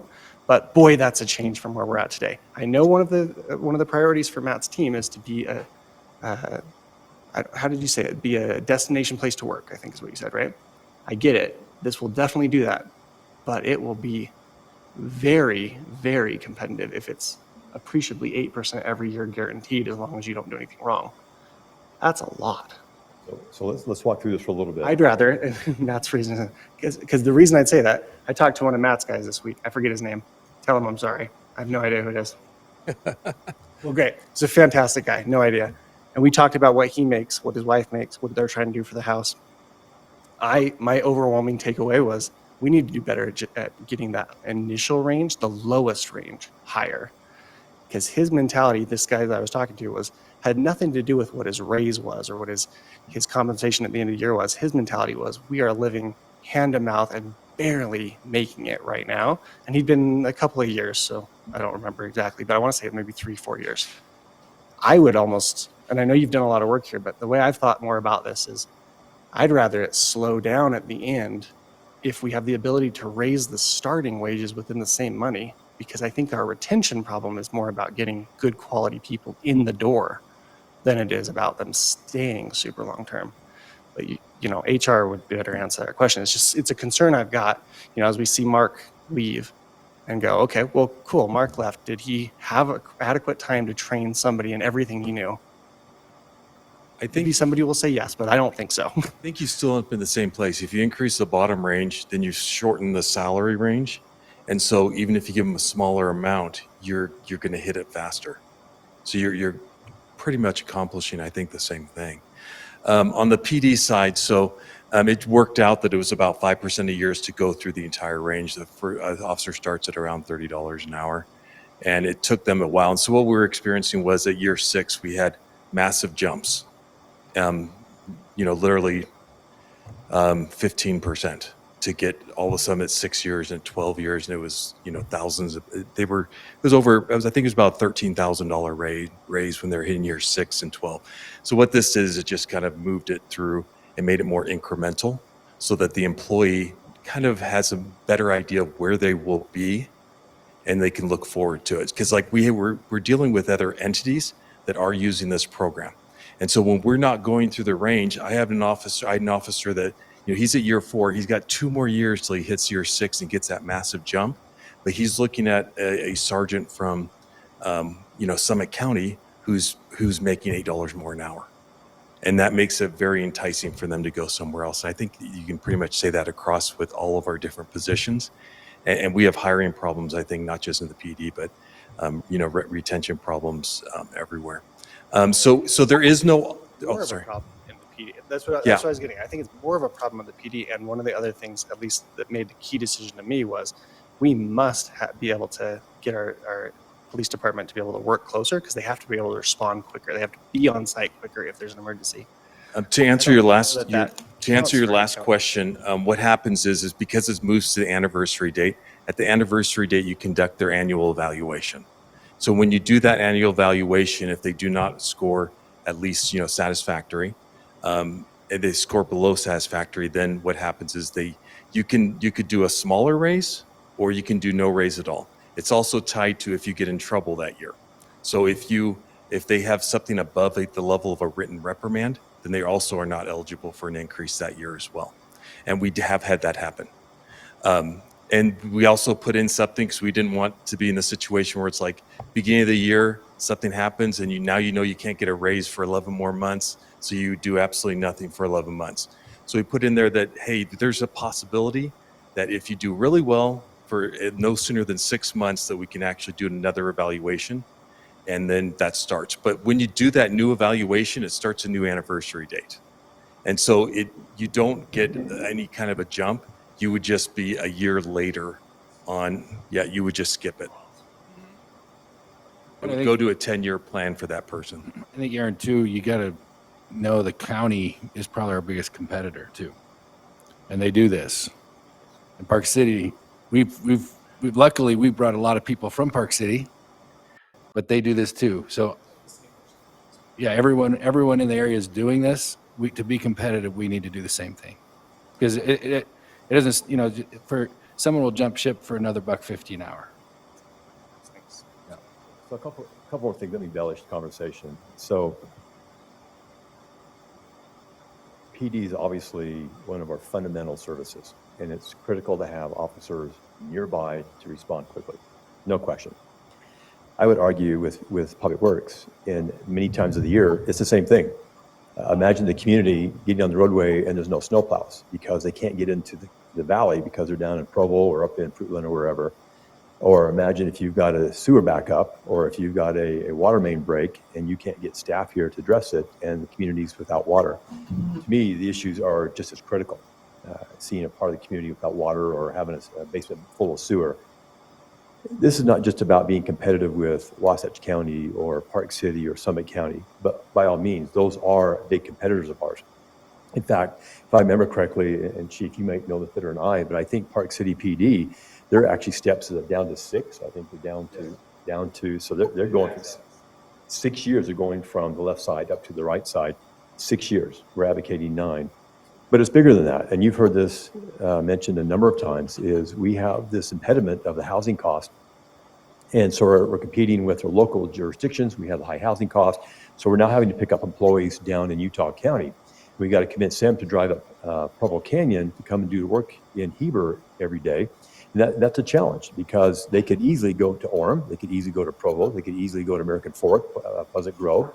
And so the issue of recruitment and attraction becomes even more paramount to get the employees available when we need them to respond to these situations. And so, yeah, it is big for those employees that are not maxed out yet. But when they are, all they have is that COLA, whatever that might be from year to year. Okay, any other questions on that? Should we let them proceed and wrap up with the totals so that we can open up the public hearing, please? Great. Well, I'm going to fly through a few of the next one, please. I'm not going to spend any time on this. We talked about last time. We handed out a sheet regarding this program. It's up to, we do have it budgeted, but it's up to you in terms of whether you want to delay it or implement it. We'll look to you for that. And then, Sarah, if I can have you go to actually staff direction. Okay. So we're going to now ask you, we have our questions for you now. I'll need you to remember the last budget meeting and this budget meeting. If you need to refer to any slides, or if you want to refresh your memory on any of the information we presented. I don't know how best to tackle this. There's actually 2 slides, so there's a few things we need to know from you. Would you like to just take it one at a time, or I can go through them quickly and then you can respond to all We of give them? a thumbs up, thumbs down if we want to expedite this, everyone. And Okay. then she can go through her questions if that's okay, and then we can get it to the public hearing. Is that all right, Sarah? Yeah, so Just are take you it wanting one me at to a just take them time. one at a time and you Yeah, can? one at a time. Okay. Somebody's going to have to take some notes from me, maybe. So do you approve of our revenue assumptions? Except I don't approve of the $250,000 dividend from Heber. No, we've removed that Okay. from our tentative budget. Yes, was that your same? I'm a no. I think calling the 4% increase is still too high. Or the sales tax? Okay. You want to lower that, you think?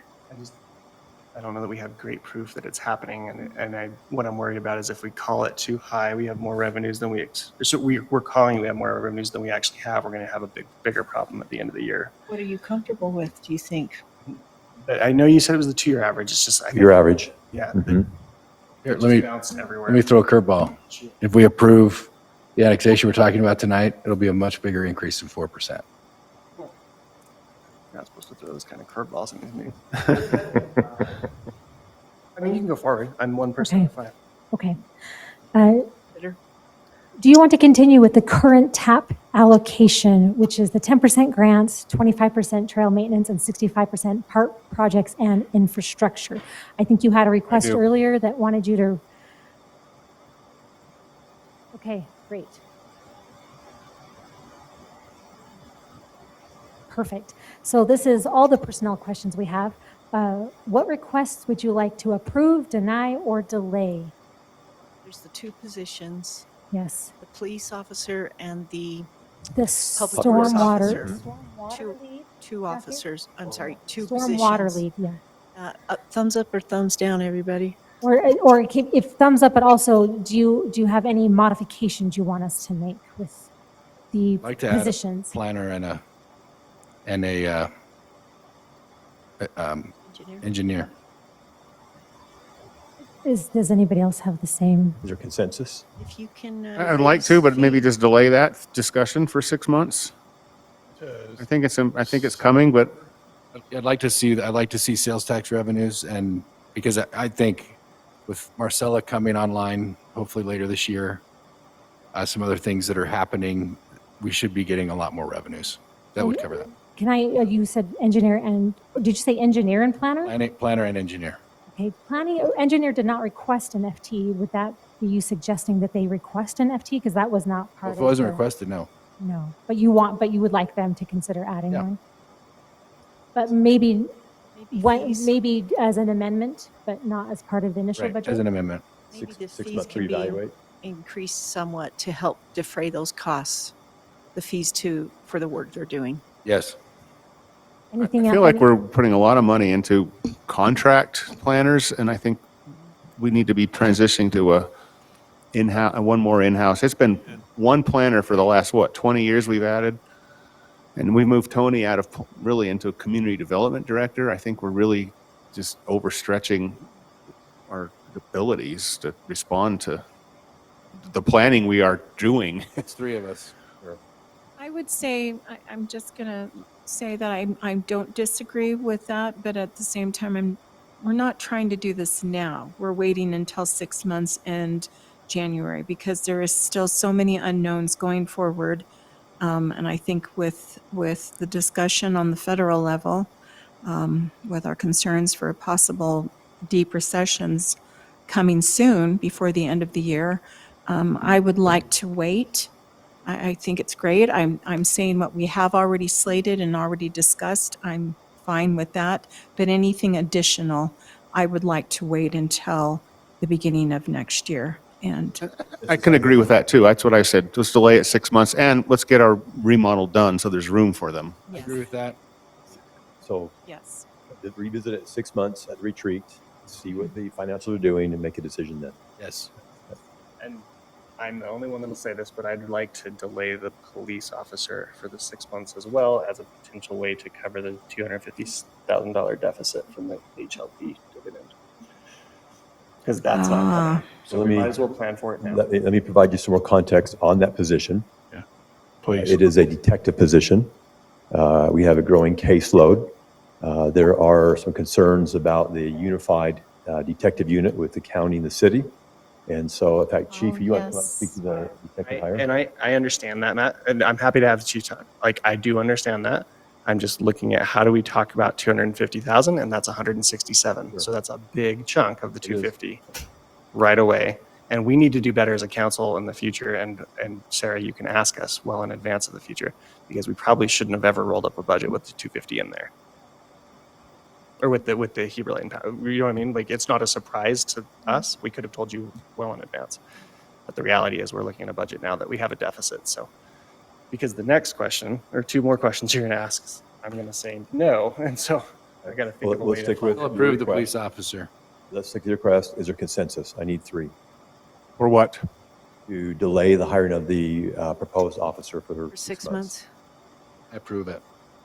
Wait, you're saying no to Aaron or yes to that? Aaron's comment. There's money in the general fund that we can cover that if we need to. I still have no consensus. Any other thumbs up? any way to, I guess the discussion going forward, I'm concerned about the $250,000 that we have set aside for doing a master plan or a blueprint plan for the park. Can we take that, nix that for this year, and then use that as our offset and still hire Aaron?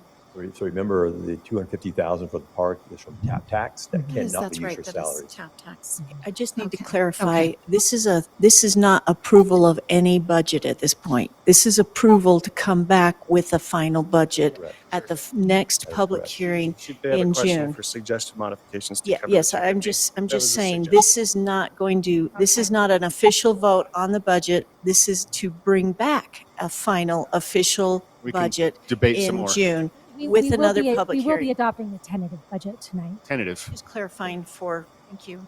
everyone. you.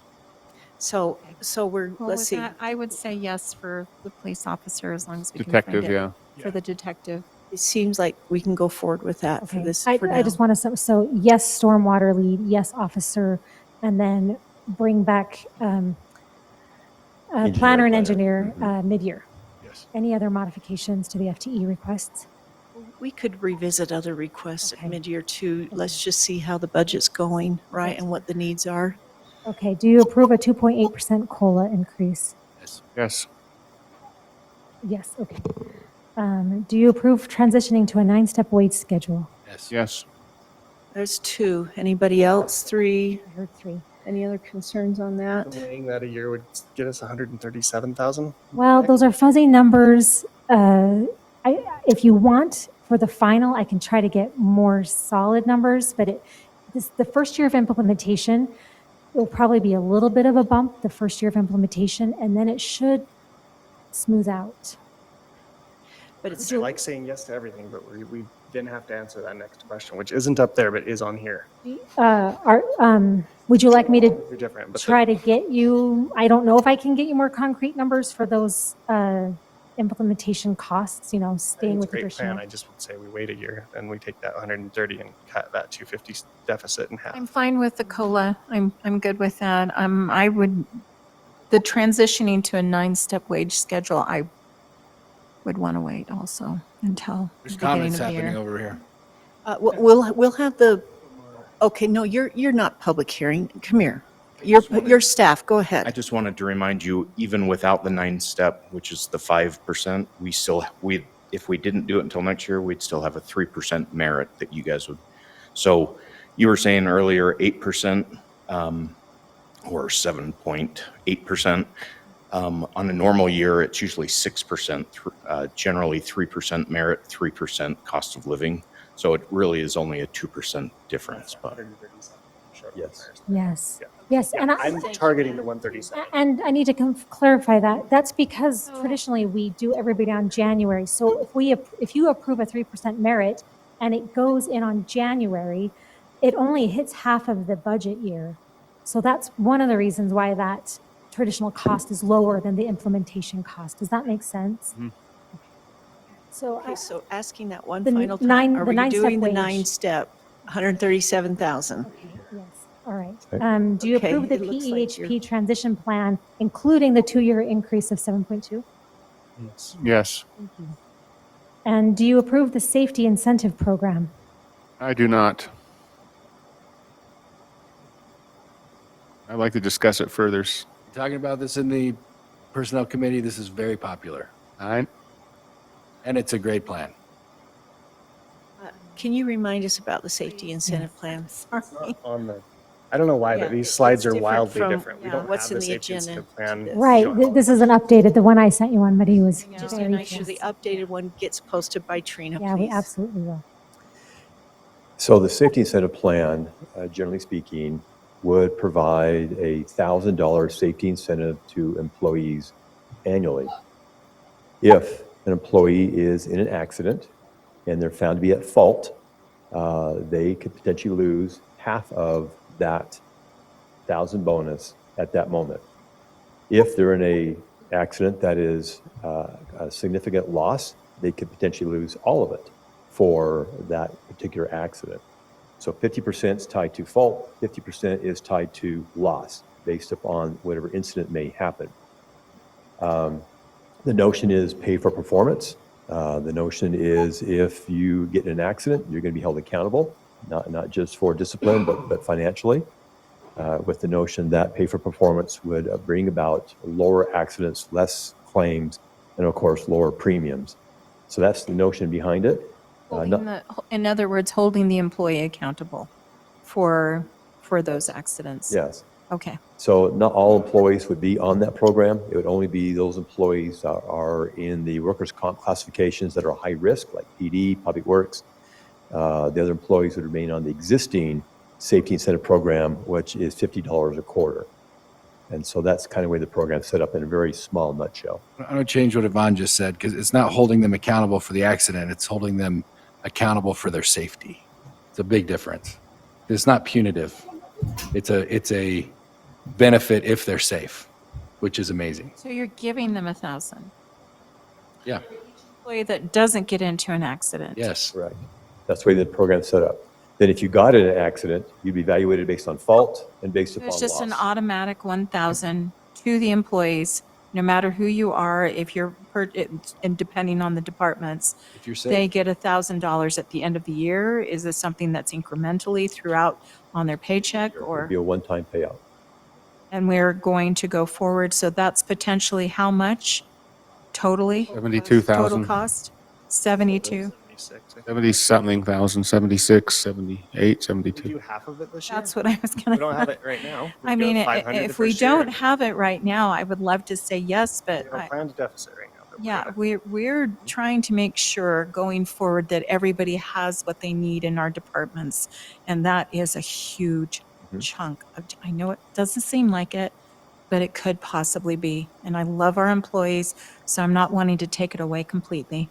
I'm happy if we can at least maybe bring that amount down to 500 to start. We'll see how good it goes. Because I am concerned about that huge number we saw with the accidents from last year. So if this is something that benefits, if I see the numbers, but I do want to revisit at the beginning of the, well, I'm here, at the beginning of the year to see, you know, how that worked. If we had less accidents, if it looks like it's helping and providing exactly the direction we want to go with safety, that's what I would like to see too at the beginning of the year. So let's do 500 this year to start us I don't out. have any consensus. Yeah, the proposal is I'm going to say something, and I know it's unpopular, and I'm sorry, staff.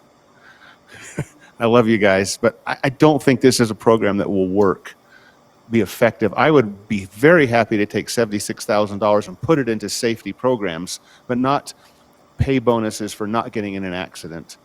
If you want to do good calls, hey, Matt did a great thing on safety, and I'm going to call him out, and he's going to get $50. The mayor does it with mayor's awards, but I think we could put that money into something that actually creates a culture of safety, rather than just it's an entitlement and I get an extra $1,000 a year. That's how I would see it.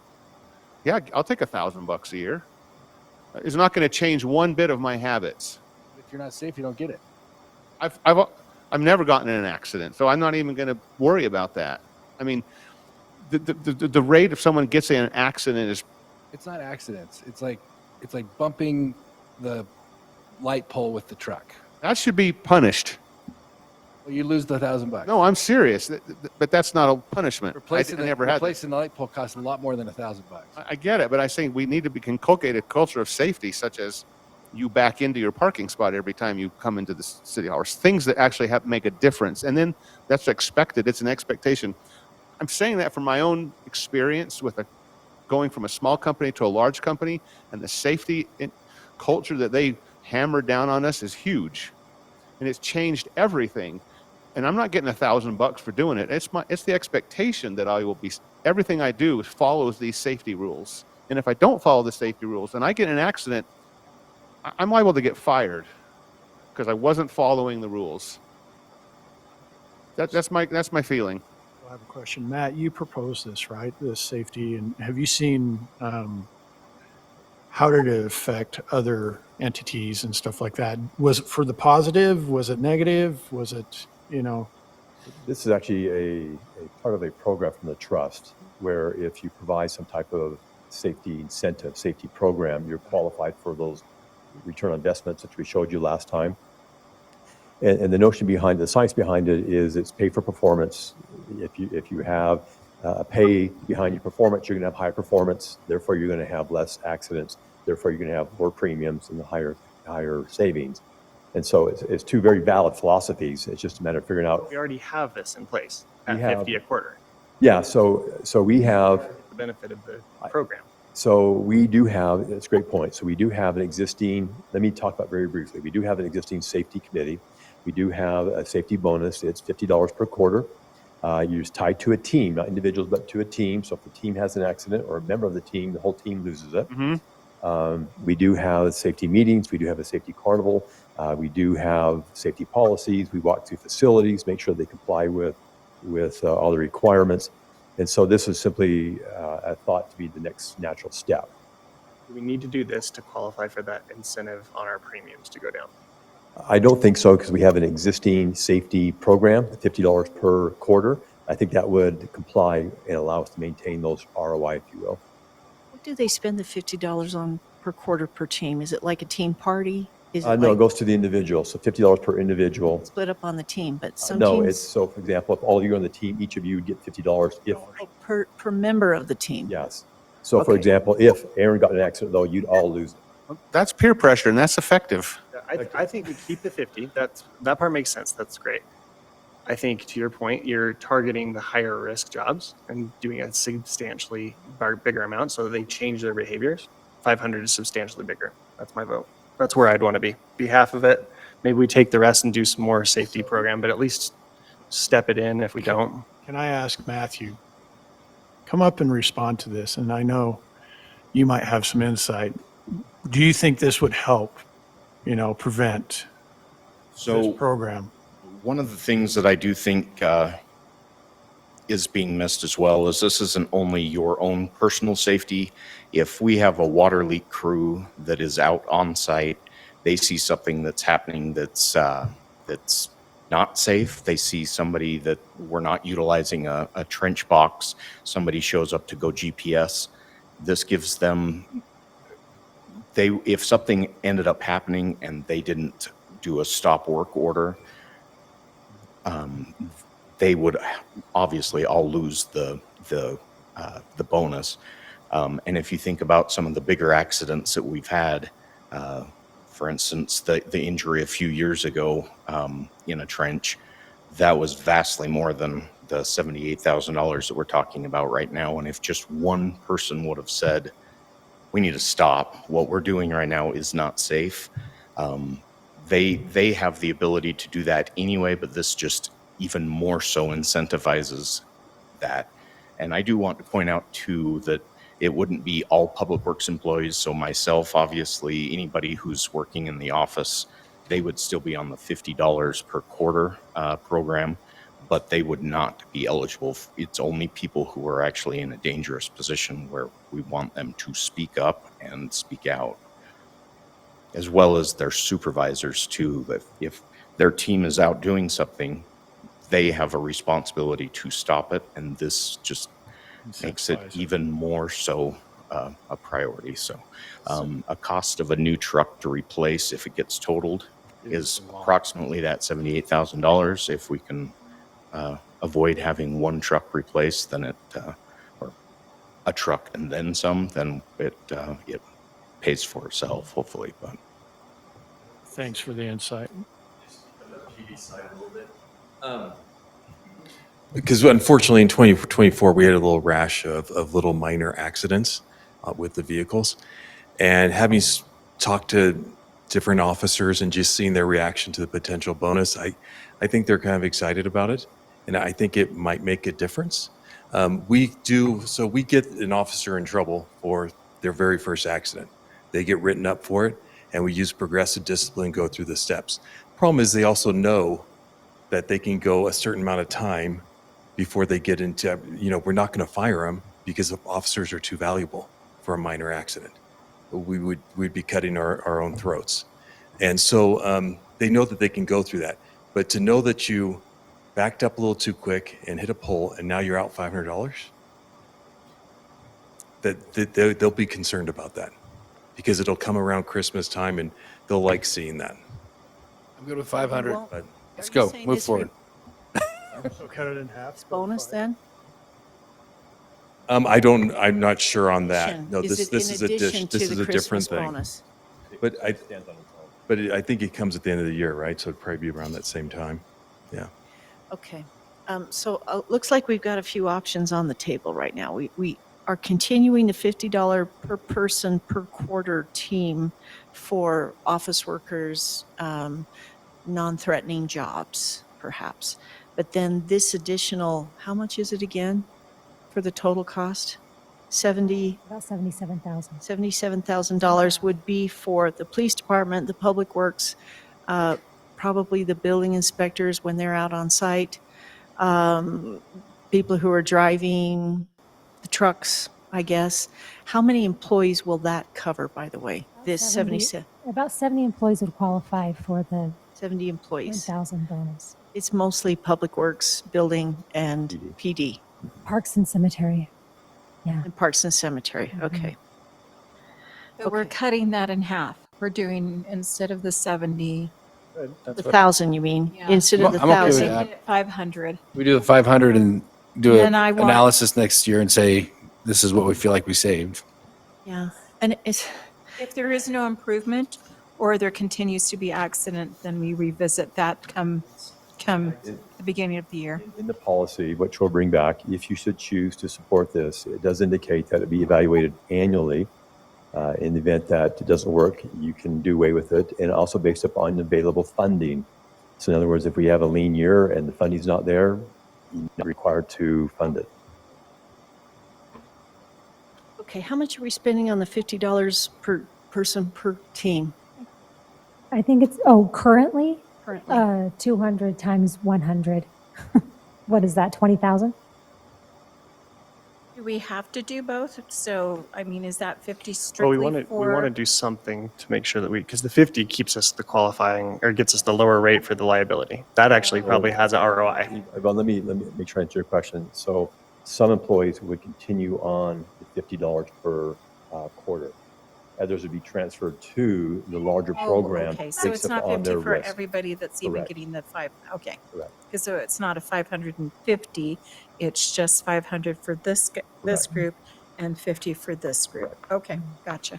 Thank So you. Jeremy doesn't qualify, right? I know he's just dying for me to ask. Take 70 employees and we bump them from 200 a year to 500 a year. That's an additional 21,000 additional than what we're already paying. If we do 1,000, then it would be, yeah. Yeah. Let's pick away at this deficit. Well, 56 actually. Okay, so 70 times the Yeah. 800 difference Mhm. because they're 200 Yeah, now, getting that's right. So 1,000, 56,000 extra. 56,000 increase.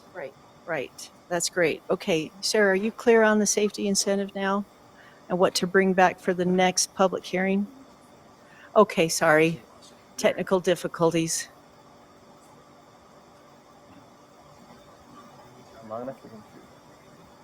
Meeting's over. Computer dead. I'm not even sure if that's We really need to open this up for the public hearing too, so we can continue, everyone. So let's just finish this up. Anything else? Yes, we have a few more questions. Would you like to modify the capital improvement plan? Well, there's that $250,000 for the park study. And that's coming from TAP tax money, so that's fully funded. Okay. Which Good use of tap tax. I would prefer to remove that. I'm sorry. I know we want to do all these things, but again, I just feel that we're moving forward with something that we're not even sure it's going to stay, the plans are going to stay that way. So unless we have a way of maybe presenting it to the citizens, here's my thought on that. This isn't our park. Let's just put it out there, and I don't know if it's going to be a popular comment there. I'm not trying to be combative, but it's not our park. This is a park that is shared by our citizens. In fact, it is the citizens' park. And for us to dictate or go forward in saying this is how it's going to be when we don't know, we've already discussed what the option and the discussion has been, we are going to let the citizens decide. And I still feel that there's some disconnect there with some of the citizens. Their attitude is, oh my gosh, you're doing all of these things. What? We don't want it. And then you have others that are like, oh, this is great. I love what you've done so far, not realizing that there's more to come.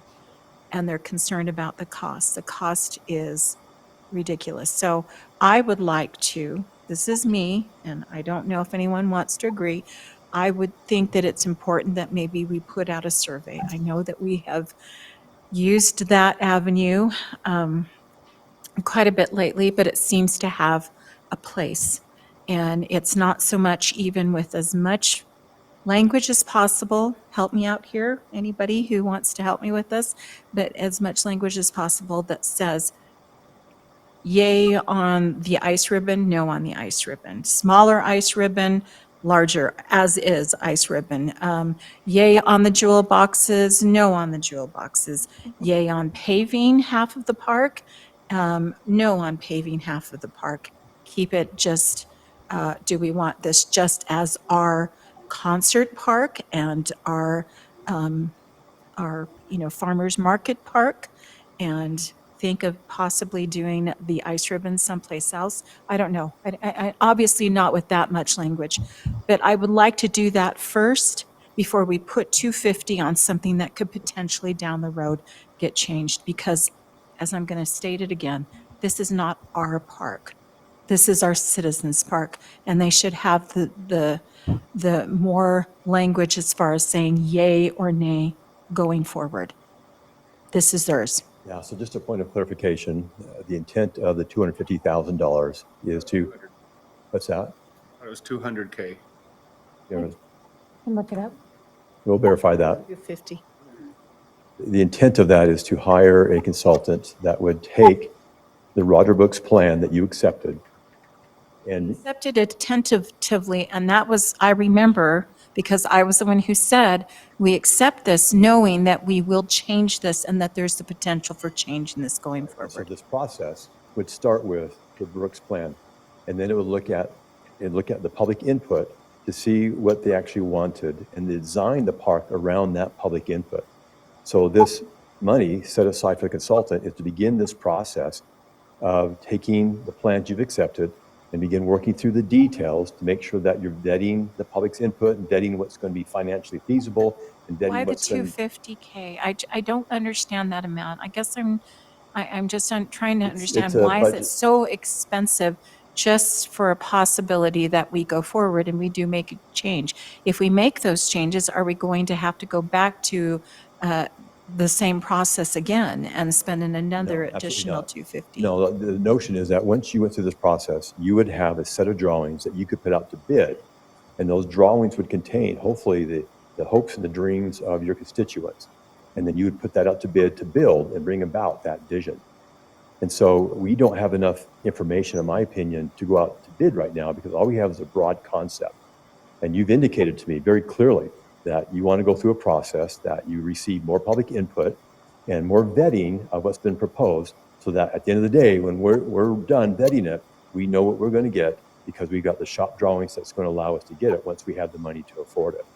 So the value of that is once we have those shop drawings, we can begin applying for grants. Because generally you can't get grants unless it's shovel ready. Those shop drawings will allow us to be shovel ready. That's the first thing. And the second thing is you'll have the vision done. You can begin putting together your capital stack to bring that about as you can afford it. Doesn't mean you'll do it all at once. It's only as you can afford it. Now, the $250,000 is a number. We'll put it out to bid. Hopefully it's less, and the market will determine exactly what that is, but that $250,000 is simply a plug budget number. Budget number that could possibly not be used is what you're saying. It's up to you. The bid comes in at 400,000, we won't be doing it this year. It's a budget number. It's super expensive for those engineering drawings. I'm seeing that. Everyone, you should know that the surveys in the city newsletter for just the general, do you like it or not? Just general on the big plan, okay? I'm doing that on my dime because I've been asking for months. We need to do this public survey. So it's out there. We'll see how many people want to respond. It's going to be open for a couple of months.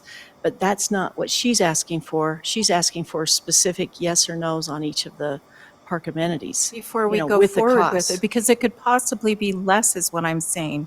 If we do that now, then we're not wasting our time or any engineer's time at the same time. That's my, maybe it's a simple approach and a simple thought process, but to me, it seems counterintuitive to go and put money into something that could possibly change, and we know it will change going forward. If we want it shovel ready, and if we want plans that are shovel ready, then we do it after we have gotten the input from our citizens. That's what I'm asking. So if we were saying 250K, I guess what I'm saying is I'm not against the amount per se, as long as we do all of these other things first. Because going forward, if we do all of these other things first and we wait on making that $250,000 or possibly less, maybe in August or September or whatever, after we've put it through to the citizens, it could possibly be less. $250K is our top dollar. That's what I'm trying to say. I just feel like we're pushing something and the potential for it to I don't want to say it that way either, but I don't want us to sneak in anything that the citizens aren't ready for. I get that. I guess my only remaining feedback is, remember, the purpose of this investment is hopefully to drive visitors to the park. I is know to that. drive people who live here to the park. That would in turn spur private investment in the downtown. You see, right now, there's not a lot of private investment because not a lot of people come downtown. So the notion is that these investments we would make would allow us to program that park 250 days a year with events and activities. That would start loading the downtown with people. It would start incentivizing the private sector to invest money downtown and bring about that Let me transformation say that we this, want. Matt. I understand where you're coming from. I get that. And that's not what I'm against. What I'm trying to say is this $250K right now, before we've even vetted it with our citizens fully, seems to be a high number at an amount that possibly could be a lot less. I'm willing to say 200K because I strongly believe that as we present what we have right now from the Roger Brooks discussions and we put it forward to our citizens, you're going to hear, hey, that looks nice, but no.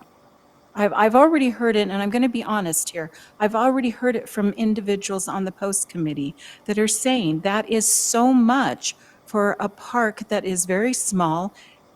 We would love to see it more open. This should be your open space. People love coming there and playing. They love the park. They love the concerts. They love more of it. They would love to see more of a farmer's market. And without going through this again, I'm just saying, before we say yes to this big chunk of change, let's do it the right way by making sure that we put all of these other things into play first. And then, once we know where we're going, then we put the money into something like that and then to those plans. That's my thought. That's where I'm going to leave it. Okay, Aaron, and then I think Mike. But thank you. Appreciate Aaron. I like that idea too. I'm not quite as vocal about it or quite as solid about it, but I'm pretty sure there's 3 other thumbs up, so I think we should stop talking about that one. I have a bunch of other ideas if I can go rapid fire and then you guys can fight me on them. We're going for 250K. I think we've already talked about 22,000 savings and delaying the safety thing. I think we should delay the wayfinding signs for 50,000. I can't hear you very clearly. I think we should delay the wayfinding signs for 50,000. Remember, we put in we're over our general fund by 1.9% too, so. Yes, delay, not stop. Over our reserves. Yeah. So make sure that's in Keep your. going, Aaron, and then maybe we can get the budget back and then next time make those final cuts. I think we should delay. I understand these are needed, but I think we should delay the Bobcat purchase for 85,000 and the animal control truck replacement for 74,000, at least until we see how sales taxes are going. Maybe we just do it later in the year. See, animal control though is paid by the entities and they've already agreed to the budget on Monday and they will. Then skip that one. Yeah, we can skip. Okay, we'll skip that one. I was going to tell you at the end what I rolled up to, but we'll skip that one.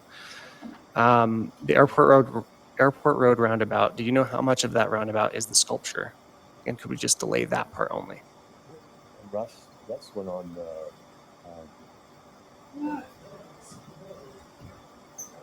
488 is just. Okay, can't do that one then. Aaron, the only money Okay, don't worry about that one then. have into a sculpture is actually in the current fiscal year tap tax budget. Okay. Matt, on your admin section, there's 200,000 of planned bank fees. I planned what? Bank fees? Those are credit It card hasn't happened in fees. the past. What? We broke them out separately. Our auditors suggested that we don't address them as miscellaneous any longer, that we actually call them out as bank fees. That's why it's a new They're line. in somewhere else. It's not something we can Yeah, say they were then. somewhere else in the previous year, but that's credit card fees that we have to pay for transactions. But we have an offsetting revenue because we do charge people if they use credit cards for certain transactions. Okay. Does that make sense? I don't know if it's a complete wash, but I'd have to look at it. Yeah. Because there are some transactions that we don't charge a fee, even though we pay a fee, like utility payments. We pay a fee, but we don't charge the utility user that credit card fee. And then we have 200,000 in traffic calming and 200,000 in signalized intersections. If we took 25 out of both of those, delayed the Bobcat, delayed the truck, delayed the wayfinding, and did the safety thing, we would be at 215 out of the 250. I think those are all in Fund 42. Or bouncing, or I don't know, I bounced around a lot. So I think those are on the CIP summary, and if they are, they're in Fund 42, which would not affect the general fund deficit. So even if we cut everything out of Fund 42, we still have to transfer that money. To Scott's point, we still have to transfer money to meet that 35%. So if you cut everything out of 42, that's fine, and you're welcome to do that. But then Fund 42's balance just goes up. It doesn't affect our general fund, Fund 10 deficit. I would have to verify where all those, but I think those all sound like capital improvement projects that They you're were. talking about. Yeah. They were. The question So we would need operating, we would need operating modifications. I can tell you that we do a zero-based budget, that departments are required to build their budgets from zero, unlike the federal government who increases it by 5% and moves on with it. Tony, I think I mentioned to you, said we're going to start our own Doge here. We've already done that. You're not going to find a lot in this budget. It's pretty tight. I'm not opposed. I would not agree to removing any of those needs for the trucks, only because Not remove, just delay till we see how. even delaying would create a higher, the risk of a higher amount of paying even more in the future. So it's better to do it now while we know things are okay, and instead of waiting until the future, because guaranteed it will be more expensive. So I say do it now and get it over. That is a good point. If And you, for the citizens out there that are frustrated and thinking, oh my gosh, no, seriously, you have no removed idea how truck much more it could purchases, possibly be. those trucks are purchased out of Fund 61. Yes. But then there is a amortization charge that we charge a department. So if we buy the Bobcat, the general Preston's fleet would buy the Bobcat, and then we would pay who's buying the parks. If it's a vehicle for parks, then parks pays a depreciation cost for that, so 1/5 of that. So you would be saving out of the general fund 1/5 of the cost of the Bobcat. But just keep in mind that Bobcat's probably going to be a lot more expensive. Well, that Bobcat gets paid out of a different fund. Yes, that has I know money in that. it. I realize And also that Bobcat's critical because we've added parks and trails and everything, and that's needed to maintain them and take care of them. Yeah. Right now, they don't have, they And wouldn't while have I the equipment realize to that do the it. citizens might see that as an unnecessary expense, please understand that going forward, it will be an extreme expense and we will need it.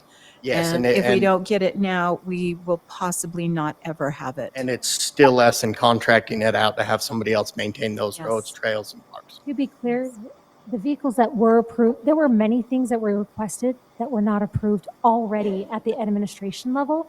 What you're seeing in our budget that we're proposing to you has been vetted pretty carefully already. So if the Bobcat's in there, it's because administratively we've deemed it as not a want, but as a need. There's not a lot of wants. Yes. They cut a lot of stuff out of their budget at Parks and Cemetery, like some excavators and things like that, that they could do without for a little while. That was something that they had to have with the lawnmowers and a few other things as well. You're saying you're confident, I'm not trying to be accusatory, but you're confident that if that 250,000 from Heber Light and Power wasn't in there, we would have rolled up 250,000 higher than we're at. It's not a coincidence that they come so close and that we're now, does that make sense? Well, Like, I know it's a zero base, yeah, but I also know. The reason it's exactly 250 is because it was exactly budgeted to zero, and you asked us to remove the 250. That's why it's exactly 250. But And that's for fiscal 25. I think 26, there were other minor modifications, and so it's not quite 250, the deficit for 26. But it was completely budgeted before we eliminated that specific revenue amount.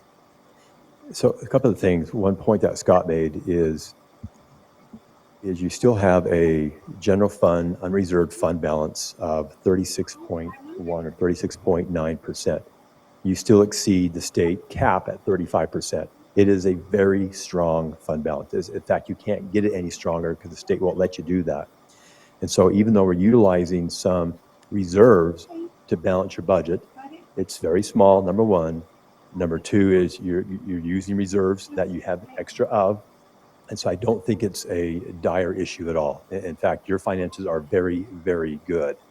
And so it's just a matter of feeling comfortable with the strategy that we presented, which is we're going to use some of your reserves because we've taken out the dividend from Heber Light and Power, but your reserves still exceed the state cap of 35% by about 1% and 0.1, something like that.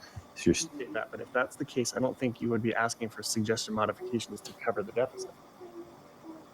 Because Your what you would have suggestion said could is, just be our use intent to fund. cover the deficit is this. Do you agree? Suggested modifications say, what do you suggest? Yeah, fair. Yep. So we've given you a balanced budget. It's a good budget. If you want to make changes to it, that's why we're asking you the questions. What are the things that you don't like, things you want to add, things you want to take away? But we've given you a balanced, solid budget. We've just done a lot, which is great. Thank you, Brandon. Okay, so what about that last And then my last question, I presented did you want? I'm the one that has suggested everyone to look at a CPI increase for the business license Oh, rates yeah, sorry, because thank you. we had quite a bit of a higher increase proposed last year when we looked at the actual salaries and the actual calls per business category. And, we did the last one a decade ago. So it wasn't very much for just a CPI increase. It was the 3,600 plus, very minimal, but that was a question that you might have skipped. Yes, thank you. I forgot about that one. Ooh. We did a business license fee study last year. We The last make one money was on over the a sales decade tax, ago. not the business license. Boo. Yeah, I'm just saying it's very minimal amount, but because it's our salaries, right? I don't want to step are over taking dollars care to of the pick up business pennies. license administration, and we're increasing salaries. That was just a suggestion, but it's not very Well, the much. notion is if we applied a COLA increase to the revenues we derive from business licenses, that would generate about $3,600 of new revenue. And so the notion is you want to include or program that $3,600 into the general fund budget. Again, it's not like the business license is generating revenue for us. No, it's costing us in salaries to administer and make sure that the licenses are done right and that, things are taken So care of by there. increasing with the 2.8 increase, then you feel that 3650 will cover the cost it is on our side to. Oh, it's not full cost. No. It's not full cost. It was just somewhat of an inflationary increase to help towards the increases of salary. I need some feedback. It's 75 right now, right? What's that? The business license fee. I'd have to have Mindy. It varies. I just like a poke in the eye. If you got to pay $77.20 or whatever, it's like, just poke me in the eye. I don't like that I idea. can at all. support that, but I would like to round things up to an even dollar. I don't want any cents. Yeah. Don't be making it $80.22. We knew which ones. Yes. Yeah, and we knew which business licenses were the furthest out of whack. People are maybe we paying. just adjust those ones so that the total goes up 2.8%. People are paying more on their monthly water bills, monthly sewer bills, and Yes. now we're going to do I business know. license fee. It's like, is it worth $3,800 of pain? And I say no. These businesses provide the sales tax that runs the city. I agree. This is one thing we can say, no, we're not going to raise that. Thanks for paying your business license fee. I think that's what to Aaron's comment though, is that we just make sure that we look at those fees that are already disproportionate and maybe go in that direction at this point. Mindy tried to do that with us. Yes, we did have a conversation, and the council did not show any interest in implementing the study suggestions. We did. To bring it back, and now it's been, seriously, it has been over a decade since we looked at the business license structure last time, and we changed all the categories and did a big box compared to a home business, and they were all different depending on a lot of factors. But the big factor was how many times they get police calls and, need other services. And of course, that ties into our salaries, and you can see how much our salaries are increasing. And so that was just the idea. As our salaries does not mean the council's salary, just so you know. City salaries. Not for us. Not getting any money. So I'm just going to say, I do agree with Scott wholeheartedly that our business license fees should be low, but I also agree we should be annually adjusting them per inflation. So annually adjusting our low business fees to track inflation. We can disagree and still like each other. I agree. So need consensus. Yeah, so I have, Is there enough that want to do I a think, little bit? I think And three of then- us were thumbs up. Yvonne, right? I think so. And please, business people out there, it's not that we're asking for a huge increase. I want it to be something that's not enormous. It doesn't have to be like a 2.5. And remind me, what were you on this item? Were you an up or a down? Oh, so we have three. We couldn't see that. Put your hands up again. Yes. Okay. Yes. First one, I think. All right. And then I presented to you a couple of different truth and taxation scenarios. Remember, one of them was to cover the additional police officer, fully benefited, soup to nuts. The other one was just an inflationary increase, like we just discussed with our business licenses. Any appetite, and let me be clear, this does not, thumbs up right now does not say, yes, we are going to do it. It just puts us in the process of doing a truth and taxation where we will have formalized state numbers. We will have public hearings. Do you want to proceed with a truth and taxation process? There's a way to get back to a balance without doing it. Say that again. There's a way to get back to a balance with the 250 coming out without doing it. You can use reserves in an instant. That's the fastest, easiest way. Is if you just say we are going to use our reserve balance, then you can have a balanced budget. I personally have no appetite for doing any type of property tax increase. If need be, then we come back and we start chopping away in other areas then at that And point. please remember, you asked us to bring back some I know, scenarios. I know, So these are scenarios. I know. We're not advocating for them. Yep, They're just yep. scenarios. No, And right. And don't we have a policy now that we voted in a few years ago to revisit every 2 years? And that's next year? Do you remember that? Oh, was it every two? We've been doing it every year as a, Or is it every year? yeah. Oh, I'd like to see the budget before making a final decision. me too. I'm not keen on a truth and taxation. Not sure we need it, but we don't have a final budget. So after all of our discussion. I think tonight is the night you would have to decide that. If you adopt it tentatively without recommending a truth and taxation, I think this is the night you decide that. Is that right? Can we cancel it next month? I think We have to adopt anything. well, you have to adopt the tentative budget tonight. budget Right. tonight. But if you said, yes, we would like to do. pursue the truth and taxation, then we would not adopt a final budget in June. That whole process gets shifted until August. The code just says that the city manager has to present it to us. Done. Are you talking the budget or truth and taxation? Budget. That we have to adopt a tentative budget. You have to adopt a tentative budget on the tonight. first I think May, the that's first I'm meeting okay in with May. it in the That's tentative not what the budget. code says. The code says at the meeting at which, sorry, it says that at the first regularly scheduled meeting of the last, of the city council in May, the city manager shall file with the council a tentative budget. It does not I say think you have to anything about keep being adopted. reading. I think it's maybe some further bullet points down. It's for, okay, additionally, section whatever further establishes at the meeting at which the tentative budget is adopted, the governing body shall establish the time and place of the public hearing to consider its adoption. So a tentative, It you doesn't adopt have to be adopted tonight, is what I'm getting at. tentatively, you have to adopt a tentative budget. You adopt the final budget in June. It is not what that staff report, Jeremy could Or section says. clarify for us. we have missed some wording there. I believe the state code that's been changed requires us to present and adopt a tentative budget tonight. It's the first Then meeting in you May. publish the It's final basically a budget. safety net. If if everything Okay, and blows then up, we have Let's a keep it in the functioning tentative budget so we can make a decision for the final budget. So if what will happen is if you adopt a tentative budget, we're going to take the changes you've given us, program them in, and then bring that final budget back to you at your public June. hearing. Mhm. Correct? Right, but you'll get it published as soon as possible, along with the public hearing notice, so that the citizens will have a good Absolutely. 3 I'm weeks just- maybe yeah, I'm just to look done. at it before the June meeting. I'm going to say I do not want to consider property tax increase through truth and taxation. So I'm a thumbs down on that portion. Absolutely not. And Mike also. Wants to continue with it, the possibility of it. Any thumbs up? Well, I don't want to preclude it if we need to discuss it in 2 weeks. That's that question. Yeah, I'm a Point little to torn because confirm. I I thought we had to make that decision tonight, but I think Jeremy's scrambling to confirm. Yeah, so I was Well, trying let's to open look. it up for the I public don't think comment you, now. I don't think you need to make that decision tonight on the truth taxation. You do not.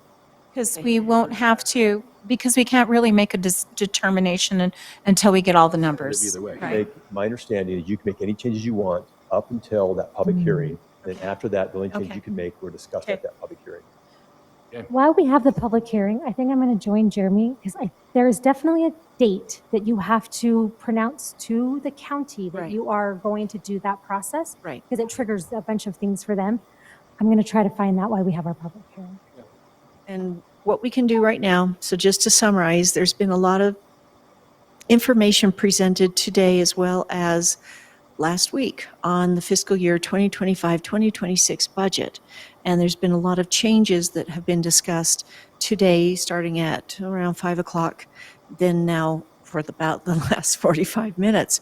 So given that this is a public hearing for the tentative adoption of the tentative budget so far for fiscal year 2025 through 2026, starting July 1st, 2025 through June 30th, 2026, and the public hearing date that's being proposed right now with part of this public hearing, and this will be the second public hearing, not tonight's public hearing, but the second public hearing that's being proposed is Tuesday, June 3rd, 2025, at that first city council meeting. All right, given all of that, everyone, it's time to open it up for the public comment.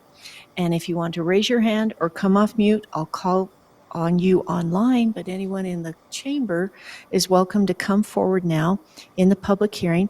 Take your 3 minutes maximum, and please tell us your name, and the public comment period for the public hearing is Sorry, but open. Can I make a motion that we extend the Heber City Council meeting to 10:45? Okay, thank you, I guess. I know. 10:45 p.m. Sorry. And a second with Aaron Cheatwood. Let's just go down the row here, please, on the vote. I'll only vote less if we commit to talking to the subject. Yes. Talking to who? Subject, not. Subject? Subject at hand. Let's stop bird walking. Get this done. Yes. Yes. Yes. Okay, there's really not any way that I can force people to say I know. whatever I'm they just- want in a I'm public just hearing, being- but we really can try to move forward with the rest of the agenda. Okay, so we're on a timeline, everybody, and we appreciate your patience. Okay, anyone in the chamber that wants to come forward, 3 minutes on the tentative budget? Trina, is there anyone raising their hand online? Anyone coming off mute? Say it again.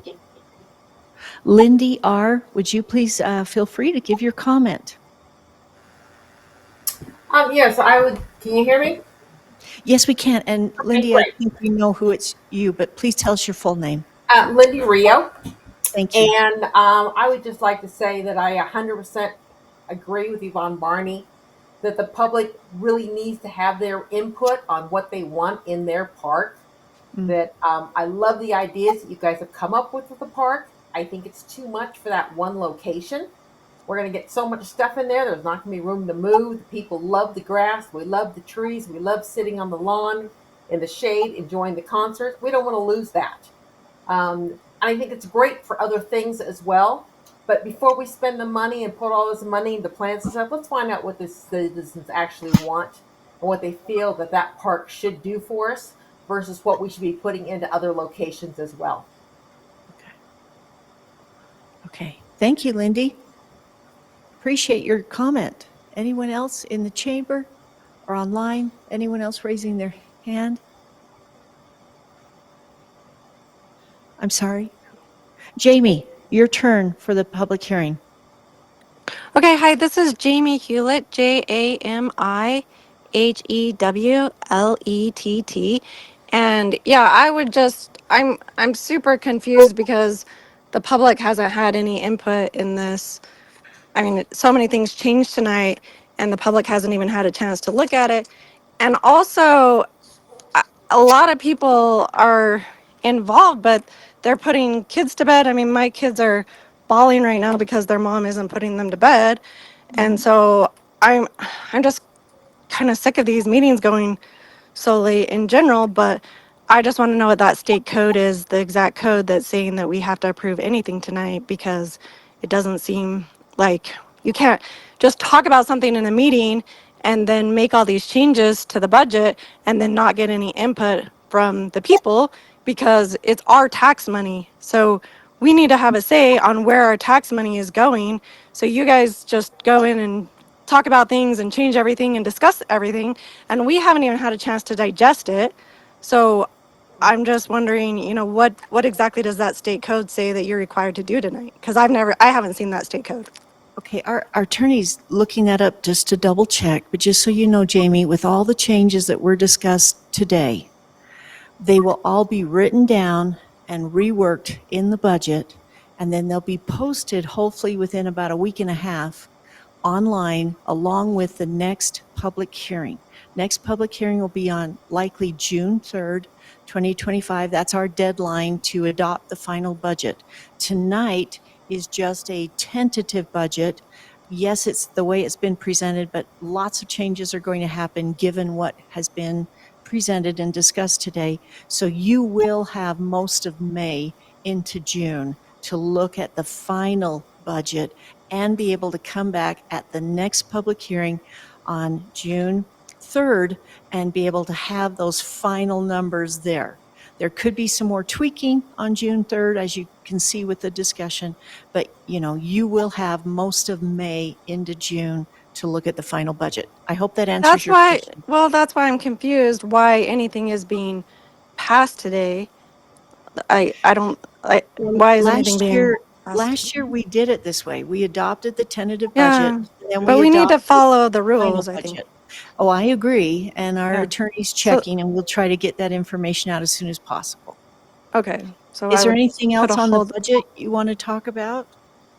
Well, I mean, we've already designed the park. Like we've designed it. We've paid. The chamber's paid. Everyone paid. We've all put money into design the park. It's already there. There's nothing that we need to spend money on the park. We need to figure out what the people want. And I don't want an ice skating ring to take away what's going on in Midway, and that takes money from Midway's ice skating ring. And then there's another ice skating ring. There's ice skating rings everywhere, and so it just seems a little haphazard that nobody knows what's going where and where the money's going, and it just seems like let's just spend on this and spend on that.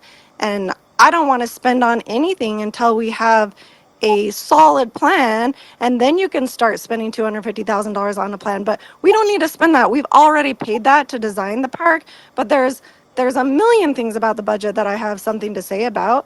And you come in today and you change everything, and then you're like, okay, let's pass it through, and I haven't even had a chance to look at it. And I know about 100 other people who are saying the same thing as me. What's going on? And they're all waiting for this to come so they can listen to it when it's not 10 o'clock at night and their babies are going to bed. Like, my kids are literally bawling because they need to go to bed. Okay, and we hope that they can settle down very soon. So, Jamie, we will try to get the final budget posted as soon as possible, but it will likely take us a week and a half. And you can see that it's not easy to post millions of dollars and make sure the figures are right and to rearrange things as much as we've discussed today. Right, so that's why I'm we're saying we trying to should do that, and we're Yeah, we still should do looking up what the the code. state code, yes, we should do Yeah, what the we're state still code looking up the state code tells on the us. tentative budget adoption. And Jeremy, whenever you're ready, just give me a little signal. So Okay, here's Jeremy. I think we tentatively adopt our tentative budget, which, to answer Jamie's question, is intended to be the budget that then we can put out for people to review, so that we have a tentative budget that is tentatively adopted by the council, that is at least something that is, theoretically close to what the final budget is, so that people can start reviewing it and know that it's going to be something that's at least the basis of the budget. Okay, but my question is, what state code are you referring to, and what does the state code say? I'm referring to 10.6.1.11. So 111, Yeah, I believe so. 10-6-111. 3. You believe So- so? Because it's kind of So, important. so we adopt the tentative budget. You can then amend your tentative budget. So if we came back next meeting, we could amend the tentative budget without taking final action on it. So we could put out a new tentative budget that would then be our tentative budget that people could then review. And that And state code's been in place for over 25 years, at least. Was that? Yeah. Okay, that's what I'm just asking what And the then, state. and then we'd have a final budget hearing where we'd have to adopt our final budget. Okay, but So we're that- trying to, sorry. So, no, I'm done. I'm just saying, we're trying to bring a final budget and publish that as soon as possible, Jamie, so you and anyone else will have weeks to look at it through the last part of May, the last 2 weeks of May at least, as well as that first weekend of June. And, you know, you can email us anytime with comments. You can give the public comments that are attached to the minutes. And we would encourage anyone to send us in comments over these next few weeks once we can get this final tentative budget posted. And it will be different than what we've posted so far, because we've already posted quite a bit in the last few weeks on what was being proposed. Okay. So I'm Jamie, just so asking sorry. this. I need I'm to just move asking what on. the state code is. Like, I'm It's asking what the code- state Are code you is. ready? It's, Well, I it's just 10. did a Google search for that, and that it isn't there. So do you want to give her a section? I mean, do you want to give her a 1 So or chap- an A? Section Here it 1 within comes. Chapter Here it 6. comes. Here it comes, Jamie. 10-6-111. Okay, 10-6-111. And you feel free to look that up, Jamie, and then email us on what you think about that too. If you don't mind, we're going to move on. Is there any other public comment online? Anyone raising their hand? Anyone in the chamber want to come forward? Trina? All right, anyone off mute that I can call on? Okay, I'm not seeing anyone else off mute. In the sake of the late hour, I'm going to close the public comment period of this public hearing, and then council, it's back to you for a motion to accept the tentative budget so far presented for fiscal year 2025-26, as well as in the motion to establish the second public hearing date for the budget adoption for the fiscal year 26 budget adoption on June 3rd, 2025. So Any moved. motions? Okay, that was made by Scott Phillips. Is there a second? Thank you. That was Sid Ostergaard. Is there any further discussion before we take the vote? Quick discussion. I think we have to accept it. I don't think we have to approve anything. I've read that code a lot of times. If you can tell me where it says we have to approve it, it says we can, but it doesn't say we have to by this date. And I think that's where the Let's confusion say we have to adopt a tentative budget. It doesn't say anything about the date, which is the part that I'm confusing about. Doesn't say anything about the date. So we cannot adopt the tentative budget, but remember, we can always amend the tentative budget. So if we adopt it tonight, and we want to come back. Just to be ultra clear, we don't have to adopt it tonight. We do have to accept it. It has to have been presented, and we have to accept it tonight. So that Scott, has to happen. is your motion accepting it? Can we just go with that? Accept it, not And my approve? motion to Accept. specifically term accept the Accept. tentative budget. Thank you. Thank you. I hope that clears up everything for everyone. Okay, this is not a final adoption. This is not a final approval. A final budget will be presented, which will likely have more changes after the public hearing on June 3rd. Hey, you did put June 3rd into your motion. You said so move, right? Thank you. Just had to. Still. All right, very good. Any further discussion? Start with a vote. Yes. Yes. Thank you. That passes 5-0. Everyone, we need to move on to the next public hearing, and we appreciate Harvest Village's patience. Yes, welcome to our world. This is now the public hearing for Harvest Village Public Infrastructure District, or PID, number 1 and number 2. Tony, you are here to present. Will anybody else be presenting with you besides the petitioners here? I am going to have Jeremy help us out. Okay, very on good. this as well. Very good. Please go ahead and we'll try to expedite this in the next 47 minutes. Hey, Mayor, can I just remind the city council, we do have closed session item tonight that's Yes. probably going to be decently lengthy, so just a warning. Really? Okay, can I ask a question then? Is this something that, Sorry, but I feel that this is something that going forward is, do we have to do the public hearing tonight? We do, don't we? Because we've already posted We already it. noticed it. Yes, we've posted it. We have to hold it. We'll be quick and efficient. I know, but I just feel that I See it. This is not approval. That's what I need to check. This is not approval. This is just the hearing that will lead to an approval at some point. We're going to do the public hearing tonight. We're going to walk through the governing document, and then we'll bring back the governing document for Can we final do the approval public at the next hearing meeting. and then have more discussion going forward later on at another date? Yes, but we And will we're going to have to walk, get the we, public I hearing mean, to part. get the public hearing, we really need to walk through the governing document to have, Okay, you got 15 minutes. we can do this quick. Thank you. Okay, on the online, I've provided a PowerPoint that came from 2022. Marcus Keller with Zions Bank had done a pretty good presentation on what a public infrastructure district is. Given the time, I'm not going to give you all the details, but I will kind of summarize each slide. A public infrastructure district is a financing mechanism created by the state of Utah to help pay for significant upfront development costs. Cities and counties create these. The debt structure is done in a way that it is not an obligation of the city or the county. It's secured by property taxes within the PID.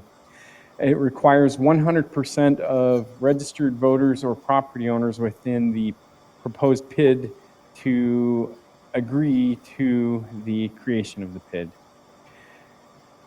There is a governing document that acts as a master agreement, and then there's a board selected from initial property owners. The property tax is limited at the time of the creation of the PID. It's statutorily capped at a certain rate, and it is to pay for capital expenses, not ongoing operating expenses. The PID does not own or operate the infrastructure. The infrastructure becomes public infrastructure. The PID or PID is supposed to create additional perks, I guess, if you will, not just pay for the minimum improvements. The city adopted a PID policy a few years ago. One of the requirements is the PID is supposed to show some type of public benefit, and we'll get into what the public benefits are of this particular proposed PID. Lots of Q&As. I'm not going to get in too much detail here. You know, one of the interesting things is the PID just a financing tool to enrich developers. It can be, if not properly vetted by the city. The city has the power to dictate what the PID can be used for, and if done correctly, it can bring value to the city, the residents, and the developer.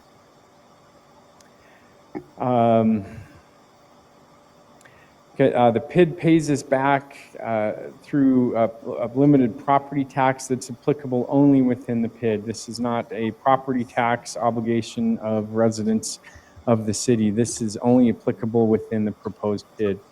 The tax can be between typically 4 to 6 mils, 0.004 to 0.006.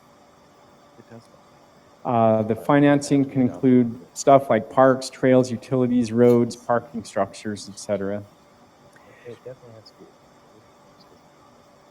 In this case, the PID petitioners are Neil Goldman, Andy Dorobeck, and David French, two of which are here. I think David might be online.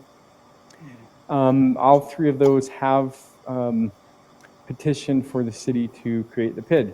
The PID is located with an area that was just recently annexed into the city. The crossings, the resorts, AKA Harvest Village. It's on the southwest corner of the intersection of Highway 32 and Highway 40.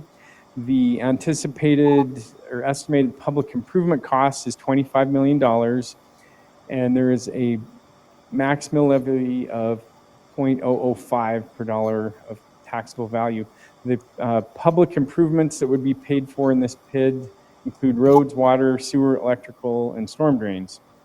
This development, to remind everybody, consists of 62 condos, 140 townhomes, 130 workforce units, 100,000 square feet of retail, restaurant, and an 86-key hotel.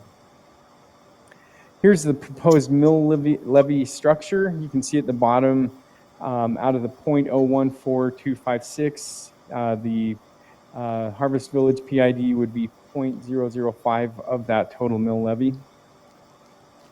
Governing documents are on file with the city. There is disclosure requirements on the subdivision plat and CC&Rs.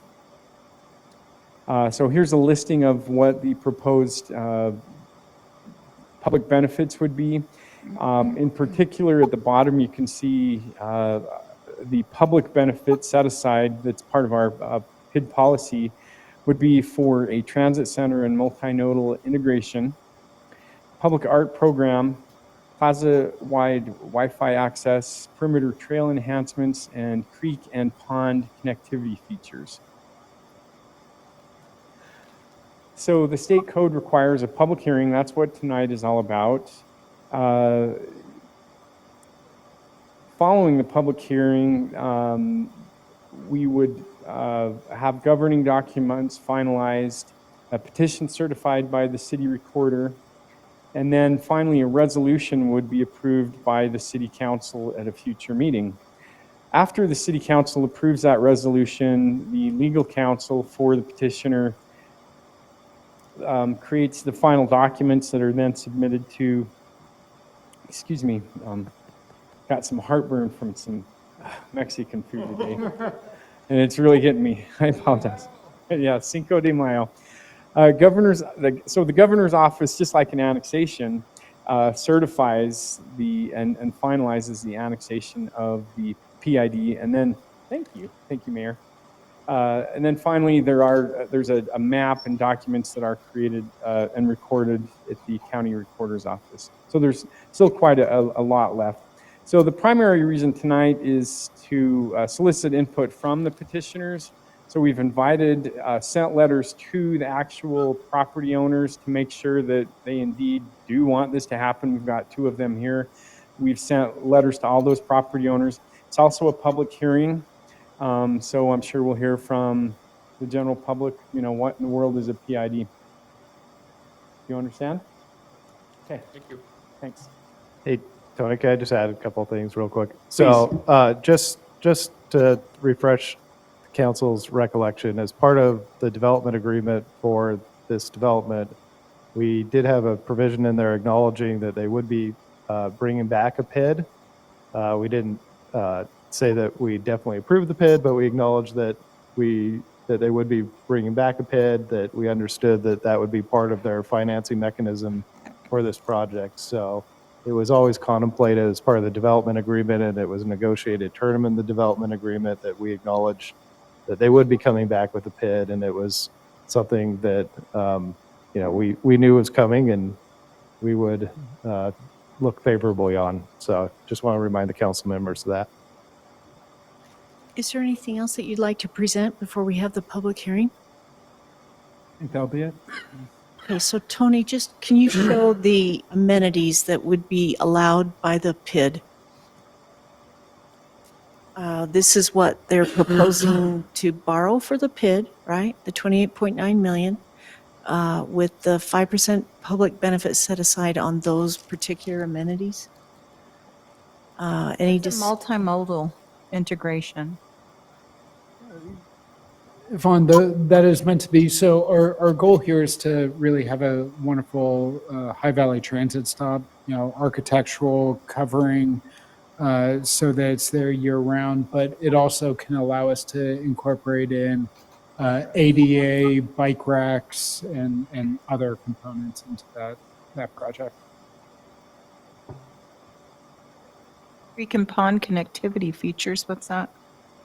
On our site map, if you recall, we have a lot of water features in there, so we're trying to bring that in along with wayfinding, bridges, ways for the public to be able to access all these water features.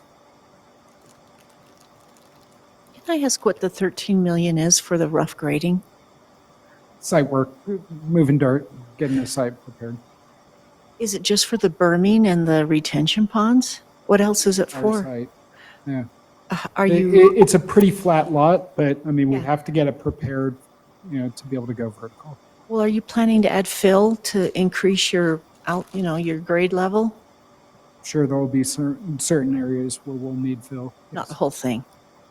I just hadn't seen that high of a price tag before, so I thought it might be significant, and I wondered how much it entailed. Do you have anything there for dewatering, if that is what you need to do? It's contemplated, and, this is also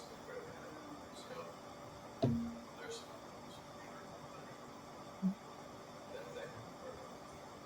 Would you make your transit center enclosed for year-round use? Okay, That's our plan. that sounds great. Do you know who the trustees disclose conflicts of interest to once a pit is set up? I don't know. It's in the governing document, Jeremy. Who? Yeah, it's part of state law that they had to disclose their conflicts of interest. To who? It's just to the PID, so it's not to the city. So they just have to have a disclosure that they have on file. On file Yeah, for and again, property owners to the come in and view? trustees, I mean, to be blunt, the trustees have a conflict of interest. They're going to be Yeah. the developers of the project, and then they have a transition period where those original trustees transition to members in the public. If it's a tax bond, then you'll transition after a certain period to have those members of the public actually take over and be the trustees of the PID. Typically, you're not really going to do much except for potentially refinance the bonds after a number of years, but that's kind of how it's set up. Just to kind of speed this up, a couple of other quick things.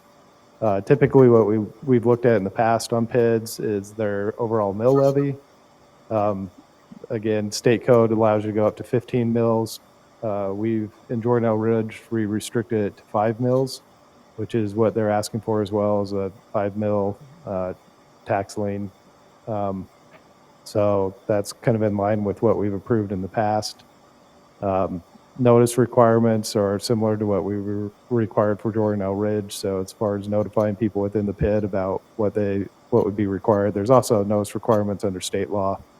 And then again, typically, kind of probably the big thing that we negotiated in Jordan L. Ridge was just the amount that they were going to contribute to the improvements and what those improvements would be. Although, we kind of leave it pretty flexible.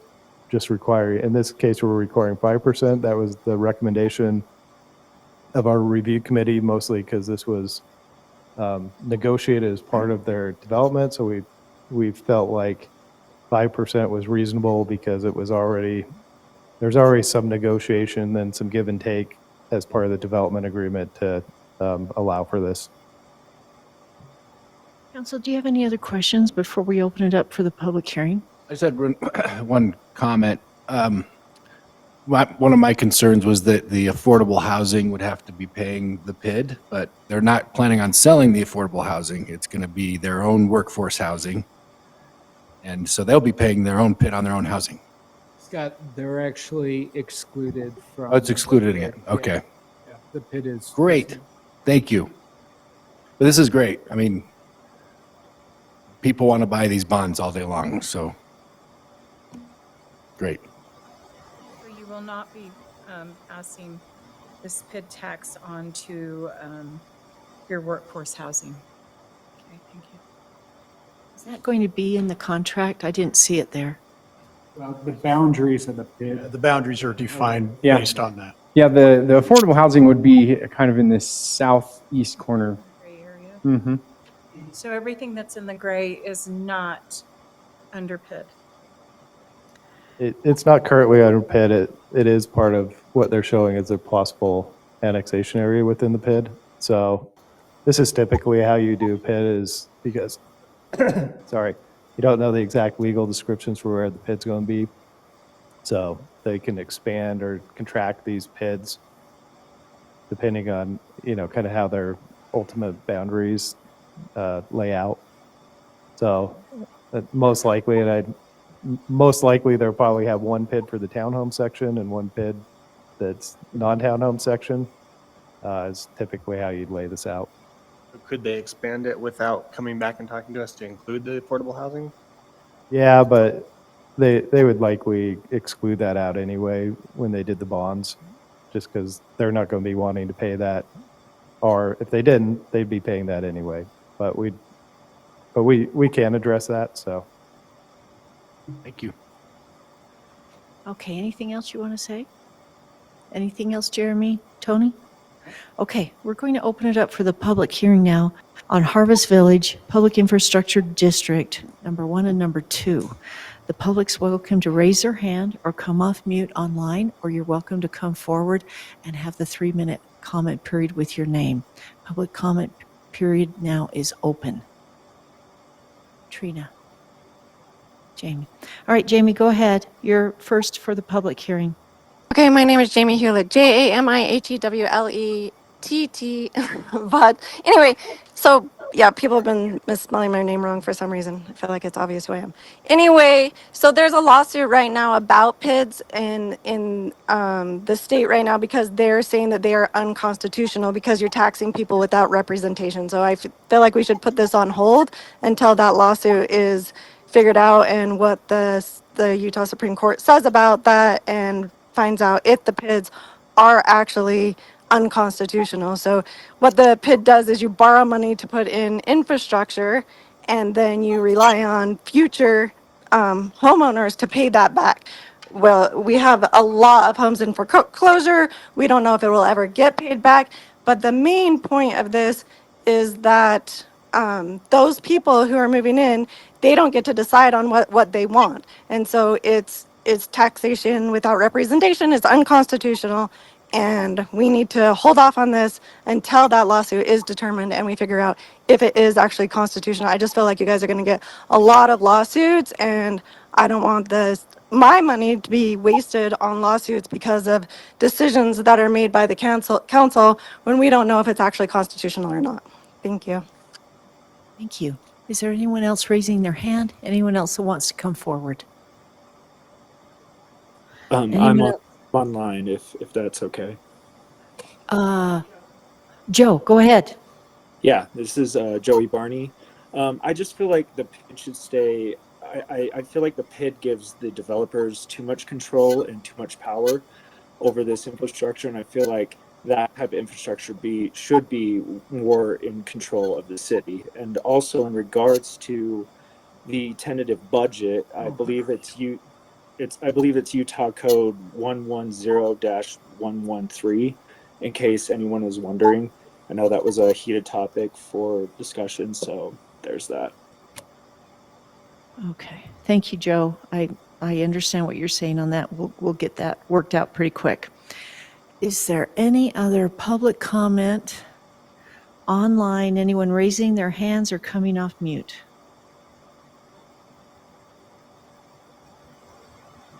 Do you see anyone else, Trina? Okay. All right. It doesn't seem like we're having any more public comment, so the public hearing is closed now for the Harvest Village PIDs number 1 and number 2. All right, council, we're going to bring this back and we will have final versions. And I have some other questions, usually about disclosure and when the public comes into the PID versus when the 3 of the owners give up their membership as the PID directors. Anyway, just a few questions. We did that with Jordan Hill Ridge. We made sure that the annual report was also sent to the city. And when you dissolve, it was sent to the city. When you refinance, it's sent to the city. Because why? We're the ones that get the questions, okay? And we need to have that information and not try to find it where you would have it, if that makes sense. Okay, and, okay, Mayor, your questions on, just because you mentioned it, when they come back, you said you're going to have questions about when it transitions from. from them being in charge of the PID to the public, yeah. Are you saying that, like, is there history with the city that it's been done faster in the past, or Well- is there just a question about, is this the right time frame? Like, help me Well, understand. yeah, kind of if they're asking for 50% occupancy before they give up one seat on their PID control board, you know, that's a lot of people in your PID. That is many more than the three, you know, original owner's interest to give up one for half occupancy. You know, that just doesn't seem maybe quite balanced. And maybe it should be one for 25% occupancy. You see what I mean? And then two for the 50% occupancy, something like that. Whereas you're doing 50% and then 75 and then 100, and that's a lot of people that should be able to have a say, not just the three original property owners. That's where I'm coming Question from. is that going forward, we've had the public hearing, we've decided to continue more discussion. Yeah, this is moving not forward. approval. This So is there's just a no hearing. approval here. Right. Okay, thank Just you. And so this will come back for final approval. And of course, anyone's welcome to offer any comments between now and when it comes back. Jeremy, Tony, do you have an idea when this might come back? Yeah, I think we'll probably get it back on the next meeting, if not the one after that. Okay. Jeremy, I'm sorry, I don't know how to think about that, and I'm trying to jive what the mayor's comments were about the transition of, is this a representative norm from Utah? Is this a little bit stretched out? Is it a little bit too fast, a little bit too slow? Like, what do you see? I think this is what we had in our prior agreement, but I'll look, and I honestly can't remember state code dictates how quickly or how slowly that has to occur. What I can tell you is it's probably more likely that you're going to have a hard time finding people to serve on these boards, because typically by the time you're going, Money though. I think they'll be by the time you interested. transition, I mean, most of the work happens up front in these. You know, once you issue bonds, and they, you know, and you reimburse the developers for all the work, which, you know, is typically going to happen in probably the first, you know, 5 to 7 years of the PID at the longest. Then after that, you're just collecting assessments and paying bonds. So there's not a ton involved in that at that point, except for, again, maybe, you know, 12 years in, maybe you're refinancing these. But there's, you know, most of the work happens up front anyway on these. I'm not going to disagree with anything Jeremy just said. It's just that they are able to pay themselves a stipend. There's a $50,000 carve out per Actually, year. they don't get, the board members, you have to be an actual resident within the district to get paid. I'm just saying there's a lot of money that is at stake. And that's why I think the people be interested, especially when they're paying 40% more on top of their property taxes. And they'll be looking to say, when can we refinance this? Is it going to be a good deal? So to me, I think they will have that interest because of the high property tax rate. But at the same time, I can tell you, That's it later. at that point, the developers probably want out anyway, and they're more than happy to give up their seats. And Aaron, just According to the to, document, though, they've got to wait for certain occupancy rates unless it's in there that they can do it sooner. We'll look at that, Mayor, and kind of propose. and something. Aaron, just to let you know, Gilmore Bell, who has worked on the PID documentation before with this city, has reviewed this. So I think we weren't trying to kind of go and break boundaries here. We were trying to stay within the lane. Understand. First time reading one, so. Aaron, would it Questions be asked. helpful if we've got 5 PIDs right now with Jordan Ridge. Would it be helpful if we summarized one in key bullet points so you can kind of compare and contrast what they're proposing with what we've already got? Yeah, even if it's only helpful to me, maybe it's just you and I can chat for a minute about it. The next meeting, That'd be helpful, right? because I've never Not dealt with tonight. them before. Not tonight. Not tonight. Okay, I just want to clarify, it is not tonight. Doesn't want to On the add next anything meeting, more to we're the done. agenda tonight. Thanks for Thank you. coming. See you guys later. Thank you for your 15 minutes after you've waited since Thank long you. for hours. Thank you. Thank you very much. So, Everyone, Mayor, can I yes. make a motion to move action item 4 to the front and talk about it now? and I then am move- so sorry to say that we've got other citizens waiting also. But before we do that, Oh, Jeremy. action item 3. Oh, okay. Oh, wait, you can certainly make the motion. We can vote on it. But can we, Jeremy's got a little clarification All right, on the yeah, we need to go last back to our budget. motion So on the I budget. apologize. I wasn't really listening when Aaron made his motion. So we have to adopt the tentative budget before we have a hearing on our final budget hearing. So if we set the hearing to June 3rd. June 3rd, then we actually had to adopt it at the same meeting where we set that hearing. So we have two options. Either we can go back and we can adopt the tentative budget and keep the June 3rd public hearing, or we can. Language is so rough because I read it as saying, if you adopt it, you must set the date. You're reading it, if you set the date, you have to adopt it. I read it, you have to set the date on the day you adopt the tentative budget. On the day you adopt the tentative budget, you have to set the date. So, Right. so if we don't adopt it, we don't have to set the date yet. was that, if we don't adopt it, we don't have to set the date yet, but we'd have to come back, if we want the date to be June 3rd, we'd have to come back and adopt the tentative budget at the next meeting. After that. No, we'd have to adopt it at the next meeting in May. And we'd have to have the June 3rd public hearing to finalize the budget. My practice The has been, motion is fine the way it is? I think No, so. my recommendation is that I agree with Aaron. The code doesn't say we have to adopt it. My recommendation is we do adopt the tentative budget, set the June 3rd hearing. We can come back at our next meeting and adopt a new tentative budget if we want to. But that way, at least we have the tentative budget adopted and our hearing set, if that's.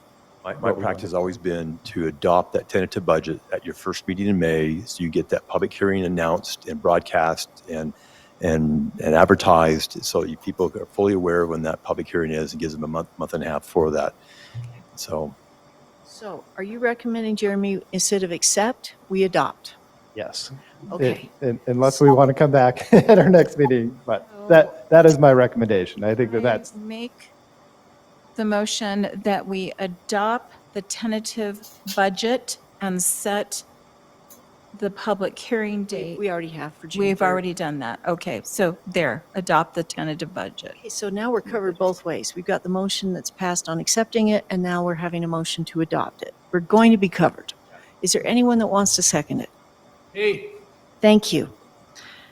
All right, without any, thank you. Yes, yeah, Yes. No. yes. Okay, it still passes 4-1. So Mayor, I will recuse my motion to move forward to 3, because I didn't know there was gentlemen in for 3, so. Oh, my I goodness. apologize. You both should get mayor's awards, okay, for hanging in here this long. Oh, thank you. stars later. We hope we're going to be here mentally and physically, okay? So we're moving on, thank you, Sid, for the third action item, the Valley Hills Drive pressurized irrigation line extension. It's near the city cemetery. It's also called P&I. Matt, please go ahead. Tony, can I invite you to go to action item number 3 and pull up the 900 North exhibit, PI line exhibit? And Matt, try to go. I'm going to go real fast. Thank you. This was on your agenda, your last meeting. A question came up as to whether we should go ahead and build that line now through a private contractor at a cost of about $92,000, or B, wait until the fall when Public Works has more capacity at a cost of about $39,000, just a little bit less than half of the cost of a private contractor. And so, Council, your policy decision tonight is, do we go ahead and issue a contract now, get that installed? B, do you wait till the fall when Public Works has the capacity to do it, about half the cost, or not install the line at all and require them to connect to their culinary systems, which they already have, to their irrigation, to their yards? Okay, so council, just so you know, you're very welcome to ask questions, but we do have people here that have waited for hours and they're likely to want to give a public comment. I can have them do the public comment now, or you can discuss a bit. Public comment now, please. Would either of you like to give any public comments on this? Thank you. My name's Brett Anderson. I live on Valley Hills, which is right there impacted by this. So just for your reference, we've spoken to everybody on the street in the past, and everybody is ready to sign the license for encroachment. So from that perspective, we're in good shape. We recognized recently in discussions with Matt that there was a question on the irrigation. Our hope and expectation, of course, is that the irrigation would be there because it's been there for 50 years. We've lived with it and seen it and enjoyed it for 50 years. To have it not there would be odd for us. So our expectation is it's there.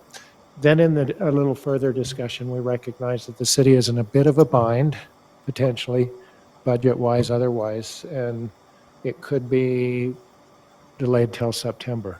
Of course, none of us would like that, but we can understand it. So we're trying to be reasonable for you, but we hope and expect that there would be irrigation back there. Thank you very much. Your comment, are you saying you hope and expect that the city would be irrigating the back part? The irrigation would be there. We recognize that we would hook into the line and we would certainly pay the cost to do that, but there should be a line there. You just said that it's been there for 50 years. I was trying to figure out what you mean by what's been there. Well, the irrigation has been there forever. It's been right up to the back of our houses. It was a sprinkler system that's been there, and we've watched and enjoyed for years and years. I don't want to interrupt you, but if you're done, then I'll let Mr. Johnston. Sure, I'm done. Thank you. Thank you, Brent. Okay, what do you mean by the irrigation's been there? What you're talking about? Irrigation pipe is in the. There was a sprinkling system that's. Oh, for the field. Okay, but that's gone. We don't know, but we don't. Yeah, that's gone. So we're talking about putting this pink pipe in. Right. And I just want to clarify for both of you that you understand if we install this irrigation line, you will then have, everybody will get an irrigation cost every month. You can come off of culinary. It'll save you money, but you'll have to disconnect from culinary and connect to irrigation to use that irrigation. So there's a cost there too. But you will get a new bill called an irrigation bill every month. And what is that cost? Depends on the lot size. About, Russ? Russ, we Right. well, but right. Right, okay. Irrigated areas would be different sizes. Keeping them all the same. Yeah. So that's understood by all 9, 10 homes? No, this has not been clarified for us completely. So no, I don't know that we do understand this. So I think that's really important because I don't want to spend even $40,000 for a line that nobody or most people don't use. If they're going to use culinary for the reasons that they don't want to redo their sprinkler connection, or they're going to use culinary because they don't want to pay an irrigation fee, then there's no point in us doing this if it's not going to be used by everyone. So some of us live in, Mayor and I don't get this option. We use culinary and we have big culinary bills in this July, August, even June, July. But we don't have a choice. But everybody else that gets irrigation, we put them on. You must pay, whether you're hooked up or not. You're going to start paying next year.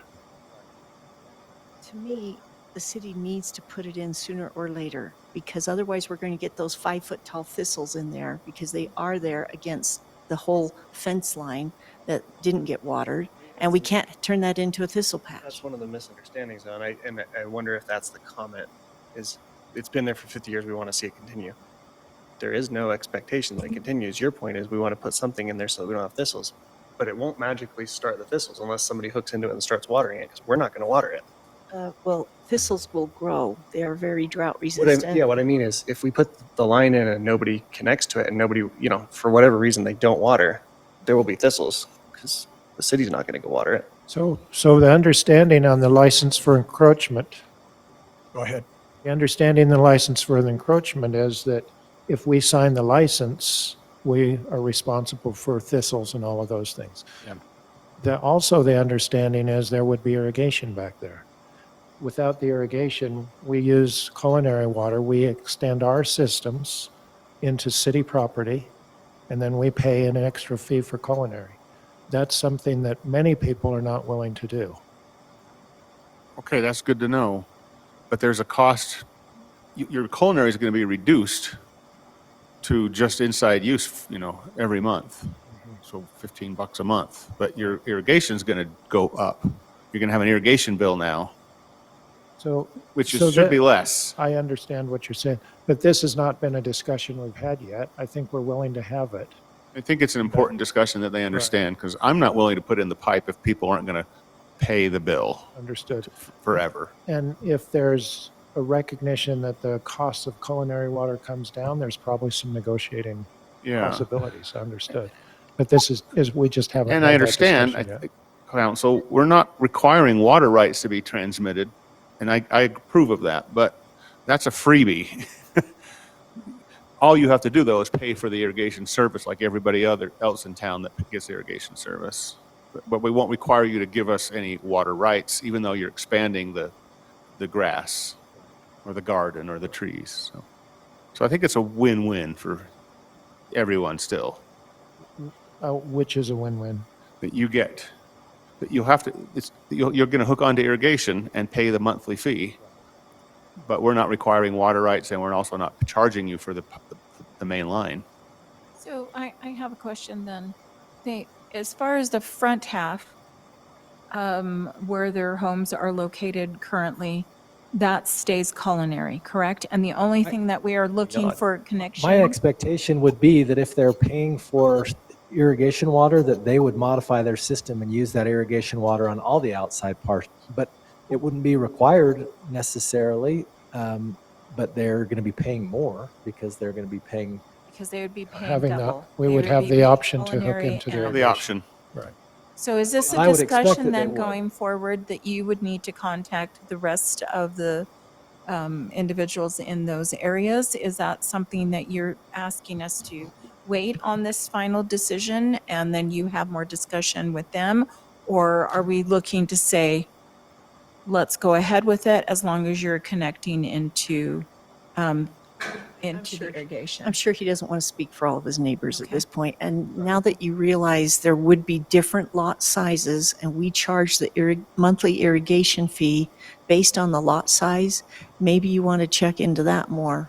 But right now, we'd had the discussion that we would likely wait to lower the cost. So there is some time, it might seem, unless anybody else wants to contradict me on that. What other questions do you have?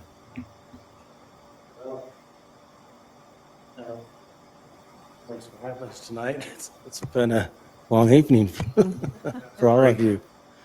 I think we need to talk to everyone else. I guess the thing I didn't understand was I thought when they were doing all this work, they did put a 6-inch irrigation line up that berm, because I did see them putting the lines through. So I thought that's where they would tie in already. What you saw was just an irrigation line to the plants that we put there. So it's just an irrigation line to feed the trees and the shrubs that we have. Sure, and I didn't know if that was how big that line was, if that's a 6-inch or if that's going up into another Probably area. doesn't have the capacity to support that in those irrigation. Okay, well, I guess I had a misunderstanding, because when we first started on this whole thing, we did talk about an irrigation system going through, and I thought that was agreed on. That they were It's going to be do this that. pink, what we're talking about, the pink line, which is a pressurized irrigation line, that if the council were to approve that, you'd have the ability to connect into that to receive your water. But the question comes in, are you understanding of the pressurized irrigation billing process and how much you'd have to pay per month based on the size of the lot? You need to talk to him about that. I wasn't aware. So it'd be a I change knew that also in your there was a system payment as there, well. but I think we better talk to the others just to make sure that they feel okay about that. In fact, based on that, let's you and I meet. I want to make sure your understanding is crystal clear on that, so the communication goes back is accurate, if that's okay. Yeah, of course. That'd be great. Let's talk. All right. Thank you. I think Russ was going to say something. No. We know what the capacity is in the berm. Is it just a drip line? The line so we have a main irrigation line that's a 16-inch line running down the road. Off of that line, we meter for our irrigation system that is on the berm and has that smaller diameter line that he's referring to. So that's all after our meter for our private irrigation system. So this It's in the road. Yeah, we you can't connect into that piece. And the reason that we didn't allow connections off of the 16 is because we have that big landscape berm, and we didn't want private lines running through that big berm and having to deal with potential maintenance and things like that. So the option here is either use culinary and extend your system back there, and there's probably going to be pretty extensive culinary bills to do that, or install this irrigation line here, and then you would use the secondary irrigation system. Who's going to determine their lot size and what the Lot charge size, could be? the lot size will be based on their existing homes plus whatever area we. But I know who's then going to use. determine that so that they know what kind of costs are involved here? Because right now we haven't determined that. Again, I think it's unclear right now as to, are we just running it all the way back to the berm, or are we drawing a straight line along there? But you can draw on any Google Earth or anything else. Well, okay, so please understand, we've had the discussion of should we just take that shortest amount from Scarberry's all the way kind of across and charge you for just that similar line? But you can see the way the road's bent, some people would have access to more. And I think So that would makes they sense. have the larger lot size? You Because see what I otherwise, mean? it's just going to be open property that we're going to have to figure out something to do, or it's going to stay in weeds. So it makes I sense. don't think it should stay weeds. It was supposed to be a wildlife corridor, not a weed management place. A quick estimate is fine, but how much more expensive is it to come up and then bring the line straight across, even if the property lines do extend all the way? So that instead of having to come all the way back down to the berm for the house on the far right, it comes to the middle of the lot to hook in. Does that make sense what I'm asking? Yeah, I mean, the cost, if Public Works is doing it, is not that much more. The problem is there's already a bunch of infrastructure there and access to that line. Like right now, what we were thinking is on the backside of that berm, we would have a 10 to 12 foot access road that line would be in. It would be easy to maintain, and we're not going right through the middle of people's yards.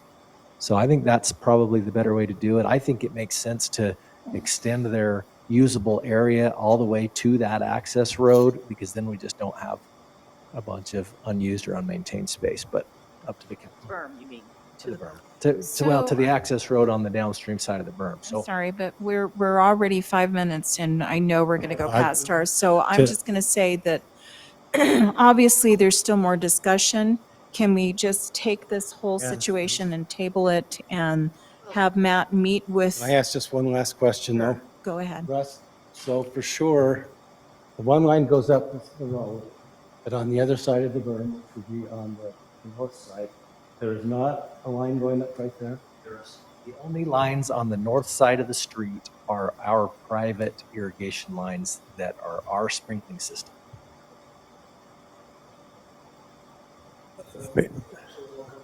Well, hang on a second. Mayor and Council, let me suggest this. Let me suggest that you offer a motion tonight to approve the Public Works to install this line contingent upon the decision of the property owners to use that line. And so if they don't use it, we don't install it. But if they do come back and say all the property owners will use it, we've got the motion done. We don't have to bring this back to you. And we have Moved. time to do that anyway, because we don't have to That's have right. that discussion until October when they'd get to it. Or That's whatever. right. I make that motion. I'll second that. I do have comment. I still really don't think we should be giving so much ground on this east end. And in fact, and if we're going to, I would talk to those people. That's a lot of ground for them, and we're just presuming they're going to take care of it. And I don't think they're interested. It's in the license for encroachment that they will take care of it. It's also in the license for encroachment that there will be irrigation. We've had this discussion with every one of them. I understand. My point is, I really think it should be more of a straight line running east-west rather than this diagonal line. And it should be, that's just my And your feeling. proposal is what? Who takes care of the other part? I don't like behind that? I don't like the current alignment of the pink line. I think it should be east-west. That's what we decided, come out, 50, 60 feet. Otherwise, it's Scarberry gets 50 feet and, And every single one of them are aware of that, and nobody's complaining. okay. It's a huge benefit for whoever's on the far right. Yes, it's more to deal with, but It's not necessarily a huge benefit. It's also a huge burden. And it would be, Now to say, hey, we actually have a yard size that's 4 times bigger. It's somebody's burden, somebody's benefit. You never know. Let me suggest this. If in the discussions with the property owners, they want that space, can we go ahead and design it that way? But if they don't, we'll make it run straight Yes. parallel on their back lots. Still need to know what the bill's going to be, We'll do that. what the lot size is. You but see if what I they do mean? this, it's a total conversion to PI, no culinary. And from that point forward, it's. Or you total pay con- twice. And then they'll also have to change their system, or I should say modify it. Okay? Okay. Okay. Thank you so And much. you feel free to meet with Matt or email us with any questions Mayor too. Council, can I suggest that motion as we get to take care of? Motion's in, yes, that was the next thing. Yes. It was already made. Yes. All of us, yes. Wait a minute. Yes. Yes. Yes. We're done, yes. Yes. Yes, Yes. yes, yes. Okay, thank you. That passes 5-0. Thank you for coming in, gentlemen. Council, we need a motion to extend the meeting again. I make the motion that we extend the meeting to, well, we've got what? What are we talking about now? 11:15. 11:15, and we're done. I'm not making any more motions after I that. appreciate that. Is there a second for that? Second. Thank you, Sid. Yes. All in Yes. favor? Yes. Okay. Is everybody saying yes on that one? Yes. That passes 5-0. We're now to our fourth action item, the Second Amendment to the Master Development Agreement for the Upper Jordanelle Master Plan Community. This is an update to the transportation plan. Russ, please feel free. And then if any of the developers that are here want to come forward, you're welcome. Okay, if the council's okay, I'm going to summarize. We spoke about this in a meeting back in December. There were some main questions that staff wanted answers to from council, and we got that direction from council. We've incorporated those ideas into this agreement or this plan.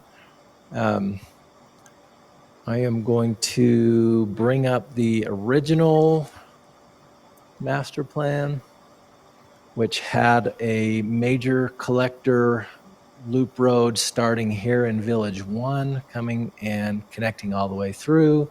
The new plan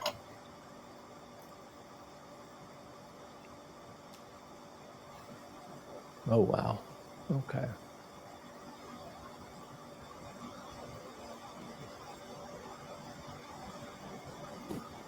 That was too far. Trying to hurry and I'm ruining it. Anyway, the new plan, that's a private road that runs up through there, and the major loop road follows this alignment and connects through. And so the first thing was, yes, the council supports it. And do we want this connection here to Little Pole? The council directed us that yes, that was important. We had a discussion of public versus private. And so staff had some other concerns about capacity. We've worked through those. We've got a TAS that answered all of our questions. Staff is ready to recommend approval of this. There are some conditions in the agreement that I would like to walk through. Mike provided some additional comments to those today, and so we have some recommended changes to that language. So I'm just going to quickly go through the conditions, and if you want, I can go through all the conditions, or I can just go through the changes. What is council's preference? Changes, please. Changes, okay. So on item C, or condition C, says any new intersections connecting to US 40 and SR 32 shall be built according to build-out requirements identified in the TIS submitted by the developer, and shall have future needed lanes striped out until needed. The only change there is just clarification, any new intersections on Jordanelle Ridge's property. So we would insert that in C. D, there's concerns about improvements, again, that aren't necessarily on their property and would be initiated by other development. And so we agree that that can be stricken. And the reason is I feel like, and they feel like it is covered adequately in B up here, obtaining necessary UDOT permits for access and improvements. So we'll feel like D can be stricken. E is kind of a complete rewrite, but what we would propose that says is work with city staff. Gosh, I can't read. Work with city staff to update the developer's Trails Master Plan in the MDA to reflect changes in the updated transportation plan and the city Trails Master Plan. Now, basically, the reason for this comment is it was initially understood that there would be a paved trail along the initial route, and we want to make sure that that gets moved over to the new route and that any updates in our other Trails Master Plan get reflected. So that's the recommended language there. Russ, just because of that, you need to go to post, show them the changes you're recommending with this update, because they might have other updates that they want to bring us all at once. We've done that before. Yeah, we right? understand that we need to get input from post. So we can There's do the lots of trend. considerations, however, we need to make some of those, yes, we need to go to post. So, And they might have other updates, and let's just do it all at once. yep, okay. F, want to just add a little bit on the end. It says the grades for all collector roads as shown on the Transportation Master Plan shall not exceed 8%, regardless of whether they are initially considered private, city, or county. And then a comment would be unless otherwise approved by the city engineer. We want to stick to that 8%. Mike made me aware of the getting a connection into that Benlock Road may require us to exceed that a little bit. But, I'm very cautious of exceeding 8 on a road like this, but we may have to work with them a little bit. So it's just a little additional language. So with that, it's just a certain distance that you're going to allow a little bit. It would be very minimal and it would have to be justified And that's to me. typical. Okay, G, and this is one that the council kind of recommended last time, and I know Mike has some comments on this. So I'm going to tell you what I think it should say, and then we need to have a little discussion about it. But right now it says developer shall construct a paved road connection to Little Pole according to the city minor residential standard, excluding sidewalks. So basically that's 26 feet plus curb and gutter. Mike felt like the commitment he made was to say instead, developer shall construct a paved fire access road connection to Little Pole. And then the rest of that sentence would be stricken. I want to leave this next part and understand that's what the council asked for. In addition, developer shall dedicate right-of-way for the road connection according to the major collector cross-section, so 83 feet.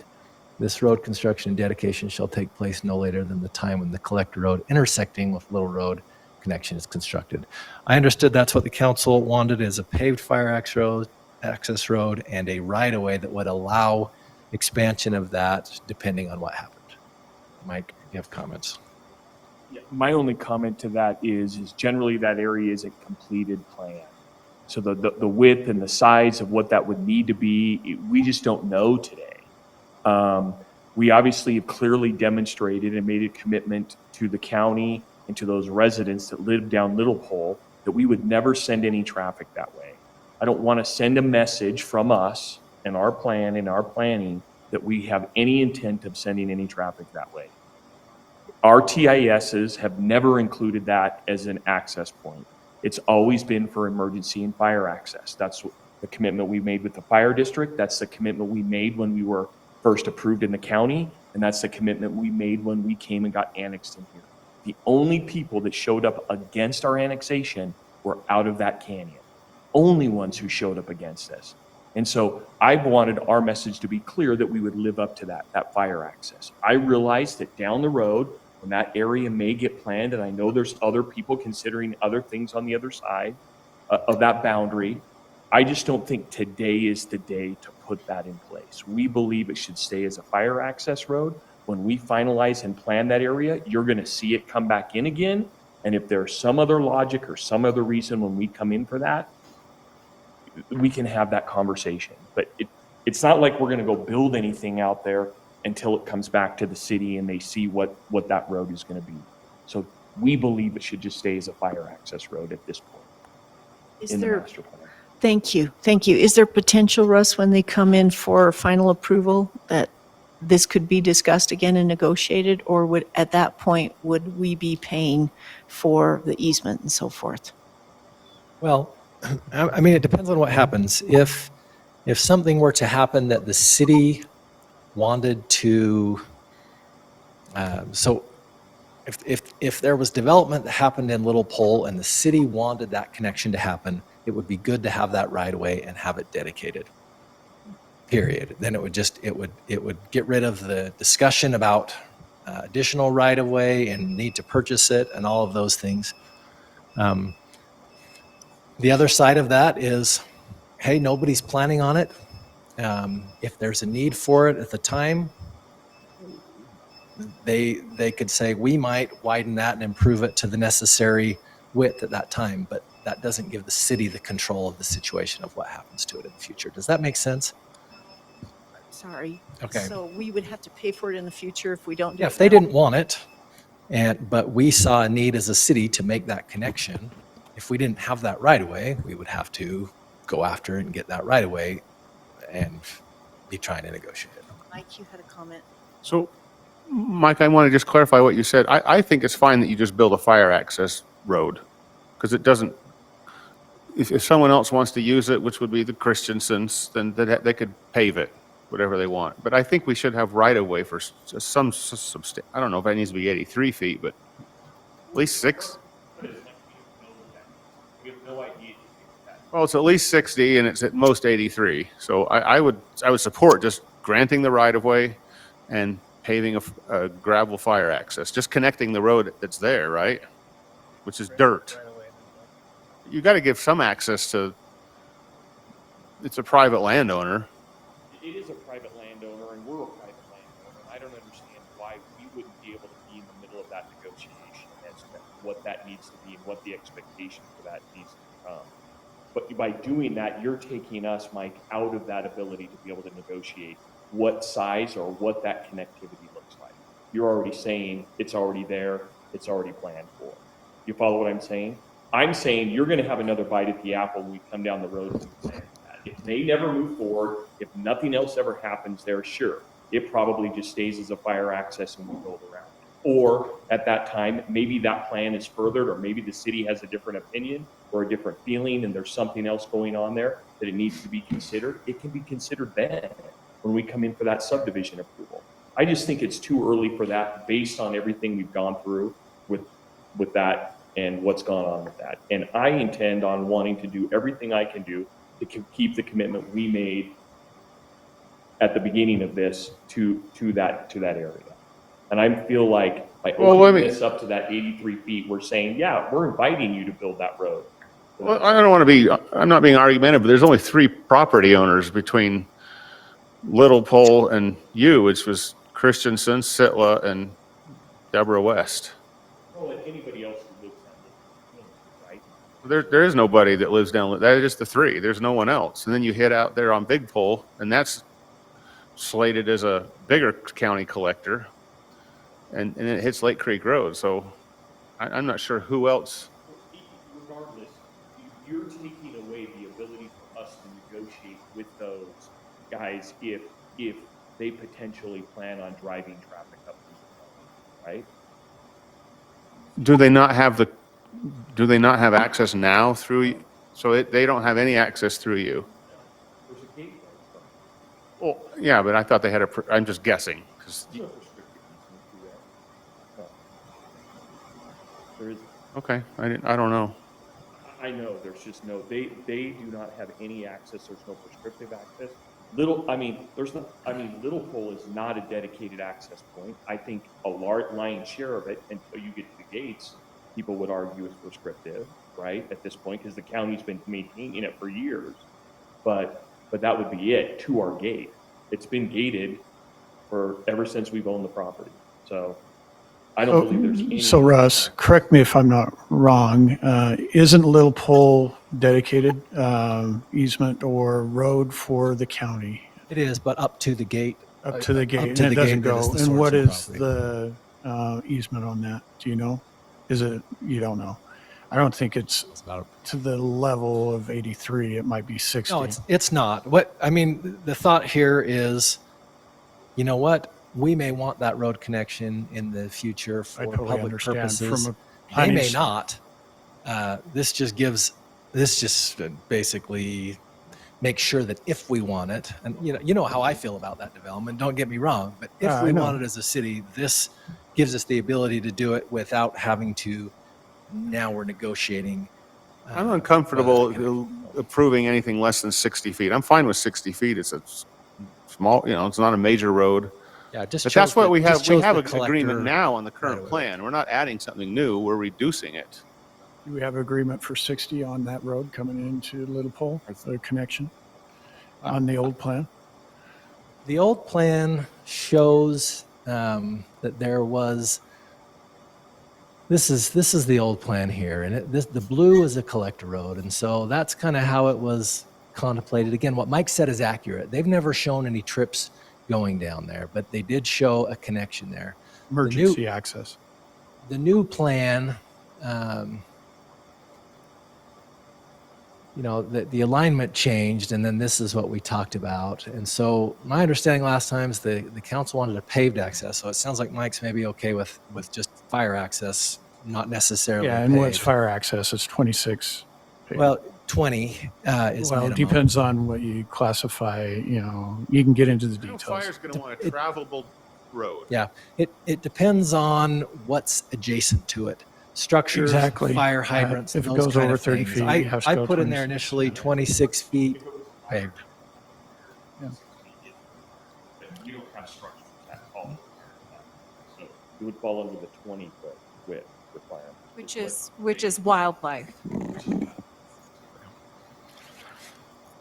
I think in the future, there's going to be something here, probably insignificant, but also maybe a significant regional wild, 4,000 acre public. I mean, there could be something there that we want a road connection to. And I don't want to have to sue or fight to get a right of way. I don't think at all he should build anything except dirt road. But that's my opinion. That this is a big enough thing, and I think it needs to be done. That there's options there for someday the county might get something really good up there. And what you're asking then is that they at least dedicate A right of way. a right of way. And you're I'm fine saying with 60 feet. 60 foot with the 26-foot road, paid fire access, right? So right now, what Mike is saying is strike this word paved and replace it with fire access. So construct a fire access road connection to Little Pole, period. Then this next sentence or this part goes away right here. That all gets stricken. In addition, developers shall dedicate right of way for the road connection. And then you're saying instead of the major road collector cross section, by the way, we have cross sections also in this proposed alignment. You're just saying 60 feet. I mean, it gives us something. It doesn't. It's plenty for what it would ever be anticipated. Well, which is I'm not fine what with that. This is In the future, we can buy the difference. it had to be condemned. Yeah, it would. Upsized, and it wouldn't be as much as the whole thing. So let put it in perspective. What's Wolf Creek's road easement? And that could potentially happen on the Christensen property, 10 acre. I believe it's 60-foot right of way, Right-of-ways. 26 feet of asphalt. okay. Mike, I don't think this is a new request because it's what we have. It's maybe less than what we have. Again, You just want leverage to. Well, I want to make sure that we haven't given up that. I'm not wanting leverage against the city. We're not asking for leverage against. But it's the other property, whoever is going. I just want to make sure that the developer just doesn't next door just doesn't get a free ride Yes. saying, hey, there's an 83-foot plan and he's already And shown we don't in his have to do traffic anything impact about statement it. that he Yeah. can send an 83-foot wide. I'm good with it. That's why I'm saying 60s. I don't. If it's a neighborhood road. Yeah. It's a public neighborhood road. That's a different story. Well, let's do this because in this agreement we have the cross sections of public roads and private roads. This is our major collector with median. That's got the landscape median. This is our major collector without median, and that's what I actually based it on, was that. But down here, we have our major local road and minor local road that basically match our city standard. Why don't we call out the right of way according to one of these? And it's going to be slightly more than 60. I think it says 62. So with that 62 major local. Because okay, physically you wouldn't be able to bring that It's down. ADU, but or not ADUs, traffic. Does The 2,000. 1,000, just 200. Yeah, 2,000. That's what I would choose. Okay. Pretty good on that. Do you have more changes there, Russ? Besides I the do change? have a couple more things to go through on the agreement. Russ, if you call it that versus just giving this size. I'm fine just giving the size. I just want to make sure that it's No, like, that's our that minimum makes sense, but size. I just saw there's a double sidewalk, right? What if we decide not to, but we wanted a turn lane, right? If we have a size, we could do that. If we don't have that, then we're stuck with this. Yeah, I like just calling the right of way to match this or something like that. So that would be fine with me. Okay. The next one. Sorry, Russ, just to clarify that. Okay. That would be just utilities and storm drain. Obviously, you guys control storm. Yeah, drain. right. Yeah, exactly, Mike. Right now, we would be asking for a fire access road. That doesn't mean utilities, and then the Correct. right of way dedication. Yeah. Okay. The next one is item J. And this is, the council asked kind of for a recommendation last time. There was a lot of discussion on this. The collector loop shall be operated and maintained by the developer with public access until it is connected to the Wasatch County Road through Benlock Ranch. At the time the road is connected, it shall be turned over and dedicated to the city. You had some other thoughts. You want to talk about them? Are you okay with that? Was, and I think it was Aaron that brought this up about the whole idea of us maintaining it as a private road, public access, until the point there was sufficient amount of development done that the city was recovering its costs for it being public. And one of the recommendations I made, rather than making the connection necessarily all the way around to Benlock Ranch, was to have it assigned to this area, and the area that runs right next up to this is the Del Webb project, which again, you'll be hearing more and seeing more about that. That we did it based on 50% of the building permits being done, because at that point you would have enough homes and home sites in there that would be covering for the cost. It was just covering around that conversation. I don't know exactly when that Benlock Road connection will make it up, and we may not carry this. We don't know the timing of carrying this around and tying to that point, but I know that we'll get to the end of the Del Webb project, which is about halfway to that loop. Does that make sense? If I were to say from the map, it's about halfway around that loop. So I would Mike, rather it be tied to us making it. Go ahead. which one is the Del Webb? Is it this one that is right here? Okay. That's correct. So I would say that, again, as you look at from where we connect to Benlock, that road, right there, Russ, and you come to the end of Benlock, that's about halfway to the connection around, if you follow what I'm saying, to the other side.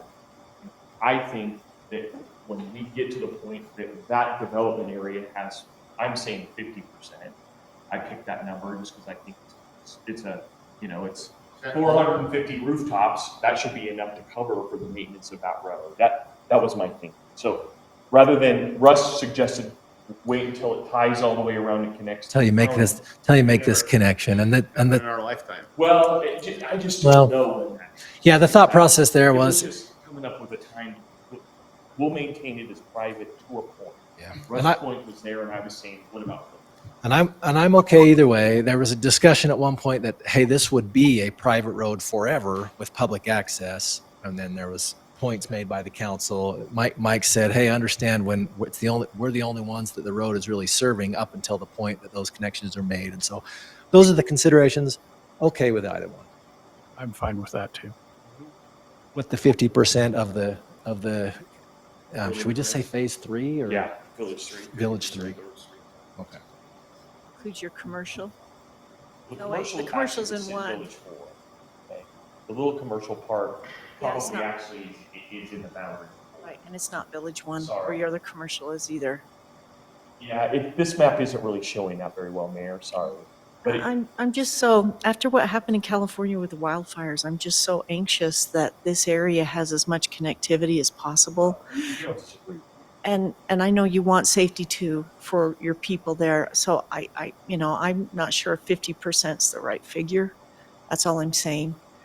Well, that's just Agreeing to giving maintain it it back until to then. the That's city. just what That's not worried about fire. To get to Benlock Ranch sooner rather than later because it provides more connectivity. Yeah, but they can't control Benlock. gravel road. You follow what I'm saying? Already is. There'll be a gravel road connected to the Benlock Ranch Road by next summer. Because There there's already already is one currently right there, now, we're just yes. realigning. There's another, We've made that commitment to the fire district already. and that's also a condition in here. So So there's the- another condition that handles that. Yeah.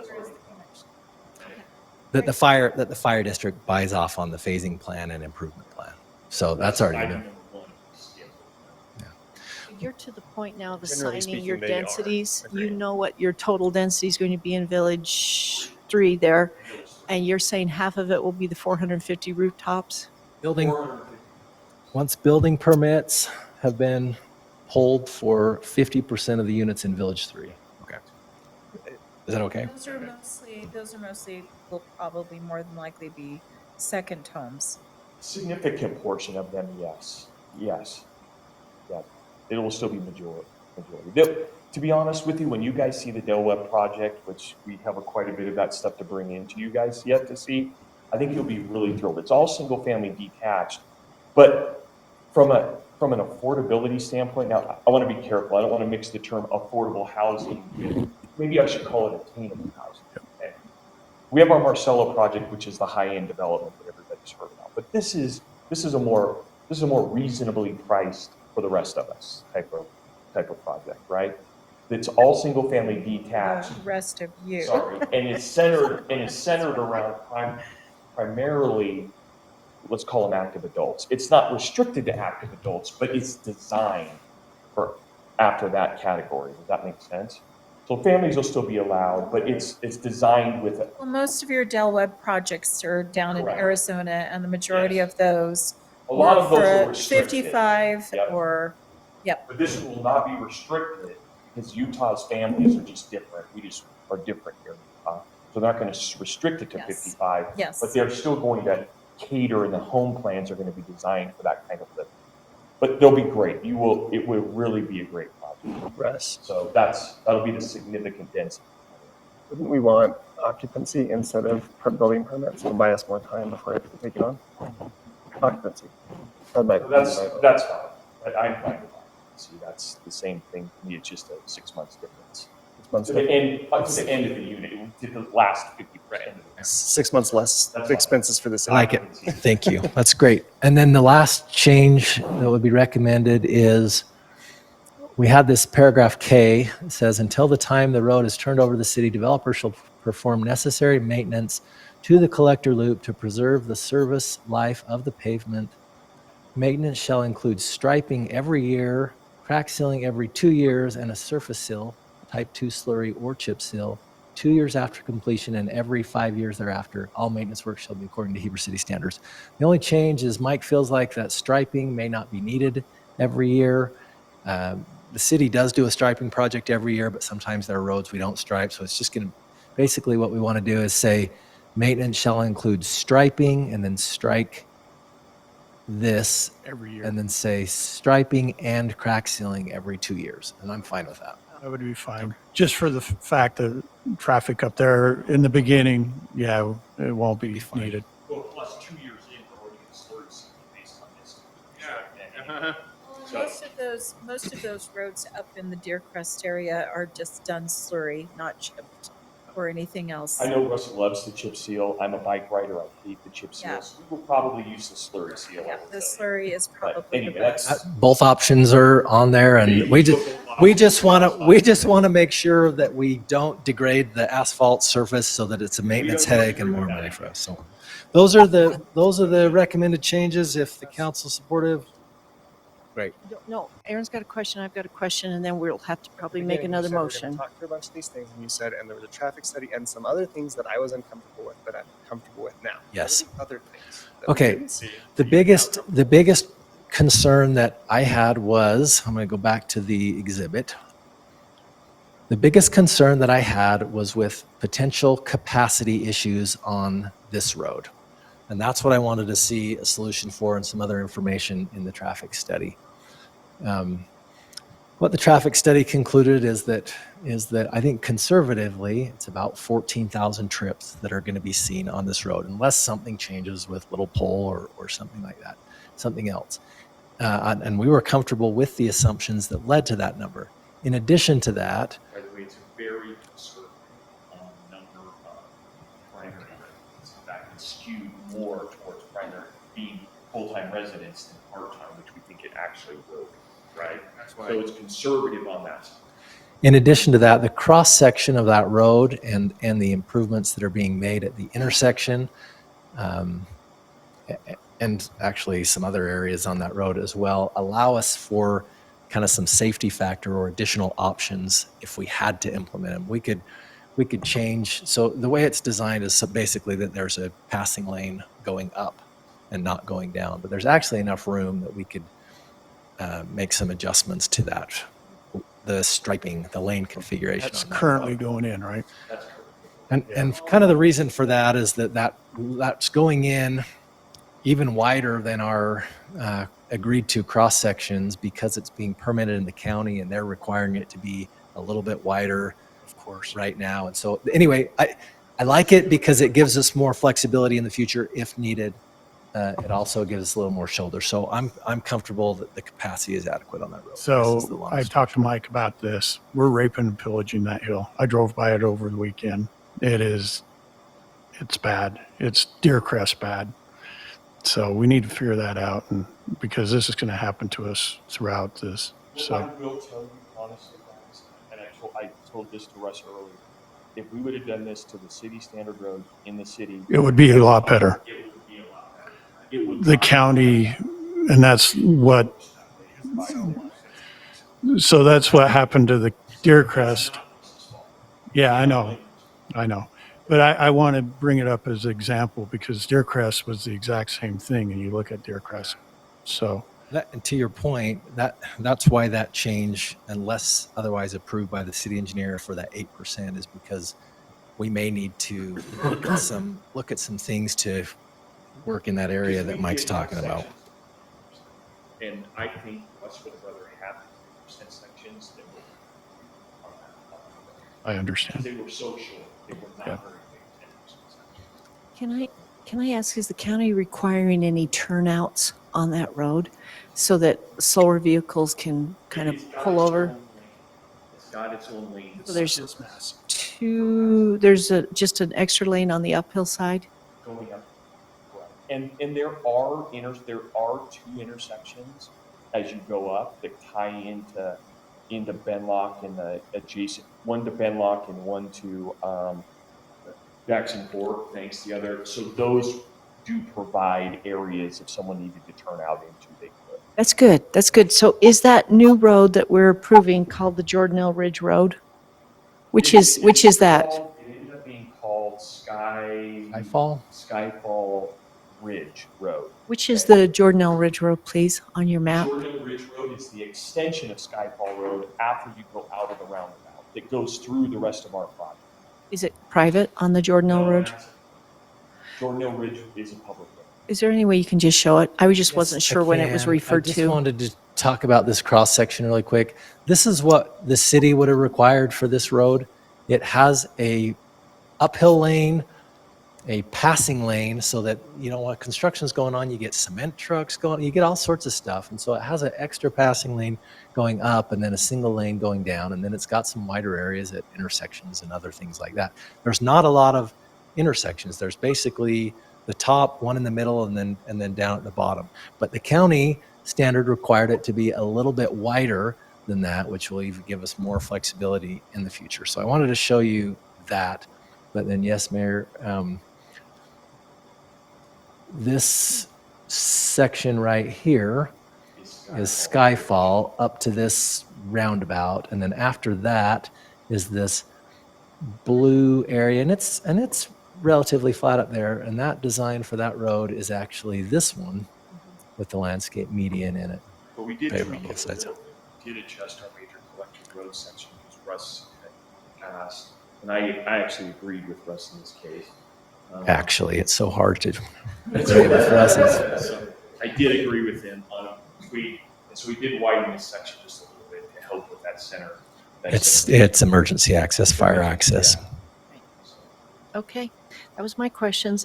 Everyone, are we, so Russ, you've changed on the Second Amendment, E, F, G, J, and K. Did I get all that right? Or was there also a D? We scribbled out D. Yeah, no D. We changed C. We changed E. We changed F. We changed G. We changed J, and we changed K. But I went through the proposed language on all of them, and we'll make sure that all of those adjustments get made if council is willing to Anybody take have action. questions on that? Are we ready for a motion, or do you want to bring it back clean? As long as we make the changes. Do it. Anybody want to make the motion? Make a motion to approve the proposal with the changes mentioned by our engineer, Russ Funk. Second. Second. Any further discussion? Start on this end. Yes. Yes. Yes. I did have one more recommendation to help you balance your budget.